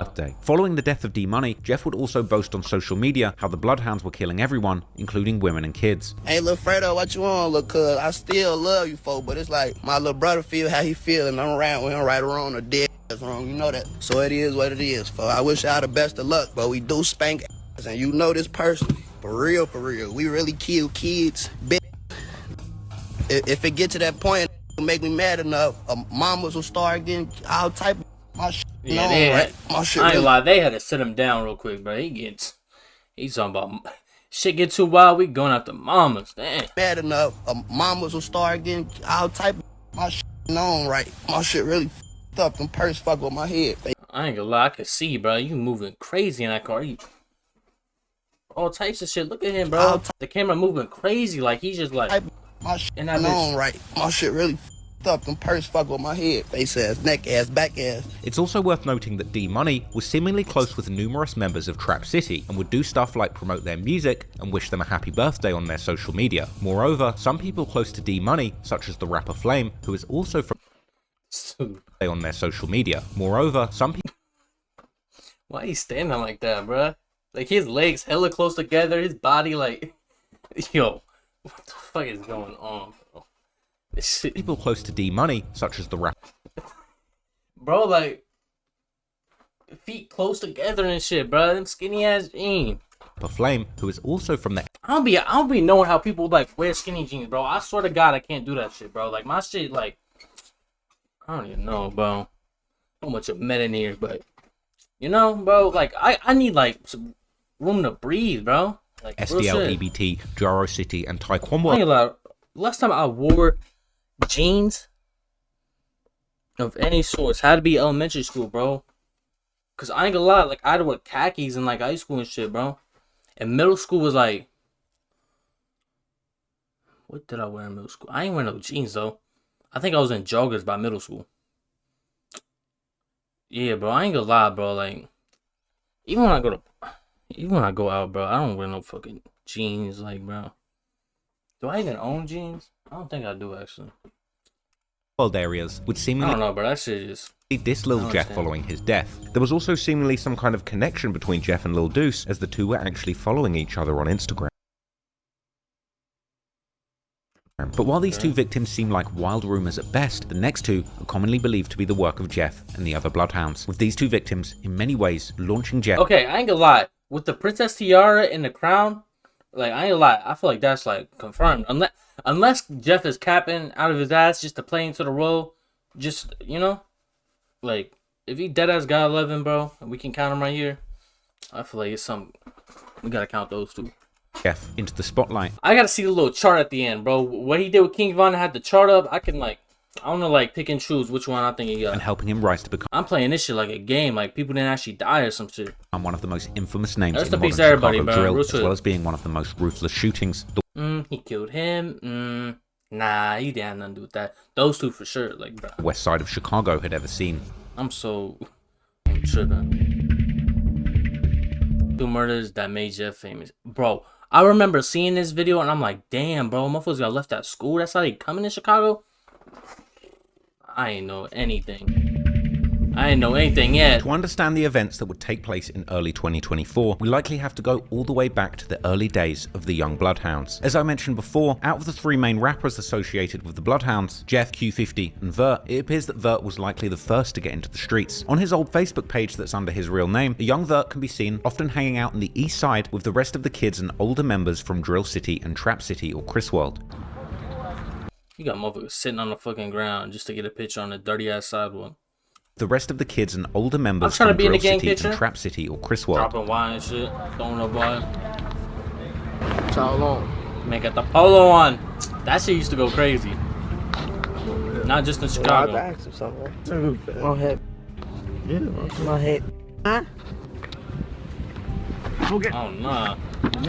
He's swagging out there. Here we go. Hey, who was that? Who was that? Say you want some smoke, you must be high as fuck. Follow me. guys outside.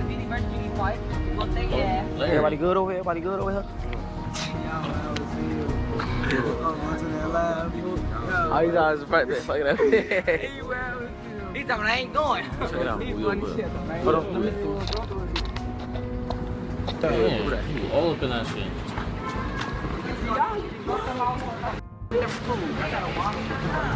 What that is? Boy got a plate. Give me some. Damn, he ran away with that shit. But Vert had also made friends from outside his close neighborhood, with at least one of these friends being all the way out in the west side of Chicago, more specifically a hood known as The Jungle, which is located in the near west side neighborhood close to the United Center, which is home. Motherfucker showed me The Jungle as a fucking... Damn. They on all this? To both the Chicago Bulls and is located in the near west side neighborhood close to the United Center, which is... This the United Center? That shit deep in the trenches, it look like. It's home to both the I thought that shit was downtown. Chicago Bulls NBA team and the Chicago Blackhawks NHL team. The relationship between Vert and his friend from Jungle would continue into their adult years, with Vert seemingly taking trips with the members from Jungle as recently as 2021. There's also a vlog from 2022 by YouTuber J Global Visuals, where Vert can be seen hanging out in the Jungle's hood with them. Real stuff, man. Man. No, man. Jungle life, man. We was never known to never, ever. Jungle life, man. Father, that man. Turn the camera. Real live right now. Guys from out south, see that BD shit. You know, I'm from the East, got killers from west. GDK, same K, TBMK, whatever they say. Whole West Side thing, what up? Gang, you ain't Jungle. The members from the Jungle, on the other hand, are known to be closely affiliated with another close-by set called BKN, also known as Nitty Block, named after a Jungle member called Frank Nitty, or Sosa Nitty, real name Frank Looney Jr., who was killed in Frank Nitty? Isn't that a basketball player? I'm tripping. 19. It appears that eventually Jeff 2 would get close with the Jungle and BKN, with some videos still existing online showing him hanging out with them on their block. Unfortunately, as the rumor goes, the relationship between the Bloodhounds and BKN or Jungle would eventually go sour after members of the BKN would allegedly turn on them and rob Jeff for some watches, with BKN then, according to Chiracologists, hopping on Instagram Live to gleefully show their alleged $50,000 bounty and the two guns that were used to take them. Yeah.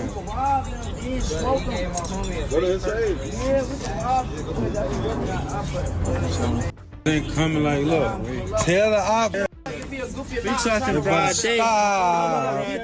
You take the show phone. We got like 50K down. That fake AP. I'm about to say. I just turned off. In the video, they showed off 2 stolen watches and an iced out chain. And funnily enough, I ain't gonna lie, them watches like valuable nowadays, bro. Like, motherfucker stole them bitches from Jeff, and Jeff got like 3 back now. One of the watches was seemingly one of those fake iced out watches designed to look like an iced out AP watch, like the one from the Coffin video, with Redditors seemingly noticing that one of these watches was almost certainly an imitation AP, which was in fact an AP tribute by fashion watch company GLD, which... Wait, GLD put fake shit out? I thought them shits was real and just affordable. They just use like basic ass diamonds that just passed the test. Currently retails for less than $700. And this is something that the thieves would actually point out in their video, ironically mocking the target of their robbery for having a fake AP. Stop wearing that, stop fake that. Why you calling them ops now, bro? Wearing that fake. Tell her I'll start wearing that fake. Fake AP they got down there, man. Y'all ain't fake. I just turned. While the other watch was just a plain Jane Cartier Santos, which if real would be worth as little as $3,000, along with a matching chain that reads Bartier, which I guess would make sense for the Bloodhounds if they were swapping the C's with B's like old school Bloods when they were buying a chain to match the Cartier watch. But clearly, this was no 50 grand lick, and arguably such a small taking that the robbery would certainly not end up being worth the consequences that would come soon after, as despite the low value of the items taken, it would be the damage to the ego of the person the items were taken from that would escalate the situation severely. Jeff 2 would seemingly later open up about these events, saying that nobody took anything from him by force, but rather they ran off with them when he wasn't paying attention. Public service announcement. On my dead grandmother's head, if I'm lying, I'm dying. God could come pull If I'm lying, I'm dying. me out this car right now. I never took a dollar from nothing. A nigga said, let me take a picture, this, that, and that. I look up, the nigga then ran down. We all the way at the top of the staircase first off. The nigga then ran. I look up, the nigga taking off down the stairs with 5 more extra. I never seen I'm this. like, damn, I thought was gangster. The whole time I'm right there still working with him. I'm telling them we could keep this gangster and be gangster. And I respect it's gonna be what it's gonna be. Just keep this gangster. It's one gangster. Then, on January the 20th, a Chicago-based YouTuber, Word from the Trenches, would upload a vlog where he hangs out with the BKN members in their hood, with this vlog also including a member called Monty, who also goes by the name Drench, or Czar, and who would allegedly be one of the people involved in Lil Jeff's robbery. Pull that right up. Who that is? Drench right here. That's another one of the guys. He by himself, man. I don't think brother, all the way on the other end, brother. On the other end, he by himself, Drench. Hey, tell Seek up, man. I need some loose leaves, man. Hey, this Hey, for the guest I got him in the trenches. Just come up. They trooping out there. Hey, y'all already know my name, Drench. Zah, they call me Zah, smoke your dumb like some Zah. They say Zah don't stop smoking y'all soup like some Zah. Later, in the same vlog, BKN members can be seen hanging out inside a hallway of one of their buildings when Monty gets a FaceTime call from none other than Lil Jeff, with the energy between the two seeming tense, as Monty begins by asking Jeff where that J at, meaning jewelry, before showing off a watch on his wrist to the camera and saying again, let me see the J's, whilst also telling Jeff that they're all right here while showing his posse, as well as someone asking either Jeff or someone else how much their watch is costing, with the main member of the vlog, rapper Puda, seemingly wholly uninterested in including Jeff in their vlog. Shit up my big cousin show. 2 feet B-no shit, really the whole 4L gang. Like I with the whole 4L. Shout out Young Nudie and my cousin too. All my folk down there in the 8. Shit going on for real. You ain't got nobody in mind like you like industry wise like shit. Really like I ain't gonna. Nah, you really in the camera like making sure that shit. Lot twin. Like, good man, we got JL, man. Hold on, y'all. Hold on. I ain't gonna lie. Put that J in there. Look, only artist I really wanna with right now probably Big 30. Goddamn. How much that is on y'all wrist right? My man's really trying to get up with this rap shit, bro. And his man's steady worrying about the fucking ops and shit. Talking about jewelry, damn. My man's really had a bright future with this shit, bro. I really want to with right now probably Big 30. Goddamn. How much that is on y'all wrist right there? How much is that on your wrist? I really want to just do a picture with Big 30 for real. How much that on your wrist? Damn. Hold on. Only 6 days after the release of this vlog, on Friday the 26th of January 2024, Monty and another member of BKN or Jungle called Lil Rob, real name Robert Boston, would be attending the Innovations High School located in downtown Chicago, more specifically in an area called Loop. And then, close to 12:30 p.m, Monty and Lil Rob, together with other students, were seemingly heading out of the school, likely going on their lunch break, with one exit being next to the Washington or Warbush L train station, a very busy location, particularly during the lunch hour. Soon after Nah, bro, going to school downtown, you probably feel safe as hell, bro, because it's like, motherfuckers not gonna get up with you in the, in downtown. In the school building, but it's like a lot of people down there, bro. So. Cars would suddenly pull up with several masked shooters hopping out of the cars and opening fire towards Monty and Lil Rob. After the shooting was over, someone standing on the train platform above the street level would capture the truly disturbing scene of the last moments of the two young boys who had been shot, whilst their friends and members of the public crowd around them in sheer shock, with some attempting to do what little they could to try and save their lives. Unfortunately, there was nothing to be done, and both Monty and Lil Rob... I seen that, like, I ain't gonna say same day, but I seen that, like, before I knew who Lil Jeff was. And then it's like, bro, even when I seen the tattoos of like the blood stains and shit, that's why I knew who Lil Jeff was, because they called him Bloody. I'm like, I already said that before, but I'm saying, before that I seen those two. I'm like, what the fuck? I didn't know I was downtown either. I thought it was just after school. It was just a weird angle. I couldn't see where it was. I don't know, bro. But motherfucker, two students were murdered next to their school, bro, right outside their school. Rob would later pronounce dead in the Northwestern Memorial Hospital, while a third, unrelated victim would be grazed in her jacket, the bully fortunately missing her body. Not long after the shooting, the area would be bustling with local media who would interview witnesses that had seen or heard the shooting, including the woman who had just nearly missed getting shot herself. Went through my arm, but... During that shooting, Berenice Vargas says she was grazed with one of the bullets. I ain't gonna lie, where'd they get hit at, bro? I heard like 4 shots, that was all. That's so, like, brazen, bro, just to even do that shit. And like, the duck shit that happened, like, in the, where that shit happened, Gulf Coast or whatever, Golden Coast, I don't know. But it's just like, bro, you know how high profile that shit is, bro. Super anxious. sad, and I was afraid that it hit me too by accident. Another witness would describe the shots being let off, sounding like a firecracker, perhaps meaning that at least one of the shooters was using a switch on their pistol. Like a firecracker, you know, like something like a firecracker, you know, like. Nah, using a switch on the block in the hood in Chicago, one thing. A switch downtown, I swear you better be in the fucking in the fucking country using that bitch and getting your aim up, bro. Cause no way you hopping out that bitch downtown letting off a switch, bro. Okay, 10-15 shot, boom, boom, boom, boom, boom. And it's like, bro, and they hit two of their targets, bro. They didn't even hit the one girl. They grazed her though. That's crazy, bro. I ain't gonna lie. As unlucky as that last drill that Jeff died on was, super unlucky, bro. I don't know how he didn't hit any shots. This is, it's a good flip. You only shot some girl's jacket. You didn't hit her, and you flipped two of them. Local shopkeeper Mohammed Ashik describes diving for cover as bullets were flying, witnessing the aftermath, an emotional scene unfolding right in front of him. Everybody looking right and left, you know, over there has a people crying, you know, kids crying, you know. All of this happening near Innovations High School, where the two boys were students. Crisis responder Andrew Holmes. How were they all out west? It was from out west, which seemed pretty far from downtown. How did they get a bus all the way out there and go here? In Innovations High School of Arts Integration? That sounds like a good, like, proper school. Like, damn, bro. Just getting your books. Speaking with the boys' families Friday night. The 16-year-old just had a smile, that he kept a smile. The 17-year-old, you know, he was just trying to work hard to just go into the trade business. Holmes. Bro, it's just funny how, like I ain't gonna say bro didn't have nothing going for him, but, like, bro, he said the 17-year-old, you just know he was just trying to work hard just to go into the trade business. Like, bro, he went to a fucking charter school. That's, like, the minimum he could do for talking about he just worked hard. 16-year-old, you know, he was just trying to work hard to just go into the trade business. Holmes furious, like many other community members, about the brazen events that unfolded. He says one of those boys would be celebrating a birthday in just weeks. You have no right to take another person's life like that. And, you know, this is a brutal way.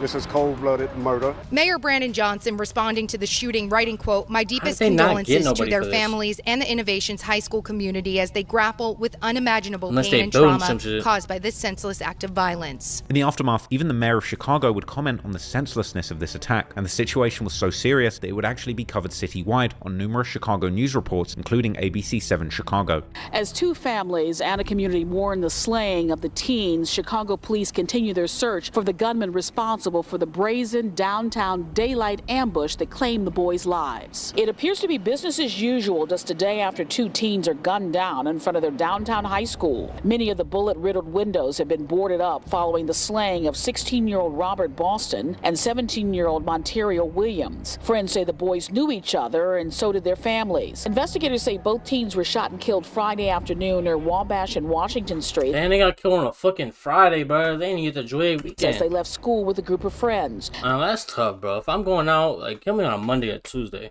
The teens were I ain't even trying to be funny, real shit. Students at CPS Charter School I went through that whole week and I didn't get to enjoy my Innovations High School. That's when witnesses say a dark-colored car and a dark-colored SUV pulled up and masked gunmen got out and opened fire. Authorities say while some of the attackers got away in the vehicles, at least two of them ran away. The wounded students were rushed to an area hospital where they both... They had to have the car parked up on a different block or some shit. How the fuck you just run away? You downtown. Were pronounced dead. What does that mean? Investigators call the attack isolated and are combing through security camera video from the area. So far, no one... So where's the camera footage at? There's no way they got camera footage of fucking Lil Jeff's last fucking drill, but they got fucking this shit. Is in custody. And no arrests have been made. Police are asking anyone with any information to contact Area 3 police detectives. Already on the night of the 26th, the police would also give a press briefing on the investigation so bro, far. You missing it, bro. This is a good ass watch. Showing that the CPD was likely taking this case much more seriously than an average South or West Side shooting due to the extremely central location of this double murder. First of all, I'd like to start out by offering our condolences on behalf of Superintendent Snelling and the Chicago Police Department to the two families that were touched by this. How the fuck did no one get charged with this? All the cameras downtown, motherfuckers got killed outside of school, two of them, not just one, and motherfuckers use a switch.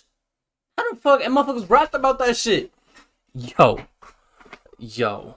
Senseless act. That's the best part, Frogger. They talking about the murders. The violence today. They talking about death. 12:25 today, several students were exiting the Innovations High School when 2 cars pulled up and a group of individuals exited said vehicles, fired multiple times, striking 2 of the teenage students of Innovations High School. These individuals were taken to Northwestern Hospital where they succumbed to their injuries. So we'd like to actually say again, our thoughts and prayers are with the families of these 2 students. We're asking the public, it's very early in investigation, but if anybody has any information, we'd ask them to call Area 3 Detective Division at 312-744-8261. Can also be reached an email at tipcpd.com. At this time, it appears that a group of approximately 6 students were exiting, and there's no confrontation. Like I said, several individuals exited 2 vehicles, approached the group, and fired multiple times. At this time, it's...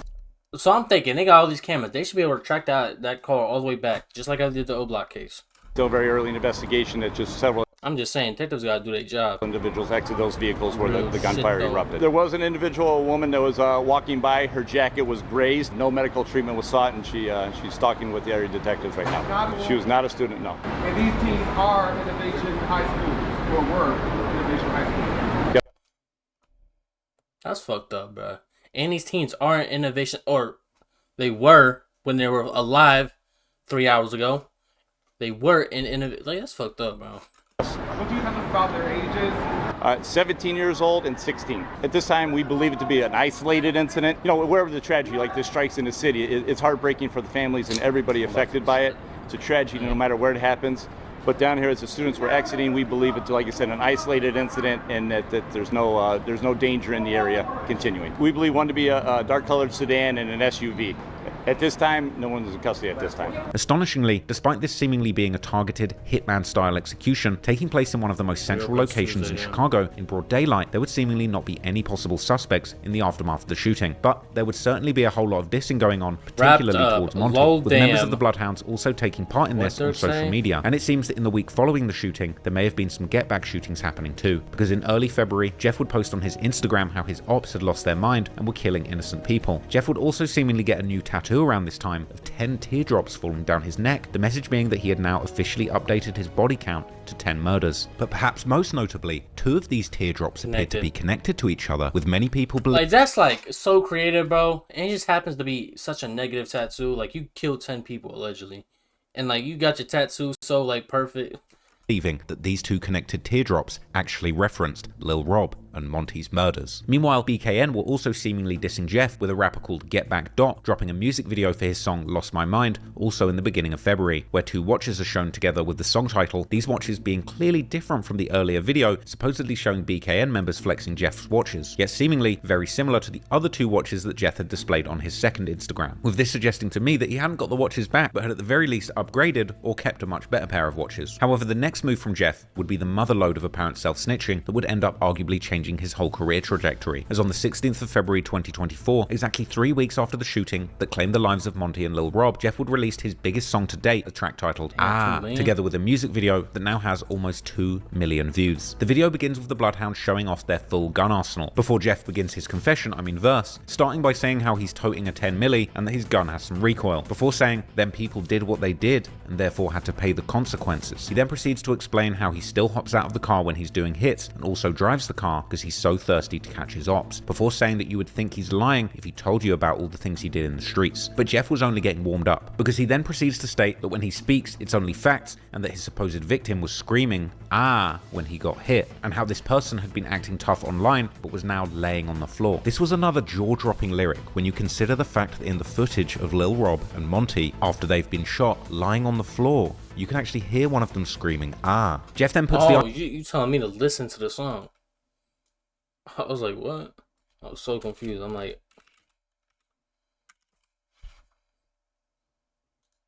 damn, 3 million.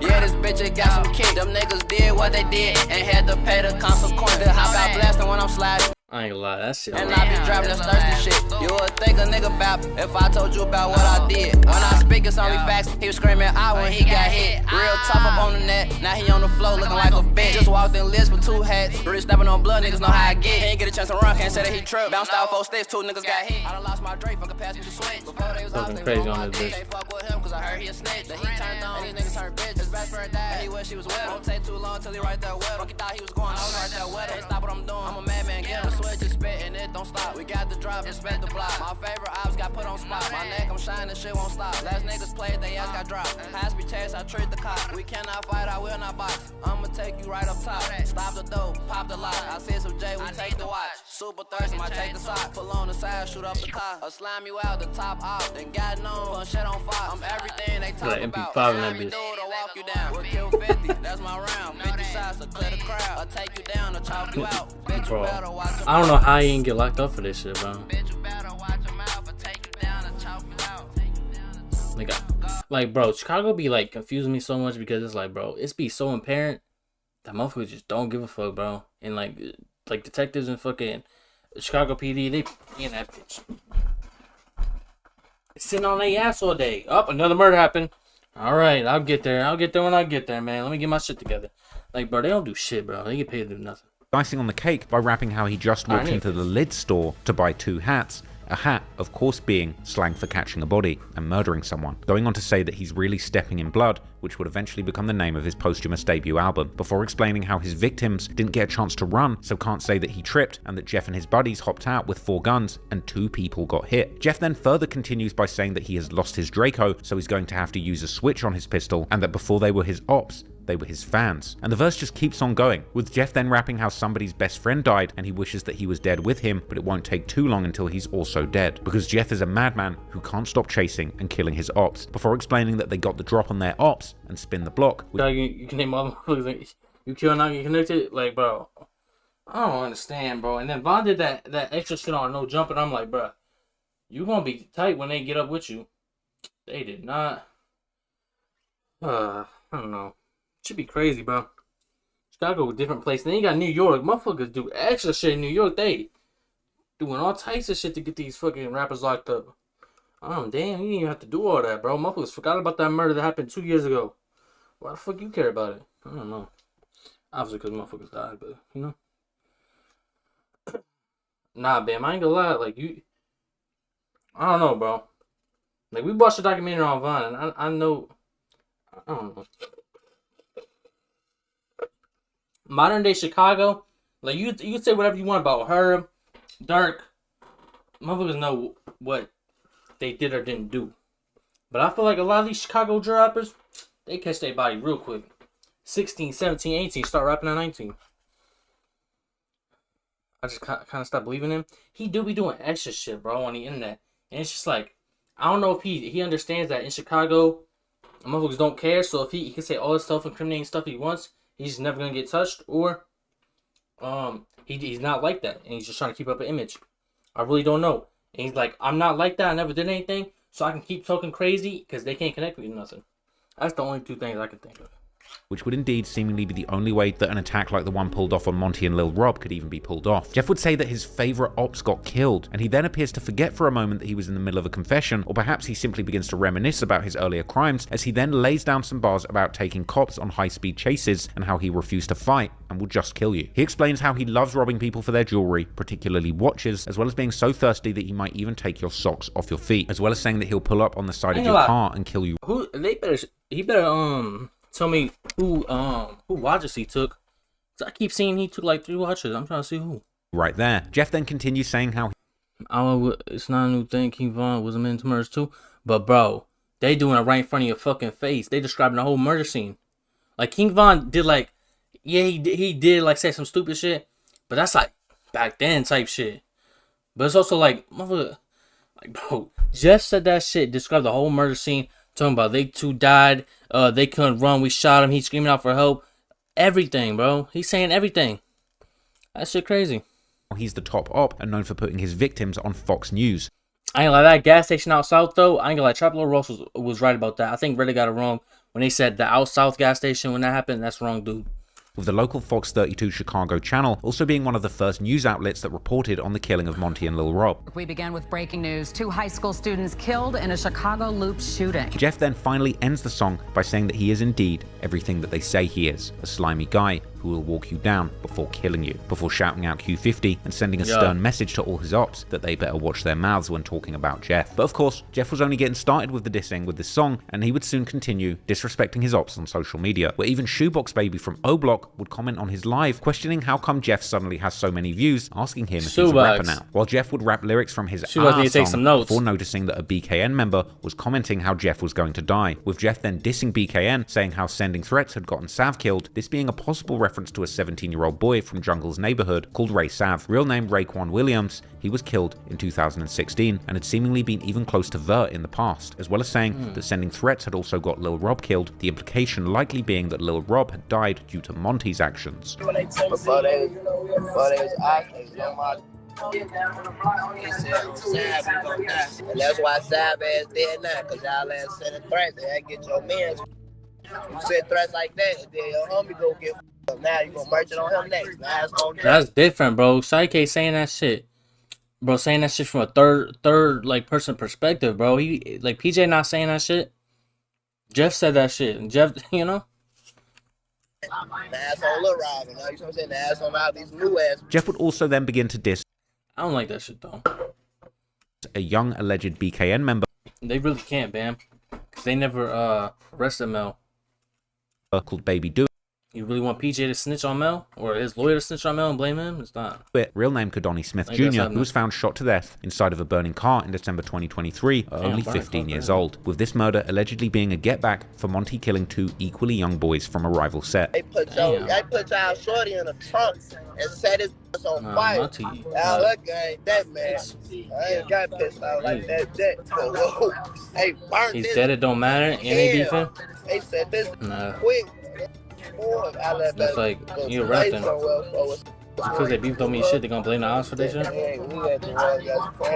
Still in February, Jeff would also post a picture of himself smoking on 2 blunts at 2:20 p.m. with the Chiracologists, who are now beginning to turn into full-blown Lil Jeffologists, commenting why couldn't he wait until that time was 2:22 p.m. to make the message even more obvious, with everybody now seemingly involved in this inside joke that Jeff was sharing about allegedly killing 2 high school students. Jeff's apparent self-snitching about the case would only become more brazen as time went on, and in April, he would once again do what appeared to be either a semi-confession or alternatively an example of Jeff reaching a level of trolling as promotion that resembled a true work of art, as Jeff's music was now beginning to reach some noticeable popularity, not least due to the rumors of him being behind this brazen double. Just hit his second 100K? Damn, bro. That was his second 100K? Murder. All kids, they down. I'm done giving kids passes. It's a wrap. You know that if I get mad enough, will start happening. And y'all know this by now. I went black for like a week and poof. You got white shit on his lip? Gotta go. After that one, poof. I came back. Poof. Long live them. In April, he would make the now infamous Instagram post of him holding a picture of 2 hats with the description supposedly symbolizing each of his victims with a different emoji, with the last 2 emojis being those of a graduation cap, another rather obvious reference to the fact that Monty and Lil... Yeah, those 2 is obvious. That's Lil Deuce. That's the one female.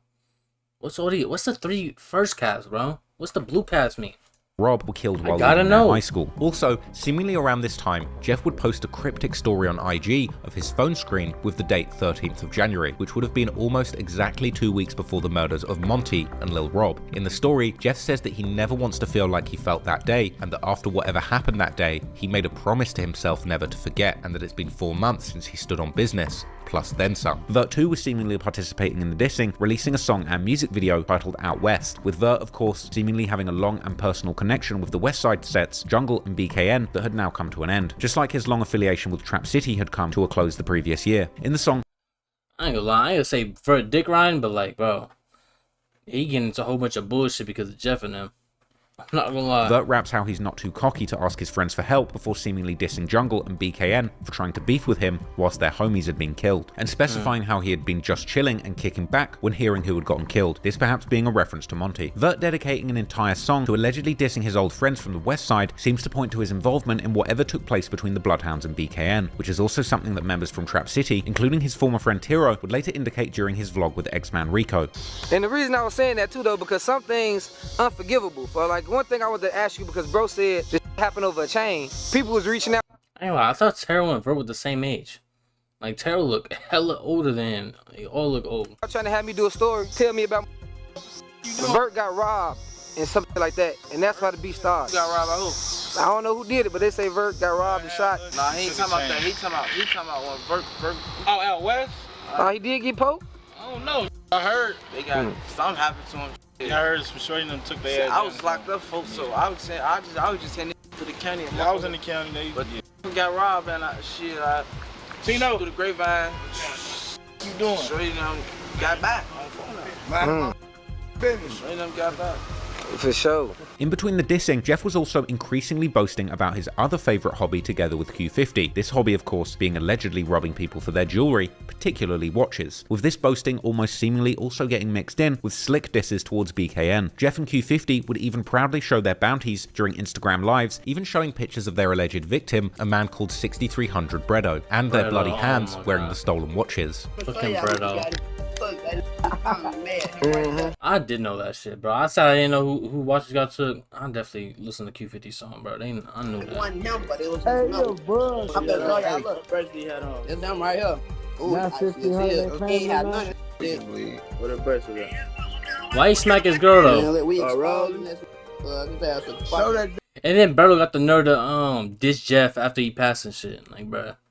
Come on, gang. You got your shit right, bro. You got deeper shit to worry about.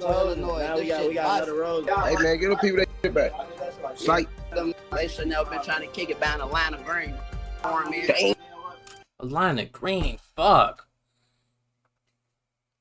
You telling me you got these bust downs on and you getting green? I'll never understand that shit, bro. I feel like that's like, I thought green was like lowest to the lows when it comes to sipping. Why is that shit so popular now? That's it, $10. It cost him his whole hustle career. $10 for a line of green? He worked hard for it. He tried to. Hey, Lil Joe. You said. We got all these watches on talking about $10 for a line. Take this picture. I was about now. Oh, weeds. I got blood on them diamonds and I still wore it. This is part of my tattoo. They don't know if that's a tattoo or ring. Nah, they ain't no. Who's 63 on a Bredo? Acting like they the only ones existing in the rack. You might as well. You know, I don't know other but the guy. This alleged watch incident with Bredo would allegedly even lead to something way more serious, as not long after, a member called Slide from his TMC set would allegedly get shot in the head, his exact condition. Yeah. Slide. And I think he's still in the hospital. He hasn't woken up. I think he's in a coma or some shit. After this alleged shooting remaining a mystery, while Jeff and Q50 would once again hop on social media. Nah, they did that shit. I ain't gonna lie, I don't know if they did that shit. That man Q50 said, I gave him 10, Jeff gave him 5. I don't know how the fuck he's still alive. Like, bro, that shit is crazy, bro. I was that shit, I'm like, what the fuck? What the fuck? He said, I guess that wasn't enough. Damn. Jeff game 5, I guess that wasn't enough. That nigga try to run, he fall, he fuck. I gave him 10, Jeff game 5, I guess that wasn't enough. 762's about to Drake. What he said, Glenn? I don't know. Media to mercilessly troll their ops, even saying that Jeff's 11th body was now pending. On my dead grandmother's head is somewhere on the deathbed. I'm about to say some crazy shit, I ain't gonna lie. Like, no disrespect, but I was gonna say, like, Q50 should go pull the cord so Jeff can get his Bill Russell. Got hit in his brain.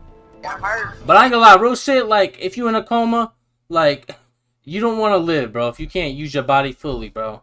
At least that's a lot of people's mentality, so, you know? Talk to y'all. He can't even tell you how he feel right now. He don't even know. He's supposed to be 11 right now, but I'm 10. Nah, give up soon, everybody, man. Rest in peace, everybody. In one ominous live, Jeff would also say how they weren't expecting him to make it to 2024, but that he's made it with a new watch on his wrist, before once again saying how he's up 10 bodies. They say I wasn't supposed to make it to New Year's. I done made it to a new year with a new watch. These hate me. I done made it to a new year with an AP. I love the new year. I'm so happy I made it. I done made it, yeah. Let me make it now. I'm icy. They can't take it. I ain't gonna lie. I never looked at his IG live, but these bitches look crazy, bro. Like, he wasn't on no K-Flock shit, like hopping out cars or just running down people. But his shit, self-snitching is crazy. I'm up 10. I need some more. Play that real quick. In this same live, Jeff would also tell how he's taking his fans to killing school, but all the applicants need to have at least two bodies under their belts, mentioning how he's putting this limit in place as a tradition, which seems to be yet another reference to Monty and Lil Rob, as well as referring to the infamous King Von lyric where he says that you're not a true killer unless you've got two bodies. I'm taking just a killing school. Class start next week. He's smacking. You gotta at least have two bodies though. For I ain't coming with no. If you ain't got shit, I can't work with no beginners, folks. Yo, bro, he got a crazy fucking ego, bro. He got a crazy fucking ego. He talking about you need two to at least enter, bro. I ain't recruiting no beginners, bro. This shit crazy, bro. You gotta at least put a gun on a homeless person on lot, bro. I was like, you gotta at least have a two. I'm gonna give y'all. I think I seen that low key on Reddit. A two. I'm gonna start at 2 minimum, cause y'all know why I'm gonna start at 2 minimum. Now I'm just doing it for a tradition. I'm gonna start at 2 minimum, man. 2, you gotta have a minimum of 2. No, anything. And bro never went to jail. Like, I feel like bro never just touched the county or nothing, bro. This shit is fucking crazy, bro. You gotta have 2. You gotta have a minimum. I ain't gonna lie, he's skinny as hell too, bro. Just never touch a county on nothing, bro. Minimum of 2 of them to come to school. He just rolling around like he just don't give a fuck. You just gonna sit your dumb ass in this seat and whatever I say, do it. If you do anything scary, I'm smoking your. Nah, I'm just playing. I'm gonna have to though, cause now like I just thought you was ready and you lied. Now I gotta kill you and throw you over there in the lake. Flacco, did you what's the code? Jeff was clearly feeling himself, and he would also seemingly start and intensify beefs with numerous other people. Chiracology got a YouTube. What the fuck? Sets. 800 a snake. Oh shit! Oh shit! Oh low end. Nah. Yeah. Hey, shorty, Mike, y'all. That's different. Yeah. You niggas. Chicago, matter of fact. The city. Fuck Chicago. Y'all too, watching me. Bam too. Fuck Slide too.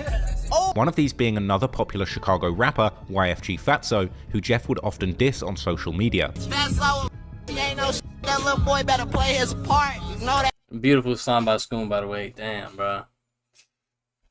I don't understand that shit. This would seemingly even lead to a false rumor in April that Jeff had been killed, which Fatso would allegedly help spread, with the What? I have to clarify, a lot of people fans saying rapper is false, he good. Just a rumor started with an old picture, it wasn't him, rapper Jeff. Damn, bro. They talking about damn, and then he died too?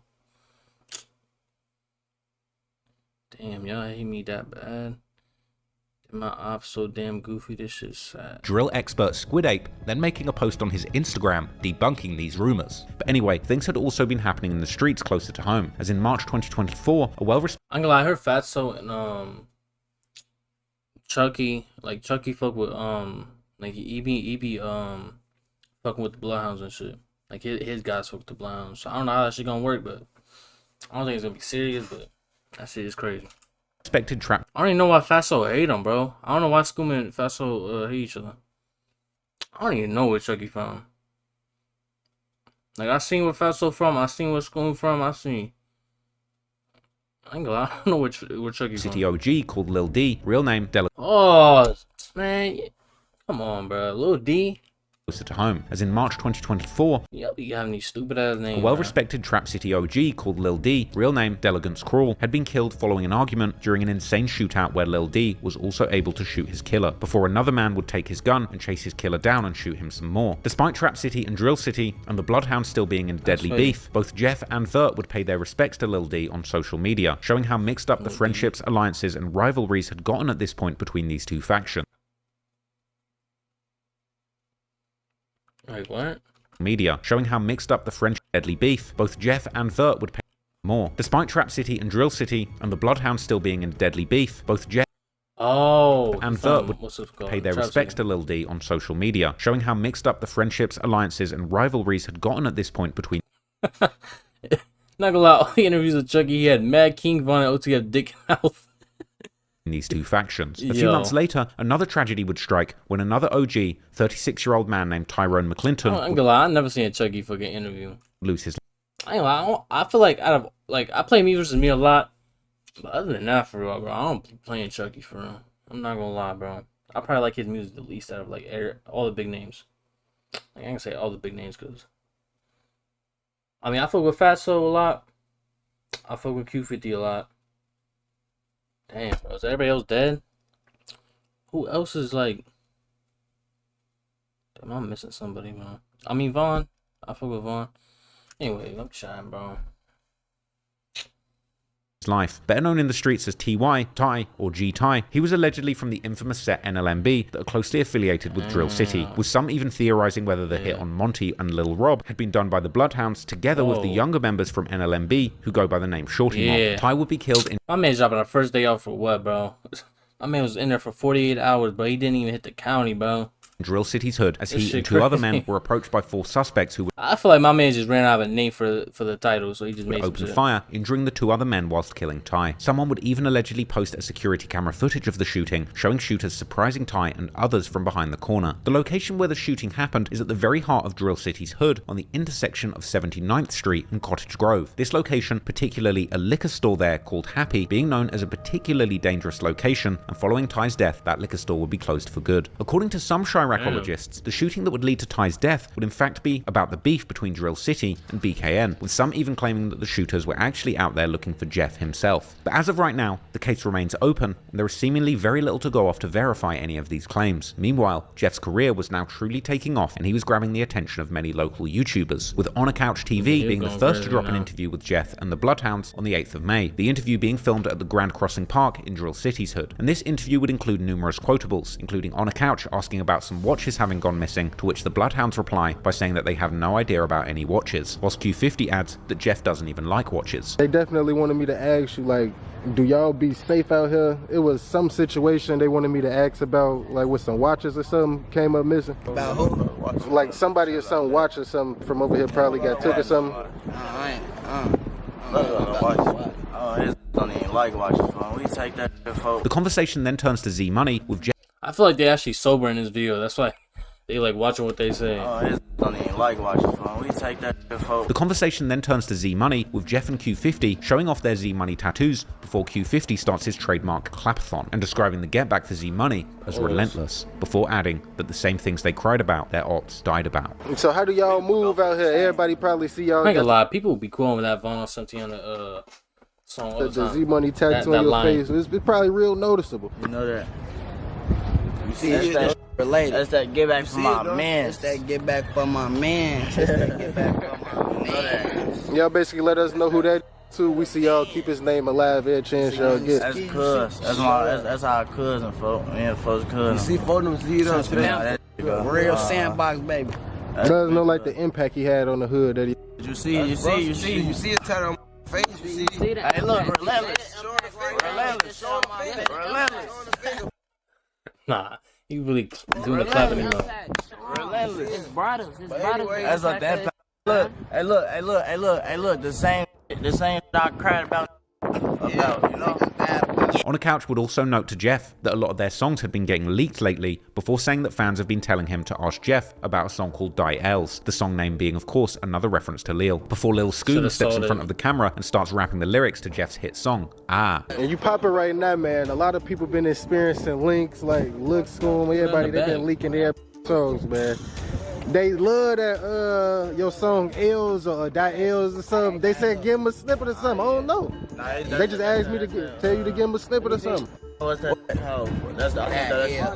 I think that's They've been spamming that too. They tell them to rap some of that. He say, boom, 10 million, and this shit got some kick. Them did what they did. They had to pay the consequence and hop out blast. We hop out shooting and drive. You play with me, you get it's on. They leaked on YouTube already. Yeah. Hey, stop leaking that music before we come rob. They said it. Okay. Yeah, they leaked my. They already. My man's only knows one song. Bert would also participate in the interview as On a Couch asks them if people in the streets should stay off social media, with Vert replying that they're just trolling online and that everything they say is just a game, like GTA or Call of Duty. We feel like you really like in the streets, for real, like you shouldn't even play on the internet. It's called. Man, shit be really getting like serious out here, like obviously, but it's just crazy, bro. How Jeff's going back to back. In a month, crazy. Trolling, to a certain extent, yeah, you got trolling, bro. When that's enough. We be trolling, bro. Because we live in a time right now where like a lot of rappers actually live the life they say, whether it's like trapping or anything. Even like GTA, Call of Duty. What you say? So when y'all like in the booth and all that, how do y'all stay away from like even incriminating lyrics? As we see what Young Thug and all them going through for rap lyrics. It's for entertainment purposes. GTA, Call of Duty. I told you. I'll be with a Jeff nigga free thug. Motherfucker put the Twitch fucking excuse. It's GTA. You would be followed by another one later in May, this time by DJU. This of course being the famous interview where Jeff would go semi-viral for sniffing some crushed up Percocets with Q50, whilst humorously calling the stuff That man took a fucking bottle cap of water. He did that bitch like that. He said he got stuck. Oh damn, what the fuck? Bro, how hard is it to fucking just put that pause, but like just pop it, bro? You doing extra shit, crushing that bitch up? Motherfucking yo. Making many believe that Jeff was in fact taking uppers, not downers, before describing himself as a functional cluck, meaning a functional drug addict. But y'all not having no troubles to where y'all gotta around go to rehab or nothing, right? Hell nah. Hell nah. Shit ain't go deep. That's scratching his face. See you all that scratching your face. I'm a functional cluck. I can function. I can move and think and do and still live my everyday life. DJU would also bring up Jeff's supposed 10 bodies, asking why the internet is painting him to be such a monster, with Jeff replying how all of the rumors about him are just coming from Reddit, showing that Jeff was indeed well aware of the infamy and dedicated fan base that he was building amongst Reddit's hardcore drill fan community with his wild antics in the streets and on songs. You wanna know? I'm gonna tell you right now why I thought you was from the UK. Cause they said Bloodhound Lil Jeff got 10 bodies. I said, okay, well he can't be in Iraq then. This must be, you feel me? That's the exact opposite, bro. You think a motherfucker in the UK was poking shit 10 times and just got up with somebody 10 times? No, that just don't make sense. In the UK. If motherfucker said 10, bro, I'm instantly thinking Chicago, Philly, bro. Instantly, bro. There's no other guess I got, bro. You know what I'm saying? Let's talk about the real Bloodhound Lil Jeff, right? Why these folks on the internet make you out to be this monster? They're not making him. I don't know who they is up in the head. So look, I just watched. This dude trying to tell me I'm fucked up in the head. Get the fuck out of here. Shout out to SNTV, right? Street News TV. What the fuck is that? Let me cite my source. He made a video about you. It says Bloodhound Lil Jeff. Is he self-snitching or clout chasing? It's the video I watched today. And man, in the first 60 seconds of the video, he refers to you as an example of what not to do for the youth. He said, man, this guy right here, this is what y'all should not do. You know what I mean? I ain't gonna lie. I feel like when bro dropped off the porch at 18, bro, he had a point to prove, bro. And what did he do? He turned up in the street, bro. And it's like, I don't know, bro. Because it's like, when you jump off the porch, it's like, you're not, like, getting active first. You know, you gotta, like, fall in line for real, or like you gotta take a loss until you hop in that car. But it's like, I ain't gonna lie, Jeff was he speed ran that shit, bro. He skipped everything, bro. He's already 18, he already knew what it came with in that bitch. Instantly. He kind of broke down, some stuff he found online. So where are these, type of rumors coming from? It's a hobby at that point. The grapevine. That's coming out Reddit, man. That's how you found me, right? Yeah. That's gotta stop, bro. It's crazy how big Reddit is now with like Chicago drill rappers. Like I feel like all the Chicago drill rappers be on Reddit at some point, bro. They understand how that shit work and shit. That shit crazy, bro. How many people in that Reddit, bro? It gotta be like, I think the New York one got like the old New York one had like 150. I think Chicago probably got double that, 300, 400,000. Not real. You definitely heavy on Reddit for sure. You get posted on there like almost every day. DJU would also ask Jeff about him always having so many watches, with Jeff trolling by responding that really the people are just letting him have them. Another thing I picked up online from your social media activity is you be having a lot of watches. You see that? Man, this just come on. Where you be getting all these fly watches from? That's sweet. Okay. $3.99. So free be giving them to me, really. They just be letting them keep them type shit. Like, they put them on, I just keep them. They be friendly as hell. Word. I see he's still on your wrist, right? Have them, bro. So it was a situation where a guy tried to get high and he lost his watch. Nah, who? What time? Where you read that shit? On Reddit. Yeah, they is. See, some of that shit I tell you. Oh no, but they picked it up off your video. You said that tried to get a $10 whatever y'all call talking about that shit. I thought you was saying I was trying to get high. Oh yeah. Yeah, man. Oh yeah, man. I ain't gonna lie, I don't know what was up with this interview, but Jeff was like, bro, he was like irritated like the entire time, bro. That went back. I don't know if it was the drugs and shit. He couldn't like just understand the questions or something, but he was getting hella like fucking offended for some reason. For real. What? He let me see this. I mean, I feel like you missed a I'm really borrowing it right now. You got the death of Lil Jeff. I'm gonna give it back. Legacy of Lil Jeff. DJU then continues by asking if anyone has ever taken anything from him, likely already knowing the answer, with Jeff responding by rehashing the events leading up to the deaths of Monty and Lil Rob before quoting his song. Saying, I ain't gonna lie, he only mentioned like Lil Scoom like once. They did what they did before Vert cuts in and does a whistling sound, with every Chiracologist in the audience surely being able to read between the lines the message that Jeff was sending. But Jeff then caps the topic off by saying that it wasn't really about nothing and he just took the L and moved on. Have someone ever tried to take like some of your belongings from you? Now listen, I ain't gonna lie. I did run off on me before. I will tell you that. Did what they did. What, he zeroed you on the move or something? Yeah, basically. That happens to the best of us, right? We all been finessed. Yeah, his ass ran off and it wasn't about shit. We done all been finessed, bro. It a little. That's what comes with the streets. It wasn't about nothing that. Why DJ you doing that? Like, oh, that just happens to the best of us. He really wanted to just say like, what happened? I'm talking about it at all. You know, I feel like that ain't nothing. Like, I feel hell like no, you can't even count that. I mean, you can count as an L, but you just charge that. It's scary, ain't it? Like, what I'm doing about scary charge of the game. Shit, bro. Yeah, I just took my L and moved on. DJU then attempts to further dig into the topic, asking if these events turned him into a monster, but Jeff responds by implying that no, because he's been had ops. The conversation then turned to asking what it really was that turned Jeff into a savage, with Jeff replying that it was actually the death of Z Money, saying how after his death, all he has seen is red. Did that turn you to like some type of monster on some shit like, man, these? Nah. It been these. That just made me watch these. I can't watch these now. Right. So what was the one situation that has occurred in your life that made you say, fuck these niggas? I told you, ran off on me. Nigga, that's what I just asked. For that, like you said, it's been. It been these. I ain't gonna lie, my homie dad, that's on my face right here. Z Money? Yeah. Okay. It was super these after that. Fuck everybody after that. Okay, I see Z Money on his face as well. Y'all share the same tattoo. Another. So this definitely had to be somebody that meant a lot to both of y'all. How long ago was his passing? May. What was that last May? Yeah. January, March, April. About a year That ago? shit was a year ago. Yeah. You don't know where you're No, March. Yeah, March. Hey, that was March. Last March. Yeah. I don't know what took him, man. It been a year. And how did this death affect your mentality, brother? These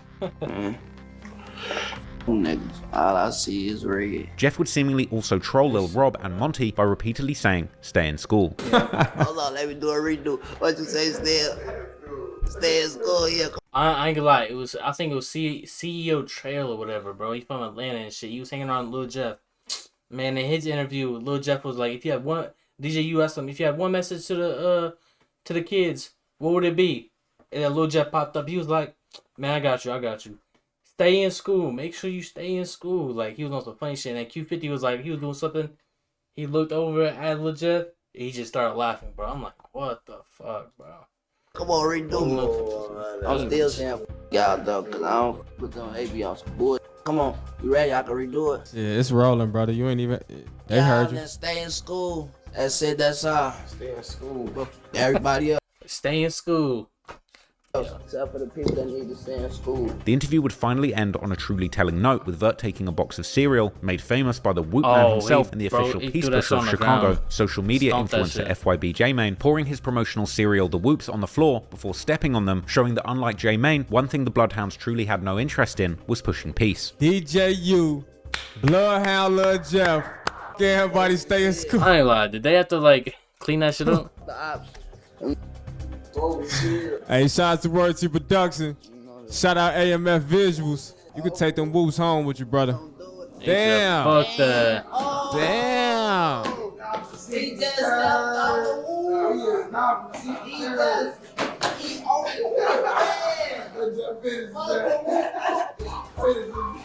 They ignorant as hell. Jeff's rap career was now on a new level, and still in May, he would head off on his first trip to Los Angeles as a popular new artist. Bro. On the 21st of May, AMF will drop a vlog about their LA trip, where Jeff, Scoom, and Vert can be seen living the rapper lifestyle, chilling in a big Airbnb. Hey, Andre, what you want? Damn.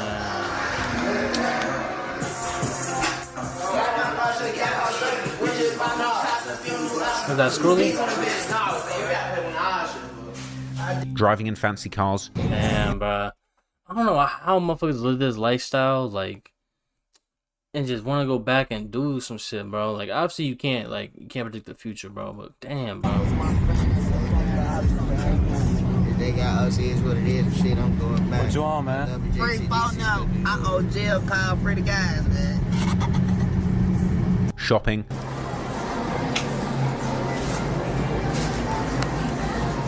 That's the escalator right there, man. That's what we doing. We leaving. We just have to make this force to pull the camera out. You want to pull the camera out. Stay right here. Come on, get that J in up. Get that in up. And of course, hanging out and recording new music in the studio. Hold on, Bert. I gotta get close. I cannot miss. Ain't nothing wrong. I got to switch. Do the news.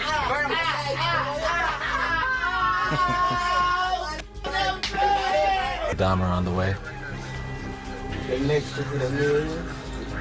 What? How much music y'all think Jeff got left? Cause both Scoom and Jeff dropped a posthumous album. I really want to know if they got that much music to where. Cause it's like, bro, AMF had there's so many, like, it's crazy how many music videos they had in that tuck. So I'm like, bro, he already had the Swing and Chop song in the tuck. Blood in, Blood out. He had to shoot that after Jeff passed away, obviously, but it's just like, damn. Jeff was in the Swing and Chop video, right? I don't think he was like front center, but I think I seen him somewhere. So it's just crazy, bro. To like think about how much music they actually got left. 1M on the way. You at 300K.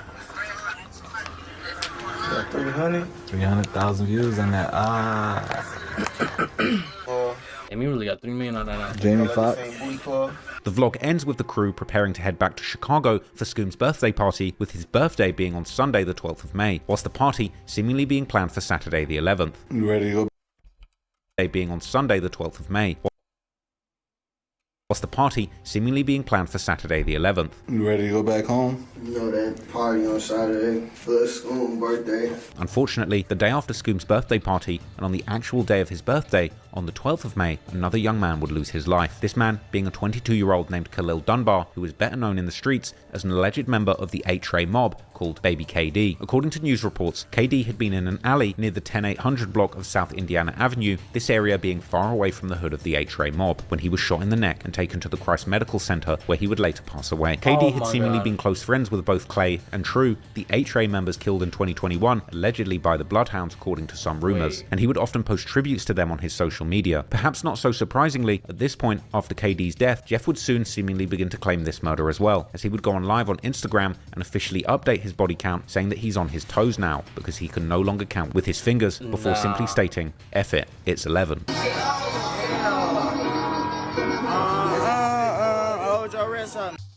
Hey, when he play this, y'all know what the going on. I'm on my toes. We got his soul. I want to bust his toe. Don't play with him. He want yeah. Shit ain't pretty.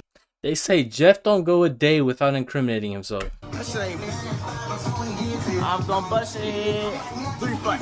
That shit is 11. You gonna be 8 and I'm gonna scan your scary to hell, nigga. Q50 would also make his official body count update in late May, saying how he's up 8 now, whilst back in March 2024, the number had seemingly still been just 7. After supposedly... Nah, my man's updating his fucking body count like it's a fucking Facebook status. Damn. My man had 2 months to update that shit. Damn. He's up 8 now, whilst back in March 2024. Bro, I remember when Jeff died. Bro, someone made a Reddit post was like, damn.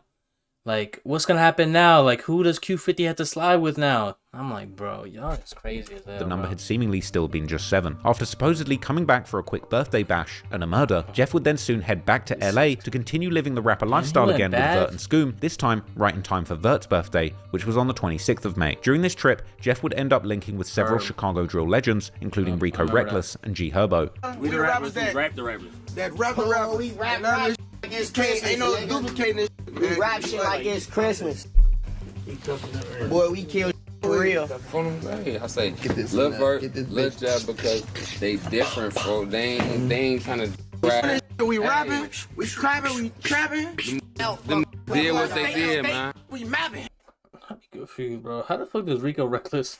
Like, where the fuck is he from, bro? He be fucking with every single body. Ain't no light right here. Ain't no light right here. I'm gonna get up. And I felt bad, bro, because Scoom was trying to get a picture with her. As soon as he hopped out the car, they was ready for him. Look, he posed and everything. Jeff was looking at the camera. Look at Scoom, he ready, he posing up, he looking at her, waiting for him to stop. He just ran right through him. Look at him, look. Man, it's sad, bro. My man Scoom looking at the camera, like, did you get him? He would also Damn, bro. be shooting music videos with his manager AMF, one of these being the music video for the song LAX, released on May the 28th. Damn, the song itself being a tribute to the city that Jeff returned to after allegedly catching his 11th body, where Jeff once again aims disses at Monty, saying how he turned Czar into Czar, with this being an obvious play on one of Monty's nicknames being Czar, and with Czar also referring to a strain of high-grade cannabis, as well as likely being a reference to the vlog, where Monty himself says they call him Czar, and he'll smoke your dumb ass like some Czar. Hey, y'all already know my name, Czar, they call me Czar, smoke your dumb like some Czar. The song itself racked up 25,000 views in its first day of uploading, which isn't superstar numbers, but telling of a genuinely engaged core fan base that Jeff was cultivating at the moment. Jeff was showing potential in music, but his lyrics were so demonic, it was hard to imagine his story ending any other way than tragedy. And unfortunately for him, soon he would end up in the sort of situations that he always rapped about putting other people in. And just like his ops, soon the whole world will be logging onto the internet to see the demise of the latest killer drill rapper in 4K.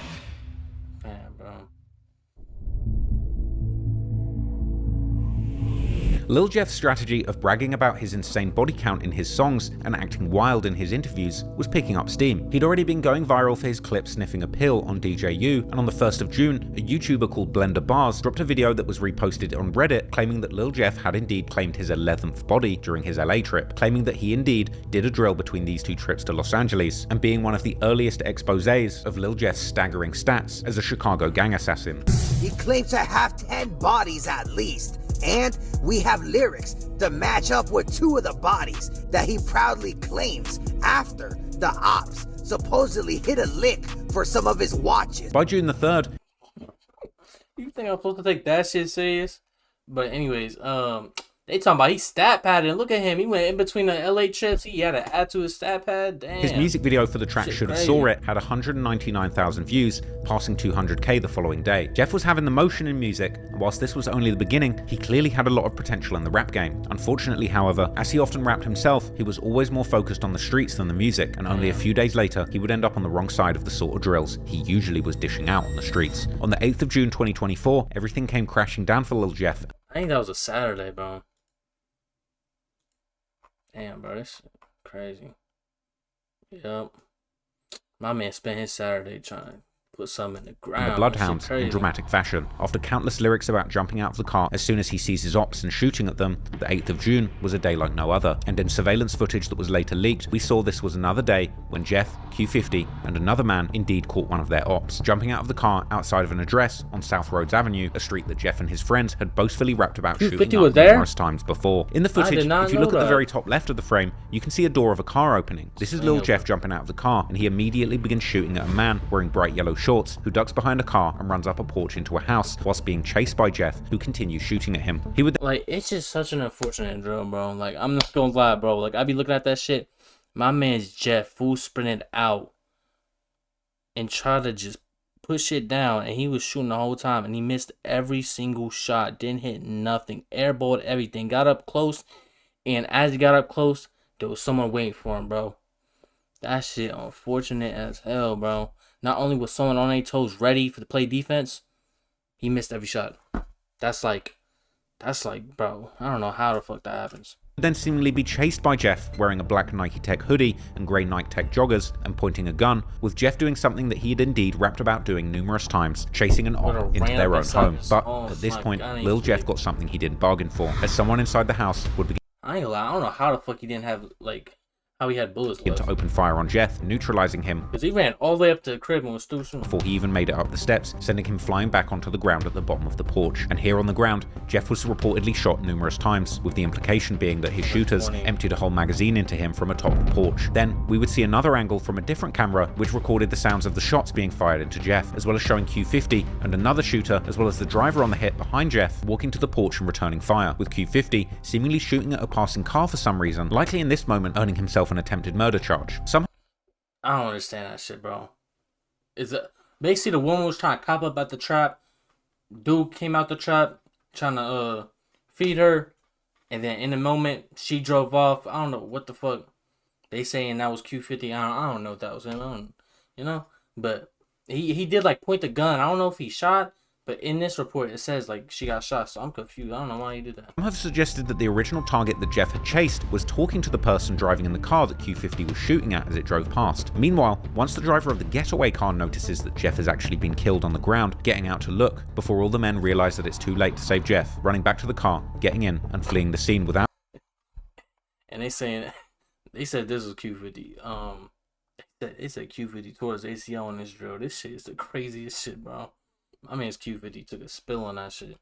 Look, before all the men realize that it's too late to save Jeff, running back to the car. Oh god, I ain't gonna lie, the driver hopped out, went all the way to the sidewalk, seen his man, and said, fuck, bro, it's too late. Hopped back in the car, spun the block, picked him up, out of there. Getting in and fleeing the scene without Jeff, as shots continue to hit Jeff laying on the ground. Interestingly, another camera angle would later surface, showing that when Q50 initially ran towards the porch, he slipped over and fell as he tried to let off shots, injuring his ankle, with Q50... Like, that's another thing, bro. How the fuck did he slip, being seen with a limp as he ran back to the car. And while Jeff was laying on the ground... Motherfucker study got, shot. He would reportedly be hit 19 times. My man's already got shot in the legs. And in an insane total, the 58 shell casings would ultimately be found at the scene of...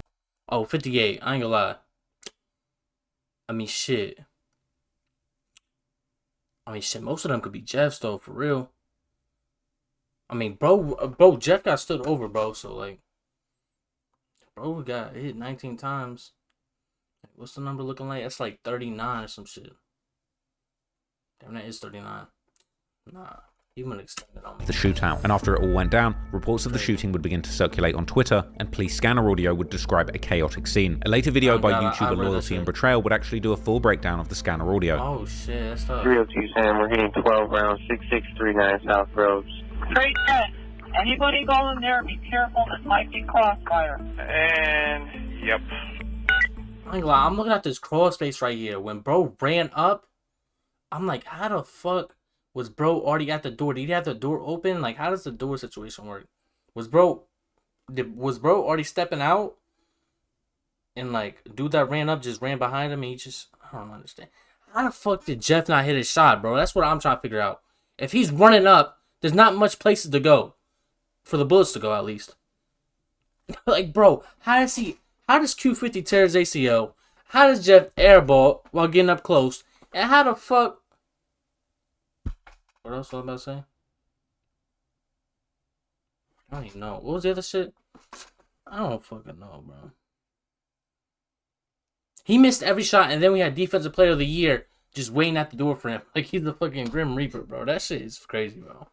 I'm laughing at that shit, but that shit is fucking, like, insane, bro. Nah, that's what Trap Lord Ross said. He said that was Q50. Nah, I don't think Q50 would be out there risking his life on the drill. He's a rapper now. Per 310, anybody heading over there to Rhodes, use caution because this may be crossfire. He's a good fucking guy. Shot 6647 South Rhodes. Law-abiding citizen. 306, we got multiple casings 6641 South Rhodes. On the Wait, front do porch you think that was Q50? Multiple shell casings 66. I ain't gonna lie. There's like a picture of like two people that was on that drill that took Jeff's body to the hospital. I ain't gonna lie.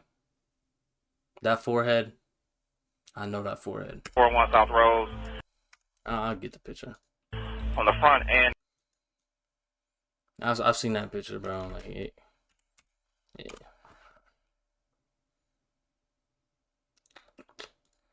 I'm gonna find a record time. Watch this.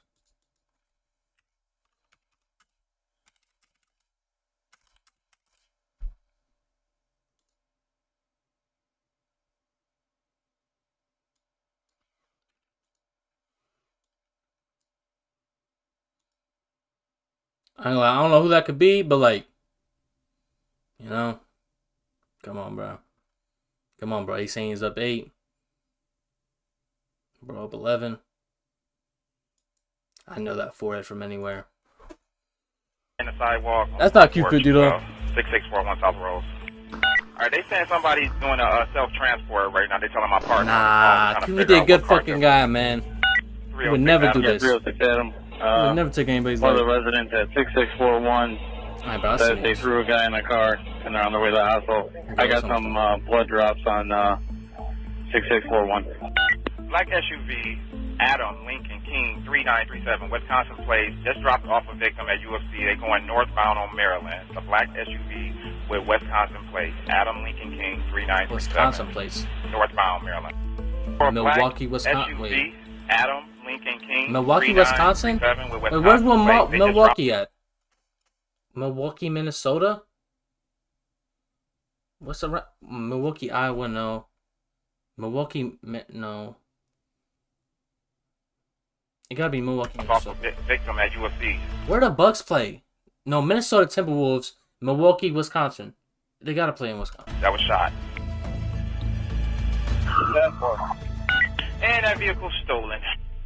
Footage would later circulate showing the Chicago police combing the crime scene, placing a whole bunch of evidence markers where the many shell casings had been left. But interestingly, at the crime scene, Jeff's body was notably absent. That's because apparently Q50 and the other man seemingly took Jeff's body to the hospital after the shootout, somehow managing to spin the block, coming back and retrieving Jeff's body from the porch where he died without taking any more bullets themselves. An image would later go around online which seemingly showed Q50 and the other man carrying Jeff's body into the hospital. But it didn't take long for the dust to settle on the actual shooting before the footage of the shooting begun circulating on Reddit's Chiracology subreddit, where many were quick to give their perspective on this wild modern-day shootout captured on camera, with many suggesting that Jeff and the Bloodhounds had actually underestimated their opposition and ended up outgunned after being overzealous. As one commenter put it, honestly, the video puts it more out of the actual perspective of what it looked like in real life, because cameras only see a certain angle. They actually were only like 20 foot behind him, with the car being like 80 foot at most. They were behind him, he just ran ahead and got overzealous and got blasted. He got bloodthirsty, bro. Fruit shit.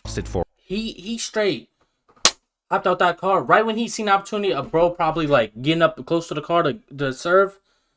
He was out that car running already. Q50 couldn't even. Q50 wasn't there. Fuck. But the other two shooters, I don't even know. Like that, bro. They wasn't like, bro. I don't know why he hopped out so quick, bro. I don't understand. And it was like they thinking Jeff's just gonna run out, stand over him, he back in. That's just not how it worked, bro. He got too close to the trap house. Hindsight is 2020, mind you. But I ain't gonna lie, bro. Hindsight is 2020. That's a fact. Motherfucker played Defensive Player of the Year. Give them the award now. Granted, they did turn back the minute they realized there was more opposition than they thought, but by that point, they were in a full-blown shootout. Dude in the red got hit, and they were in the middle of the road with only cars for cover. Once they realized they were outgunned and got to the car, is when Jeff got fully overkilled, and the dude in the white saw it all and let the switch off a few times in a futile attempt. No one's fault but Jeff, and he literally got instant karma. For those that knew Lil Jeff and his activities in the streets, they would know what was to come next. The day after his death, on the 9th of June 2024, Jeff's close family members and friends would react to his death with heartbreak, with some saying that they were staring at his picture in disbelief and saying that his brother Jay Boogie is going to lose his mind when he finds out the news. Jeff's dad posted throwback images of Jeff with his half-brothers together with the caption, "F the world." Q50 would say that his brother and twin is gone, but he's already done crying and planning to do exactly what Jeff told him to do. Vert would later discuss how Jeff's death affected him in a DJU interview where he seemed a little intoxicated and slurring, explaining that this gotta, like, bro, I sat through this shit, bro. I don't know why I did it. This man Vert passed out mid-interview. This man DJU was arguing with his mans over here. This man Vert was knocked out for like 5 minutes, bro. This man Vert, yo, he was completely out of it. That everything was still going on. We saw, I guess, what happened on camera or whatever. Lil Jeff lost his life. How has that affected you, since? It's brother, it's my twin. You know, I don't feel that shit hurt. It's my brother, you know? Yeah. But it's like, I can't stop. For what? I'm gonna stop for. They want me to be stopped. They want me, Yeah. Well, this shit don't stop. Shit, all gonna still I don't think there's a video of them, of them picking up. There should be, though.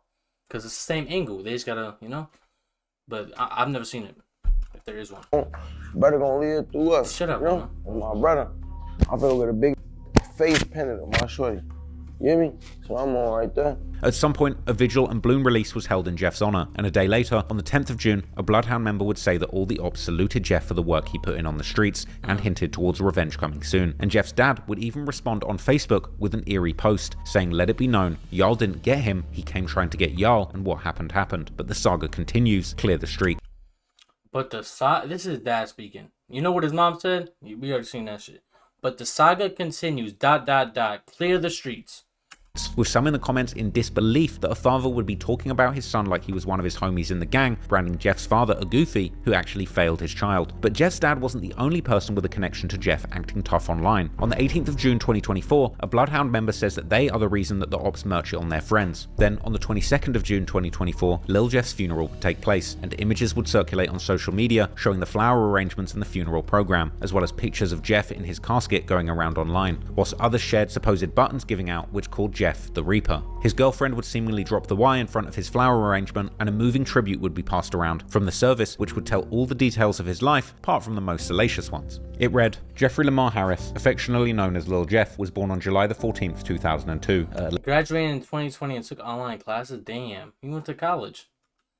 11 a.m. to Latasha Lucas and Jeffrey Harris in Chicago, Illinois. From the moment he I ain't like, they ain't bring up his drills though. Arrived, Jeffrey was a happy, intelligent baby who loved to laugh and bring joy to those around him. Jeffrey began his educational journey at CICS Longwood and graduated from Harold Washington Elementary School. He continued his studies at Kersey Metropolitan High School, graduating in 2020, and later took online classes at Daly College. Basketball was one of Jeffrey's greatest passions, and he spent his summers playing with AAU and dedicated his free time to the court, continuing his basketball career through his junior year of high school. Another favorite pastime was video gaming, where his friends fondly remember his eyes being glued to the screen. Lil Jeff was known for his deep affection and kind-hearted nature. He had a generous spirit, always willing to give his last to someone in need, and his silly side showed through his jokes and funny stories, leaving a lasting impression on anyone who spent time with him. Music was another of Jeffrey's passions, and his talent in analyzing and performing music earned him a record deal. His suave sense of style ensured that he was always in the latest fashion and newest shoes. Family was everything to Jeffrey, and he adored his niece, Ja'ala. He was always drawn back home, craving his mother's affection. Jeffrey was truly the life of the party, bringing joy to his family and friends. In 2021, Jeffrey met Peyton, and they became inseparable. Despite their growing pains, their love for each other was deep and genuine, with Peyton holding a special... Nah, that's fucked up. I thought you was gonna talk about hitting the bench in in the streets. He should have been benched. You talking about this all could have been prevented if they just let him hit the bench on varsity. What the fuck? ...place in his heart. Jeffrey performed his last... I ain't gonna lie, bro. Low key, bro, because he was fully developed and then hopped in the streets. Last concert and walked into eternity on June 8th, 2024. He was preceded in death by his grandmother Regina and loving cousins Jamarion and Zaire.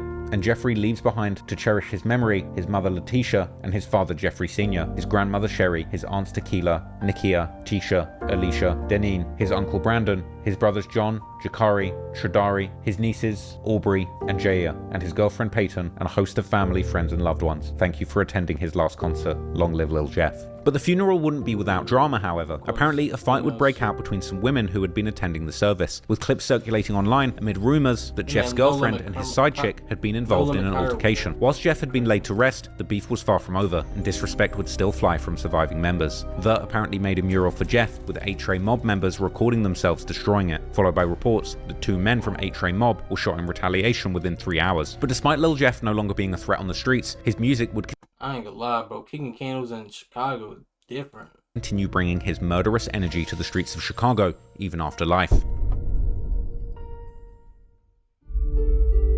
Legacy of Lil Jeff, the new serial killer rapper.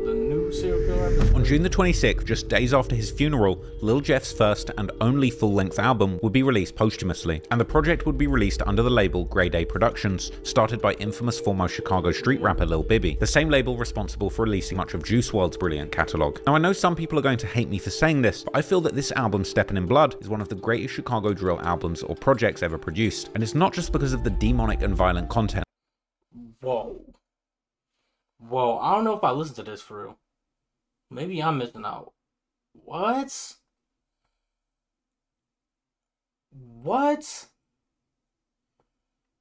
He said one of the greatest Chicago drill albums ever.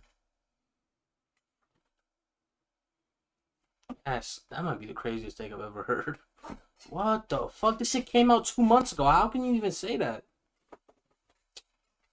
Greatest Chicago drill albums or projects ever produced, and it's not just because of the demonic and violent content, but Lil Jeff's whole flow and delivery throughout this project, combined with the very unique Chicago drill beats that are reminiscent of the golden era of the genre, make Steppin' in Blood an incredible time capsule that both reaches back into the past of the early days when Chicago drill music was sonically completely original and not watered down or manufactured, as well as the lyrical content maintaining on the cutting edge of the modern era of drill and street rappers, obsessed with ultra violence and committing murder just so that they can rap about it. It's like something out of A Clockwork Orange, but it's set in Chicago and now. The project is hyper-aggressive from its very first track, which is interestingly a studio remastered remix of Lil Jeff's classic song, improving the audio quality, as well as adding a verse from former No Limit street brother of Lil Bibby's and Chicago drill legend in his own right, G Herbo. But after Herbo's track ends, the first new song off the tape is the booming track Spot News, named after Chicago's infamous Twitter account that tweets police scanner info, reporting the shootings in the city literally as they just happen, something that Lil Jeff seemed to trigger numerous times. The beat for Spot News is booming, and reminiscent of the early days of Chicago drill when it was melodically heavily influenced by Atlanta trap. The mixing and mastering is on point and the drums shake the room before Jeff jumps on the track with his lazy flow, perfectly complementing the beat with back-to-back bars describing his lifestyle of being a killer in the streets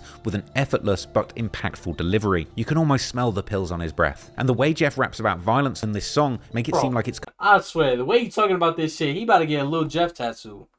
Cause what the fuck? Completely casual, and this man about to get straight fucking serial killer rappers on his fucking body. The pills on his breath. And the way Jeff raps about violence in this song but impactful delivery. You can almost smell the pills on his breath. And the way Jeff raps about violence in this song make it seem like it's completely casual and he's fully unbothered, which perfectly captures his personality in the streets. Killing and rapping about it was just a normal day at the office to Lil Jeff at this point in his life. He raps about seeing ops, immediately pulling down his mask and jumping out the car, something we saw him literally do on the day he died, and rapping about putting people's faces on the news and the shootings he was responsible for being posted on Spot News. He seemingly refers to having got revenge for Z Money's death and saying the get back isn't a big deal, and he's got bars about stealing the very same watches that he wore in his early music videos. He would appear to refer to the murders of Monty and Lil Rob numerous times on the song, rapping that he does things twice and rapping how 2 people died on one hit. Jeff's laid back delivery sees him float through the track with finesse, and if you weren't paying attention, you might not realize that every... If my man's giving an album reaction, he is literally giving us an album reaction. Single bar is painting a vivid and violent picture of his life as a demon in the streets of Chicago. The next song on the tape, Lost My Gun, takes on a completely different vibe sonically, as this beat has a much more ambient and creepy melody that makes you feel like you're creeping up in the dark to surprise your op from behind rather than jumping out of the car blasting them in the face. Jeff starts to... What the fuck is this description, bro?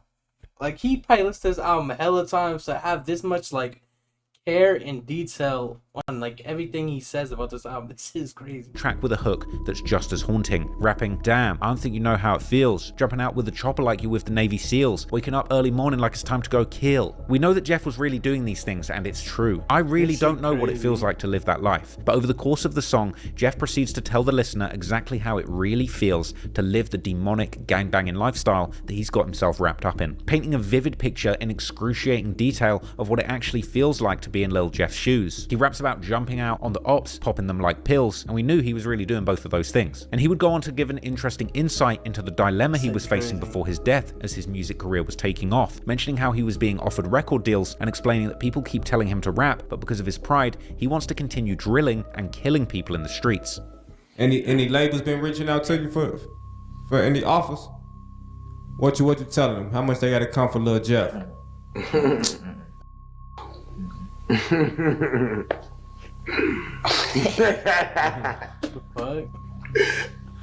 They know. I be telling them. They know. I talk to them and tell them. Yeah. I ain't going for no. Just know that. Word. They talk to me though. They know. They know what I be telling them.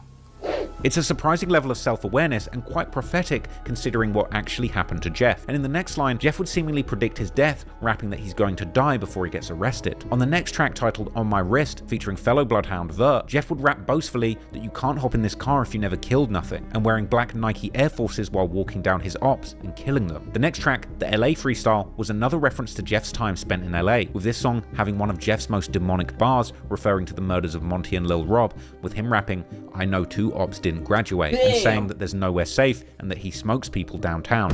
On the song, he would also rap about getting watches for free and claiming to have stolen a total of 5 watches and 3 chains in his robbing career. He would also make reference to killing people in Milwaukee, giving some more proof to the rumor that he was carrying out contract killings in another state, as well as explaining the exact circumstances of his death, rapping, he ain't shooting out of cars, he's chasing people on foot. The next track would be a song teased previously, but now updated with a very interesting title, the song In Your Home. Interestingly, this beat harks all the way back to pre-Chicago drill and the genre's original influences from Atlanta trap music, as the beat itself is just a slightly altered version of the original beat that Atlanta trap legend Young Jeezy used on his iconic track Trap or Die. But Jeff's modern day flow and subject matter regarding the Chicago streets in 2024. What are these around his, like, are those just rubber bands? Like, why the fuck you got them around his fingers like that? Seems to completely breathe new life into this old beat, making for a song that still sounds modern, despite actually being on a beat that was made in 2005. Like, if you listen to a snippet of both songs back to back, the flow is so different it sounds like a whole new song. Once again, this is a song that seemingly describes the exact circumstances of Jeff's death. Jeff opens the track rapping, pulling up, hopping out while the car's still in drive, Vert hop out, Blitz F him up on both sides. Later rapping, last dude got chased all the way in his home. This is a crazy lyric as it shows the video where Jeff dies. Oh, those are small, the super small ones? Damn, I thought he had like the big ones and he was just wrapping them around his hands like that, like it was going around too. Really wasn't the first time he had tried to chase somebody into their home trying to kill them. Ironically, this is the very thing he died trying to do. And people would post like, cause he probably had his hair in 2 strands, so that's why he has them. Lyrics in the comments saying that there's clearly no cap in Jeff's raps. Jeff would also diss Lil on this song and rap openly about the get back for Z Money. Commenters on this track on YouTube would praise the lyrics for being just straight up murder confessions. The next song, 9 with a 9, had a more modern day Chicago drill type beat with a haunting melody that sounded like it could be more at home on the next Lil Durk album. This was another aggressive anthem which included more bars seemingly aimed at Lil Rob and Monty, with Jeff rapping that a couple people died because of a watch. The next song, Here We Come, was another more modern beat with extremely violent content, with Jeff rapping about putting his ops on Spot News, referring to the deaths of Lil Rob and Monty once again, with more crazy lyrics where Jeff claimed to be able to count his bodies on 10 toes. Looking at the comments, this was seemingly the very demonic bars that fans were turning up for, but Jeff's delivery was so smooth, if you weren't paying attention you might not realize that he was rapping about having actually killed 10 people. On the next song titled Threat, Jeff opens the song with the same insane boast, rapping, "In my city I'm a threat, bitch I'm really up 10 hats." With comments laughing at just how crazy it is to start a song with this wild lyric saying you killed 10 people, and he follows it up by saying he has so many hats or kills that he should be sponsored by the hat brand Mitchell & Ness. Another crazy lyric would see Jeff rapping about killing someone and the video of them dying, saying that he watched it and knew it was him by his hat, and going on to rap back-to-back demonic bars, repeating his claim from the opening track that he had his ops screaming, going on to say, like, check the news, that dude dead, we really putting stuff to bed, and rapping, dropped his pictures on the net, his peoples had to see him dead. These were shocking and brutal lyrics, but they were truly the facts of the demonic life that Jeff was living, and ironically, he ended up on both sides of the gun. As some in the comments would explain, this song ironically saw Jeff describing his own death without even realizing it. Jeff probably didn't realize it, but his most demonic lyrics had an insane level of dramatic irony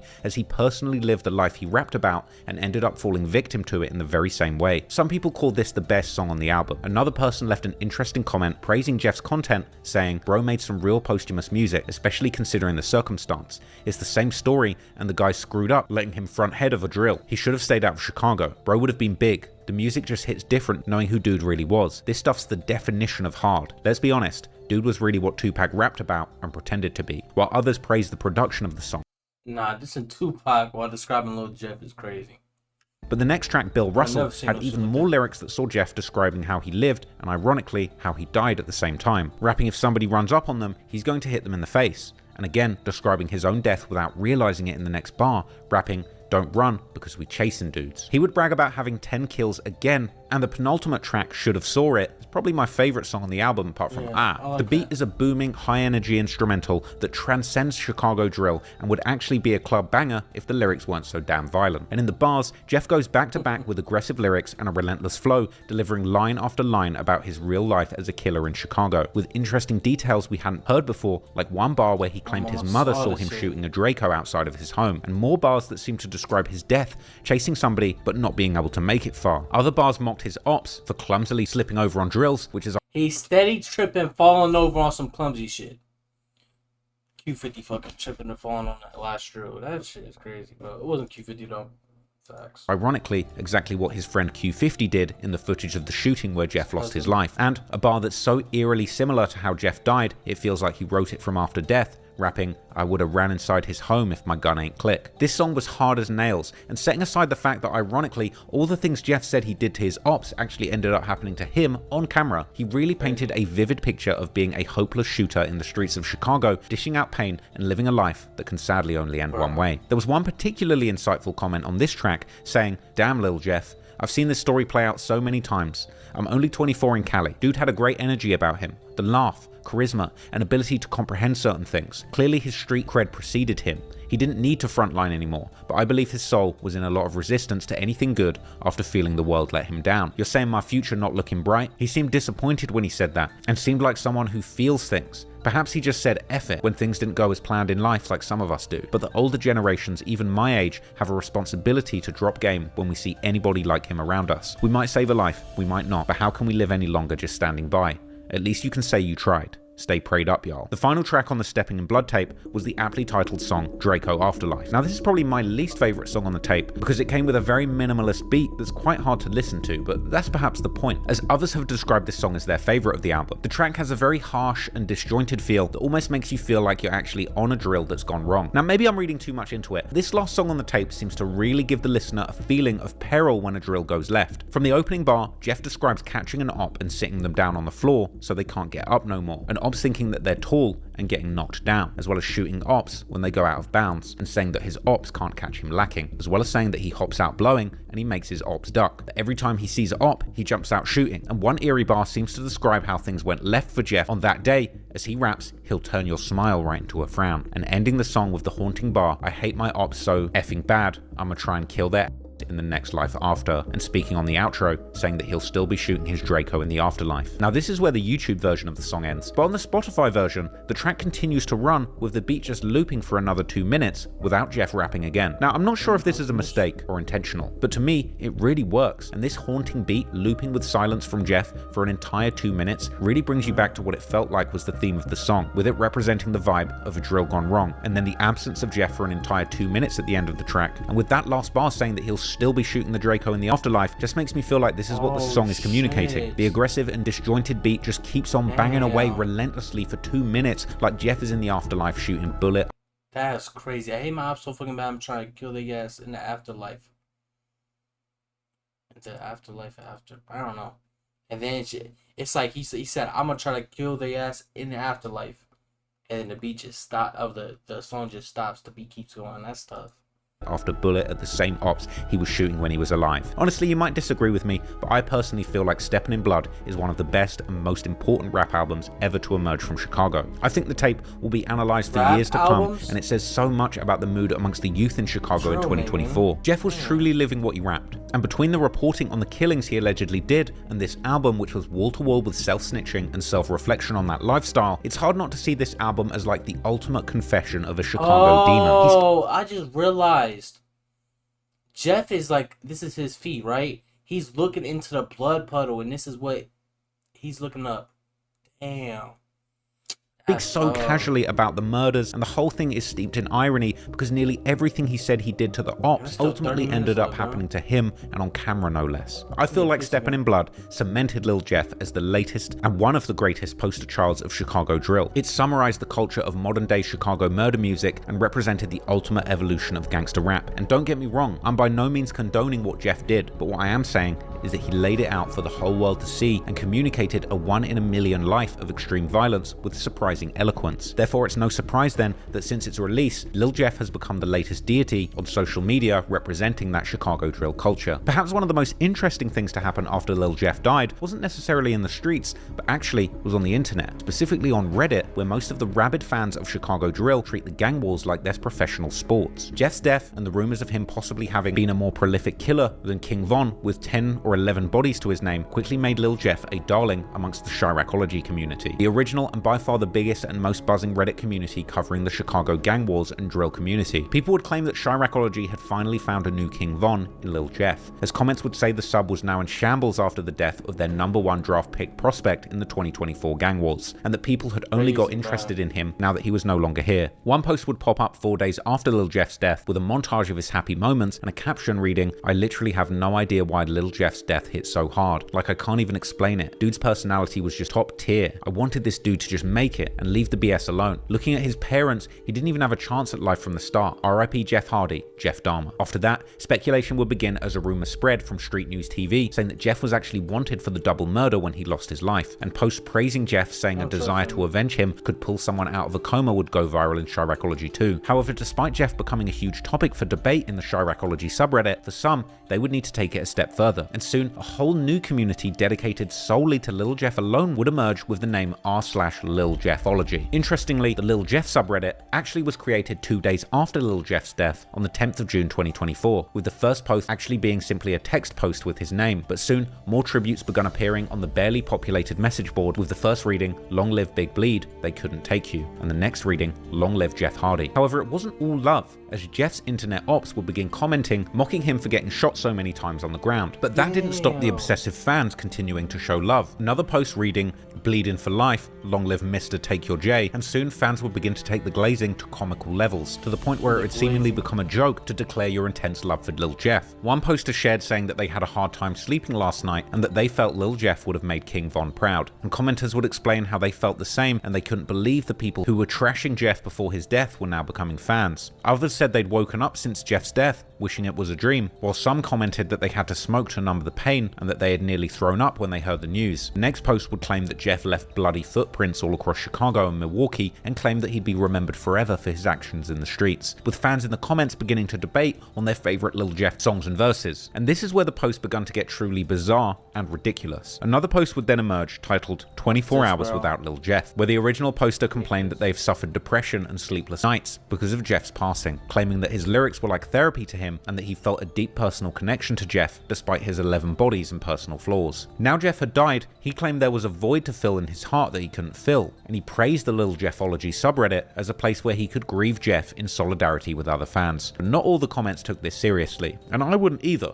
but many others praised the sentiment and made comments bigging up Jeff for his violent crimes and paying homage to his hat emojis representing kills. Others would comment absurd nicknames for Jeff, saying things like "Long live Mr. Too Slimy, aka Big Bleed, aka Jeff Hardy, aka Mr. I woulda ran inside his home if my gun ain't click, aka Hefe," with his haters even clapping back in the comments to those and mocking Jeff for how he went out, saying aka Mr. I got my S pushed back and lit up 15 times because I thought they stopped making guns when they made mine. Others made more sensible comments that seemed to have truly taken the pulse of the drill community at the time, with one person saying the replies to this weird comment are even weirder. You followed Lil Jeff because of his bodies. Stanning a crackhead serial killer ain't it, fam. Y'all disciples of death, and you need Jesus. Lil Death will be forgotten by next month. However, Lil Jeff was not forgotten next month, and every day that went by, his legend would only get bigger. People referred to Lil Jeff as J-Roy in honor of King Von's nickname V-Roy that he got from his best friend and prolific O-Block shooter, T-Roy. People posted Jeff's lyrics saying V-Roy would have been proud of J-Roy, aka Jeffrey Dahmer. People vowed to snort perks in Jeff's honor. Some said they were so devastated by the loss of Jeff, they were ready to pass on themselves, and claiming that they had even dreamed of Jeff drilling them. Some compared Jeff to Michael Jackson and Tupac Shakur, marking the milestone of it being exactly 1 week since Jeff lost his life.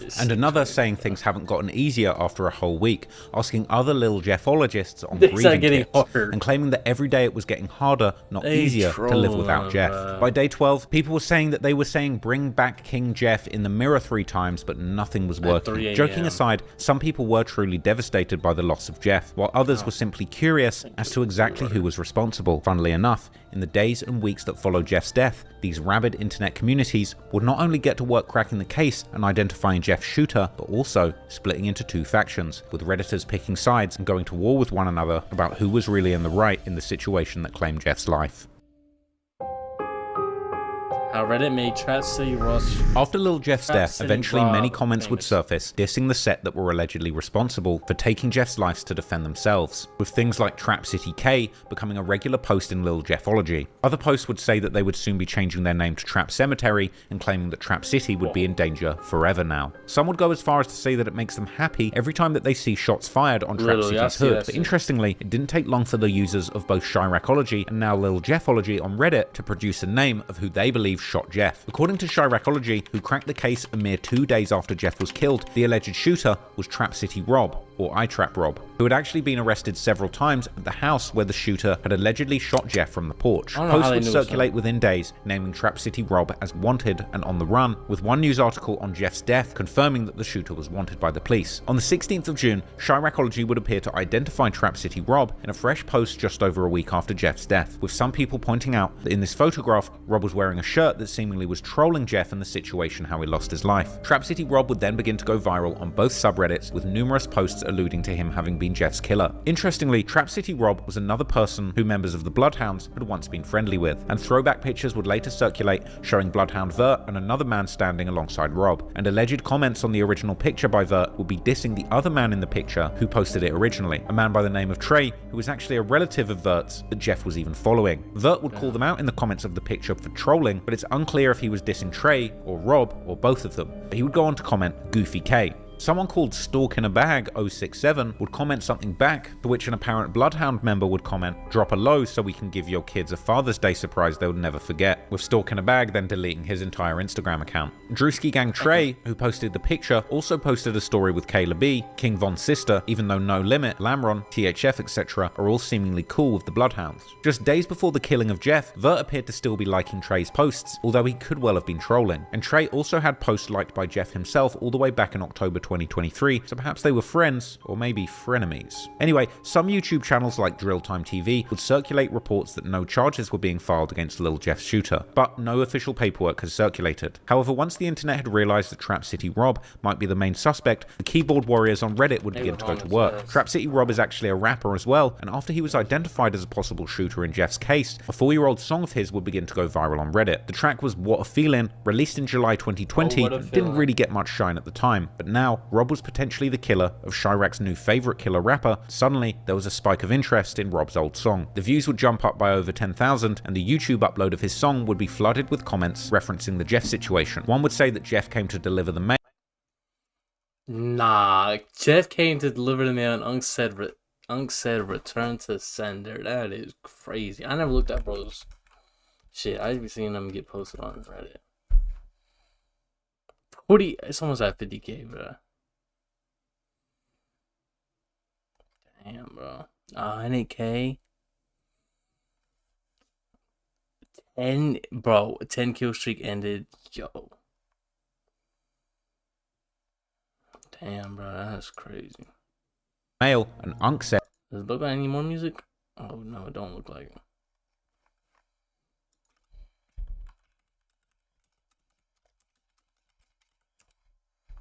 The fact that bro was a rapper is crazy. Damn, he don't got no other shit. That's Lee's only song.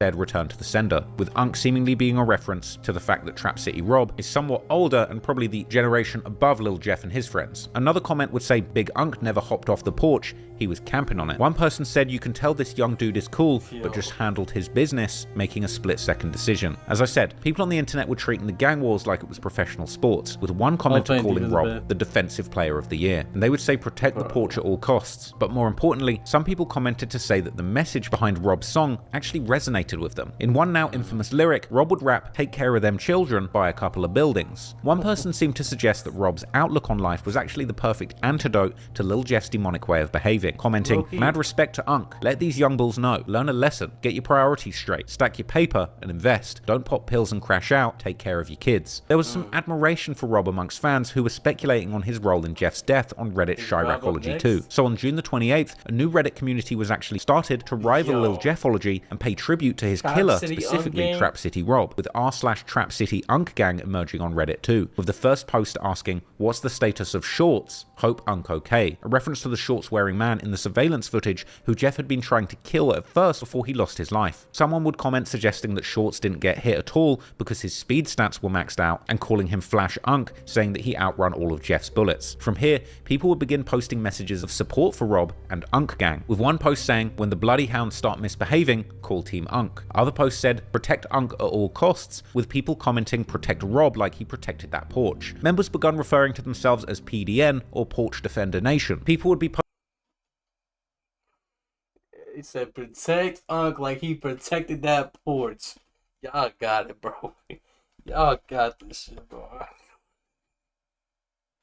That porch. Members begun referring. I ain't gonna lie, bro. It's gonna take some months. I'm not gonna lie. Like, God bless him. Hopefully, like, shit died down and, you know, he could return to life. But that motherfucker's just thirsty. I'm telling you, bro. Motherfucker's ready to add to that stat sheet. God bless him now. I ain't gonna lie. He seemed like a cool ass dude. He get money. He don't do the over whooping. He just had to do what he had to do to say the bro. He just had to do. I ain't gonna lie. 50 shots kind of crazy, or like 20, crazy. Nah, Q50 need to stay out the bullshit, bro. Be the driver, bro. That still counts a body, right? As long as you don't hop out, bro. Cause damn, bro. Q50 music tough, bro. To themselves as PDN or Porch Defender Nation. People would be posting a list of Unk's accomplishments in 2024 so far, saying that he's fans worldwide, check. Booze in the canister, check. Ops neutralized, check. Porch protected, check. Kids increasingly saved, check. More nephews than anybody, check. Not in jail, check. Blue hunteds to the ceiling, check. Unk living his best life right now, check. Thoughts on deck, check. He's got fans worldwide. He gonna hop out and his ops are neutralized. His porch is protected and making reference to his lyrics. But things were actually a little deeper than just Lil Jeff haters showering respect on his alleged killer. The next post asked the followers, "Why did you join Unk Gang?" with the comments responding being surprisingly insightful. One person said the predictable, "Well, Unk stood on business, gotta give him his flowers." Another person said, "I'm actually in Unk's age range, so I respect a man who does his job and does it well." Whilst one commenter explained, "Who else gonna hand out a lifetime of whipping on these 20-year-old demons who are out here killing dudes for Instagram fame?" Now, I thought this was an interesting comment because it gets to the heart of the generational divide of gangsters and trappers. Rob is a little bit older than Jeff, and it seems that his attitude and outlook, at least from his music and interviews, is that he's much more mature and focused on making money and taking care of the people around him. That's a stark contrast to the energy that Lil Jeff was putting out in his music and on social media, bragging about committing 11 murders, taking the lives of school children, endangering innocent people, and disrespecting the dead for views and attention online. That's not the only reason he did it, but you can't say that Jeff wasn't enjoying the clout. Trap City Unk Gang subreddit kind of represented the polar opposite attitude to some of the more deranged murder celebrations seen on Lil Jeffology, or occasionally the wider Chiracology. The Trap City Unk Gang sub would post Rob writing on Facebook how doing a rough 4 months in jail and only getting one phone call a week really changed him. Rob would say that he spent his time praying and reading and focusing, and that he never wants to do time like that again, with all the comments full of messages of support. He would also make a socially conscious post where he explained that he feels that Unk only plays home games, no chasing going on. Bro. Comments full of messages of support. Unk been through too much for someone to be chasing him all around his block. He would also make a socially conscious post where he explained that he feels that a lot of young black men's conflict skills are drastically underdeveloped, and that a lot of disagreements end up being fights or shootouts, and he thinks the youth should try and talk it out and articulate their thoughts and feelings better. Going on to he gonna get booked on? Nah, he not gonna get. Bro, if they book his ass for self-defending fucking someone I was shooting, bro, then, man. Say that black on black if they do that, the Chicago ass back. Violence is really just a distraction from the systemic injustices that their community face. Going on to call out that drill music is just an excuse to commercialize black murder. Damn. Drill music and calling it the commercialization of murder and encouraging people to use their heads and think more. Funnily enough, the divide between Lil Jeffology and Trap City Unk Gang would spill into the wider Chiracology community and end up becoming a full-blown beef, as Unk Gang members claimed that they were being blackballed and suppressed by the moderators on the Lil Jeffology subreddit, telling other members to keep posting in the main Chiracology subreddit to push the Unk Gang agenda. Redditors showing support for Unk Gang on Chiracology would ask whether fat phobia or ageism was the reason why Big Unk Rob wasn't getting his props, which attracted actual sensible comments from people who explained that they believed it was kind of the Lil Tim effect, because people are infatuated with Jeff just like Von, therefore they hate his killer. These posts were seemingly getting removed by mods from Chiracology, with one post suggesting that the mods actually found the Unk Gang trolling funny, despite still removing it. And then, days later, Lil Jeffologists would accuse Chiracology of having a bias towards Rob and Unk Gang. Now, as bizarre as it is to think that this real gang war and Lil Jeff's death sparked an entire internet gang war on Reddit, this is what drill is in 2024. And perhaps what was really happening is the more conscious and positive message that Trap City Rob was spreading was genuinely resonating with the wider Chiracology community, as it seemed that at this point, drill fans were truly tired of the constant violence and losses of their favorite demonic rappers. And ironically, after going viral on Reddit, Trap City Rob would appear on the X-Man Rico YouTube channel in Block to Block episode 20 for an interview alongside Tero and OTF Black, where they actually address Reddit's discussion of his possible involvement in the death of Lil Jeff. An interview which was notably filmed standing on a porch, an interview which Rob opened by denying that he was the killer of Lil Jeff. Hey Rob, man. I don't even think you need no introduction at this point, my boy. I do, man. That's not me. Okay, for sure. It's not me, man. Ain't nobody ever see this man's face. Like, I don't know how they did what they did, but it ain't one of them. Now, this interview had some surprisingly inspiring moments, like when OTF Black said that there's nothing wrong with working an honest 9-to-5 job and that he's been working since getting out of prison. I'ma speak on it. I can speak on it. I just got the Fed. As soon as I came home from the Fed, I went straight to Amazon, got a job. I worked in that 2 years. I only been home 3. And he connect on my soul. I'm in it. For sure. Working. Rob would actually say that he feels like drill culture hurt the streets of out west Chicago. With all us being from Chicago, and that's why I was asking your age to see around how old you was when. I ain't gonna lie, I think real shit like drill music, rap music in general, like fucked up a lot of people's mentality, especially in the trenches and shit. Like I feel like it affects it for sure, bro. Cause I'm like, bro, motherfuckers be affected by what they listen to, bro. I swear it's how it is, bro. They acting completely different because they threw on fucking Bloodhound Lil Jeff. I'm using that as an example, but real shit. When the drill era came, when that shit hit Chicago, do you think it teed the city up? Hell yeah. See, I was a shorty. I always been outside. He'd also later say that when it comes to drill, he likes the energy of the songs, but not the killing. I like the energy, man. I don't like the killing, but I like the energy, though. That's all I can say. At this point, the interviewer says that he's surprised that they're so mature with their answers, proceeding to ask where they think that the violence can stop in Chicago. Hey, man, y'all talking some grown men. Ain't nothing wrong with jobs. Y'all don't like the killings. So I can ask y'all this question, because I always think this just start with gangbangers, man. How y'all think this violence could even slow down? They would respond by saying that they remember the days before the violence, that's like the 4th time popularized by drill music, and that they had lived in the streets of Chicago since before people said they were smoking Tuka. I ain't gonna lie, we can really say we started this era when it comes to this shit over here, because I've been through it all. My soul, I'm 36, I done been through the whole hood. Before Tuka, all that. Rob would say that he's been around. I ain't gonna lie, my man Dirk need to feed what's it called? The OTF dude, bro. He 36, bro.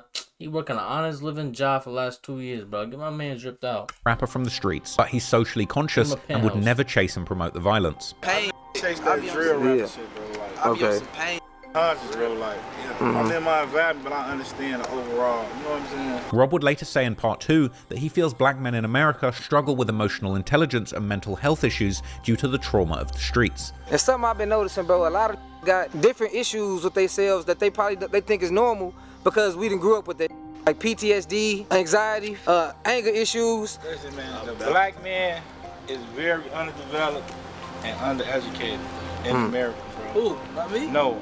Just listen, bro. When it comes to emotional intelligence, reasoning and people getting shot over shoes and that's not being emotionally intelligent. This traumatizing though, bro. This you deal with, this you choose to deal with. This is the life we put ourselves in. Rob would elaborate, saying that he's conscious to the plot against his people through violent drill music and that he doesn't plan to fall victim to it. It's a plot against us, bro. We fall into it, but I'm not gonna fall victim though. You know? That was strong. Like that was. Man, Rob talking that grown man. Man, Rob, bro. Black and Tero would then bring up the post from Chiracology where people in Trap City Unk Gang subreddit protect the trap by any means necessary. This shit is crazy, bro. Nah, y'all Photoshop skills got it. Suggested that Rob should run for president, creating a meme that put his face on the iconic picture of Malcolm X, with them breaking into laughter and finally acknowledging that they do indeed read the content posted in the Trap City Unk Gang subreddit, and with Rob going on to say that he's now getting recognized in public. what they say, they got him at the Yeah, y'all seen that picture? Hey, they crazy on Reddit, folks. You say protect the trap at all costs. You gotta go down Reddit and just type in I Trap Rob. My kids like this is crazy, gang. Everywhere I go, like, oh damn, I can't even go nowhere. Man, I see how this Reddit be crazy. Now, the interviewer would ask him what he thinks of his newfound fame and what he thought of being named Defensive Player of the Year by Reddit, with a noticeable cut in the video, meaning Rob probably said something that initially he regretted. But ultimately, what was left in the video saw him go on to explain that he didn't chase the clout and that he doesn't like Redditors. They say he the Defensive Player of the Year, folks. But on some serious nah, it ain't like that. It ain't that. But is that something you could talk about in club? Since I see, because you got a whole. Chase that shit. I don't even like it, so I don't need internet crazy. So. OTF Black would say that Reddit likes to put bodies on people and that they once put one on him, seemingly a reference to an IG story that Black had posted some time ago telling people if they want their respect, they should get their bodies up, with commenters on Reddit saying this was self-snitching and speculating that he may have been referring to his involvement in the FBG Cash murder, with Black essentially denying this in this interview. Internet definitely put a body on you, they put one on me. Yeah? So that's what blew me up. Trying to say he did, oh damn. Oh damn. Yeah, they got you on Reddit teed up. There was one crazy moment where Rob was asked if he's on Reddit reading stuff about himself, with Rob just calmly nodding and smiling. You their favorite person on there? Do you be going on there reading about yourself? Rob would go on to seemingly reference a post from the Reddit, which was an image from Google Street View of the house that looked like where this all happened, with the title Unk Manor, with Rob actually revealing in the interview that this was really his grandmother's house and that he's worried it made her a target. That is my grandma's house, though. Y'all in danger after everything? Y'all names being put out there like that? This hood? Like that house, you said that's your grandma's house, that's plastered all over the internet, bro. People looking that address up, riding past it. I see that shit on Reddit. That's the real shit, though. It's the internet, bro. It's the internet. Look, outside, you know? Rob would ultimately tell Redditors to stop trolling, with Black saying that people actually get killed for trolling. Definitely don't play about that trolling. Could you speak on that a little bit? Yeah. Stop trolling. Nah, it's not trolling. Rob even said that he wanted to run for mayor of Chicago in part 2 when he was asked if he was planning on staying in the city. Y'all gonna be here for the rest of y'all lives, or y'all finna skedaddle? I'll be the mayor of Chicago, man. I'm gonna be the mayor. Skedaddle. I'm gone. That Malcolm X just made me, I'm doing even more, bro. Ain't you talking that? Yeah. Real shit ain't about they need to let me be the mayor of the city, bro. It is what it is. I'm gonna be the mayor in like the next 5 to 10 years, bro. So you always want to be in politics, or that's just some new? I wanted to be in politics. For real? Yeah. Oh, that's raw as hell. Now, joking aside, somebody who's actually been in the streets of Chicago and the correctional system may well end up being quite good at changing things for the better if they became the mayor. But anyway, something people commented on from this interview was just how much looking around that they were doing to make sure that nobody was approaching them while standing on the porch, with Reddit later circulating a meme that had pasted all 3 of their heads on a carrier strike group, with Rob even posting this meme to his own Instagram page with a laughing emoji. It seemed that Trap City Rob was actually one of the few people in the streets of Chicago with a genuinely positive and progressive message on the state of the gang wars, and this was noticed in the... I ain't gonna lie. The thing is, bro is really on trap timing, bro. He just trying to make his bread. It's just like, that's just what it is, bro. He ain't on no, I'm trying, this the odds, it's fuck the odds, I'm trying to go hop in that car. None of that shit, bro. My man's really just trying to make bread and make it out, bro. Like, that's just what it is. Like, whatever block he on, that's just what he's on. He's just trying to make bread. Comments that praised Rob for a positive approach and not dissing anyone. However, unfortunately, just because some positivity is being spread doesn't mean the war is slowing down. In fact, exactly a month after Jeff's death, one of his closest friends and frequent collaborator, Lil Scoom, was reportedly killed too, shot dead and left in the streets, with broken-hearted Chiracologists pointing out that now, out of the big 4 people in their friendship group, Lil Jeff, Q50, Vert, and Lil Scoom, only 2 remained alive. About Q50 though, talk about my boy Q50. Breaking overnight, one person is dead after a shooting on the city's west side. Police say a man was sitting in a rideshare vehicle. You see 8 bullet holes on the rear right passenger window and 1 major hole on the door. So far, no one has been arrested. Meanwhile, a local anti-violence advocate, Pastor Corey Brooks, says it was his administrative assistant's son who was killed here last night. He says the pain they feel right now is indescribable, and asking people to pray for the family. The teens made it only steps away from the front door of their school. Bullets shattered the glass and sent people inside nearby businesses ducking for cover. The mother of Montario Williams tells CBS 2 Montario and Robert were good friends. Montario was looking to graduate and hoping to attend a trade school. His mom thinks he may have gotten into carpentry. She says what happened is surreal, that her son was just trying to survive the streets. This is 17-year-old Montario Williams and 16-year-old Robert Boston. Their lives cut short. 2 Innovations high school classmates were shot dead in the Loop near Washington and Wabash Friday afternoon, just as it was getting out for lunchtime. Another violent weekend in Chicago with nearly 50 people shot as of this morning, including several teenagers. Wow, and all of this over the first full weekend of summer break for Chicago public schools. The numbers are frankly hard to hear. 18 of those shootings happened just overnight. 49 people shot, 9 of them dead, and of those 49, we now know 8 of them are under the age of 18. Mayor calling on more help, he says, from the federal government in terms of funding, but also making a plea to the community to turn perpetrators in so they can be held accountable. We need to do things differently. This is terrible. This is unacceptable. But then the same thing keeps happening. So there is no magic potion to cure violence in the city of Chicago. How many of you guys have been exposed to some type of violence in this neighborhood? Jeremiah was the youngest. He told me about the loss of his father. He got shot when he was going to a store. How many more people have you lost to gun violence since the last time we spoke? I'll say at least about 20. 20? I couldn't tell you. You couldn't tell me? I think Chicago has been labeled helpless by the nation. The violence here has robbed them of a childhood free of tragedy, a cycle that has continued into adulthood.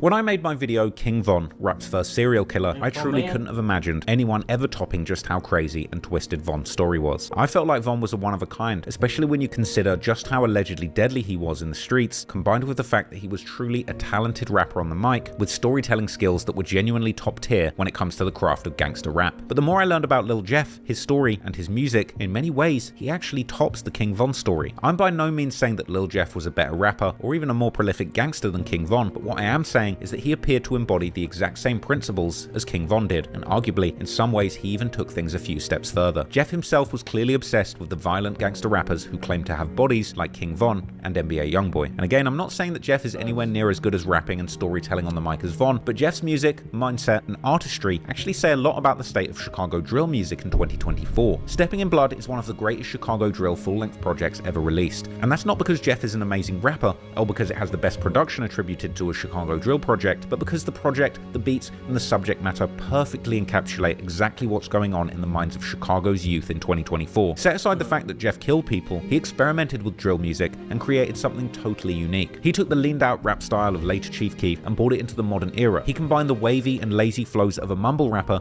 with the demonic and gritty content and real true crime backstory of someone like King Von. Jeff is like the mumble rap King Von, the Zan Von if you will. He paints a dark picture of the life he's living as a killer in Chicago at this point in his life. He explains the mindset of him and his crew, sliding every day, desperate to kill their enemies, take their watches, and mock them mercilessly for the whole world to see. Jeff celebrates real-life murders and violence with the same kind of glee a teenage Fortnite player would exhibit after killing their opponent and doing an emo over their body in the game. When I first heard Jeff's song Ah and heard him rap, he was screaming ah when he got hit, followed by the ad-lib of him doing the impression of those screams, ah. It actually made me laugh. That was before I learned the story and understood that he was doing a real impression of the dying screams of somebody whose life that he took before they even had a chance to turn 18. That's far from funny, but it truly is the attitude of the modern day streets in Chicago. It feels like once upon a time, young people in the rap scene dreamed of getting rich, but now it seems they simply dream of taking a life and getting away with it. Just like Von did, Jeff's music captures the darkest moods of the youth in the streets of Chicago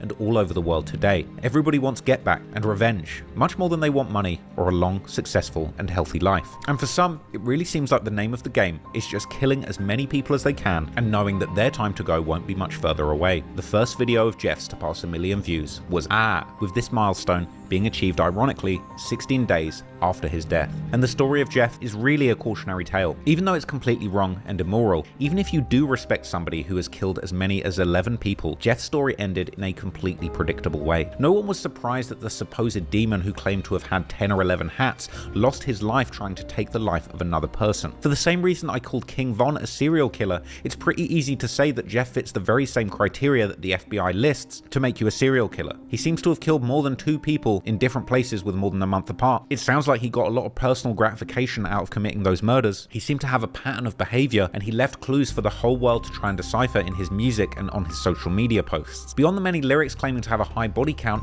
he left cryptic clues all over the place, like his Instagram captions using emojis to depict 10 different hats, each one giving a clue as to exactly who it was he was saying he killed. Analyzing these emojis deeper seems perhaps like a silly pursuit, knowing how prone Jeff was to trolling and how aware he was about his growing infamy amongst the Chicago drill fans, and how he was willing to further increase it with his antics online. But still, as I previously mentioned, the 2 graduation caps seem like an obvious reference to Monty and Lil Rob. Then there's the woman's hat emoji, which was changed to the princess emoji, which could possibly be referencing D-Money, while either the crown or the so-called rescue worker's hat likely being a reference to Lil Deuce. And continuing the list towards the beginning, the so-called top hat emoji could literally mean his top hat, meaning his most valuable or favorite kill, with that likely being Lil, who would have been Jeff's revenge for the murder of his beloved cousin Z-Money. Or it could be a reference to the Vice Lords, who are known to have used that top hat as part of their symbolism. Or it could have been any number of things for that matter. The so-called military helmet emoji, on the other hand, might well be the most interesting one in that post, given particularly the rumors that Jeff had been doing contract killings all the way out in Milwaukee, with this emoji perhaps rather perfectly capturing the idea of Jeff doing a kill as simply a hired gun or professional soldier. Then there's the 3 blue caps at the start, also known as the build cap emoji, a much more cryptic start to an already cryptic list, with this emoji generally being used as the standard one to symbolize catching a hat,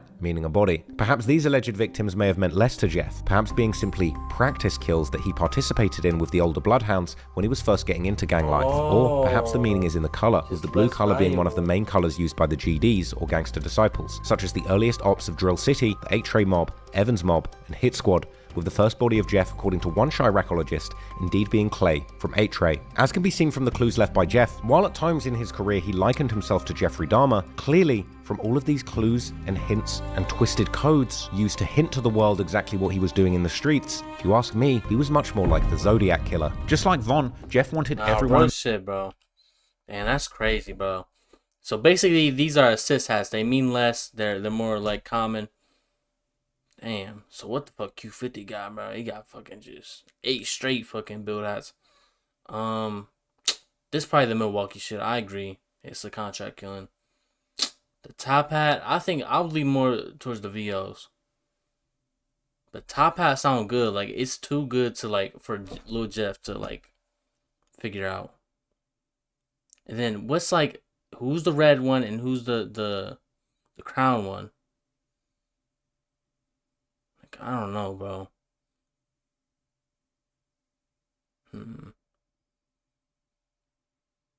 3, 6, 9, 10.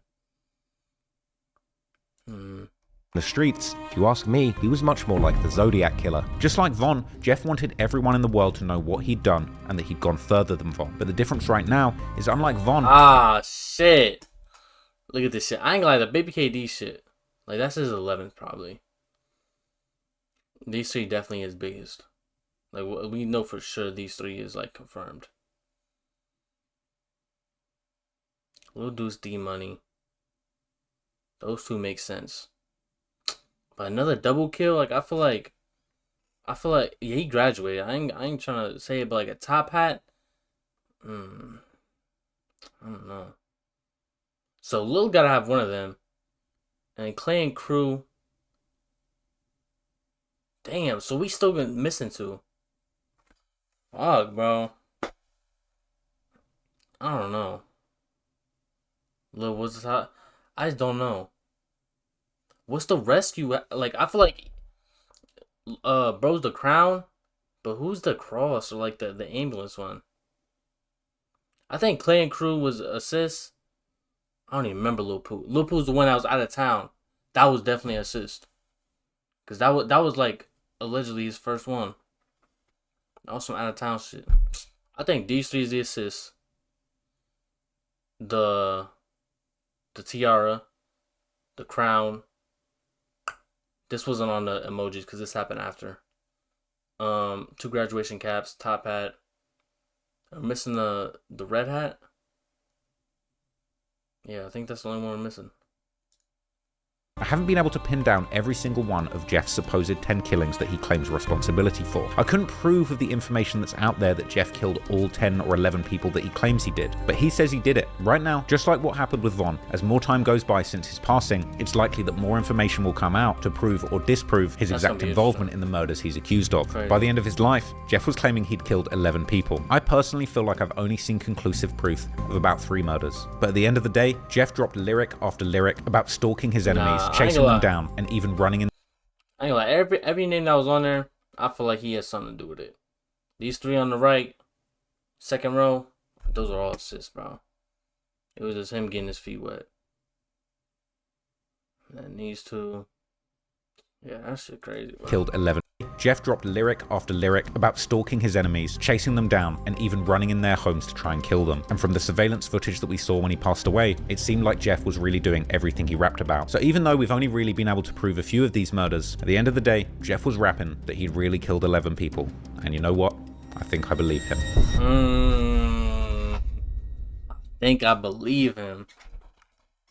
And that's how they ended off. Damn. It's a good watch. This documentary is longer than his whole rap career. My man spent an intro begging YouTube not to demonetize him. Yo, that's real shit though. I swear to God, like YouTube be tweaking. Most famous quote: I got 10 kills. 1 more on Bill Russell. Crazy. Wait, most famous quote, funeral quote. He was loving and would give his last and helped and loved others. Wow. Facts, bro. They're trash as fuck, bro. Jesus Christ. The streets are no longer the streets. It is now a cotton map. Lil Jeff didn't hit the streets until later in his life. He started senior year of high school. Damn, you know our society is crumbling when senior in high school is considered late to start gang banging.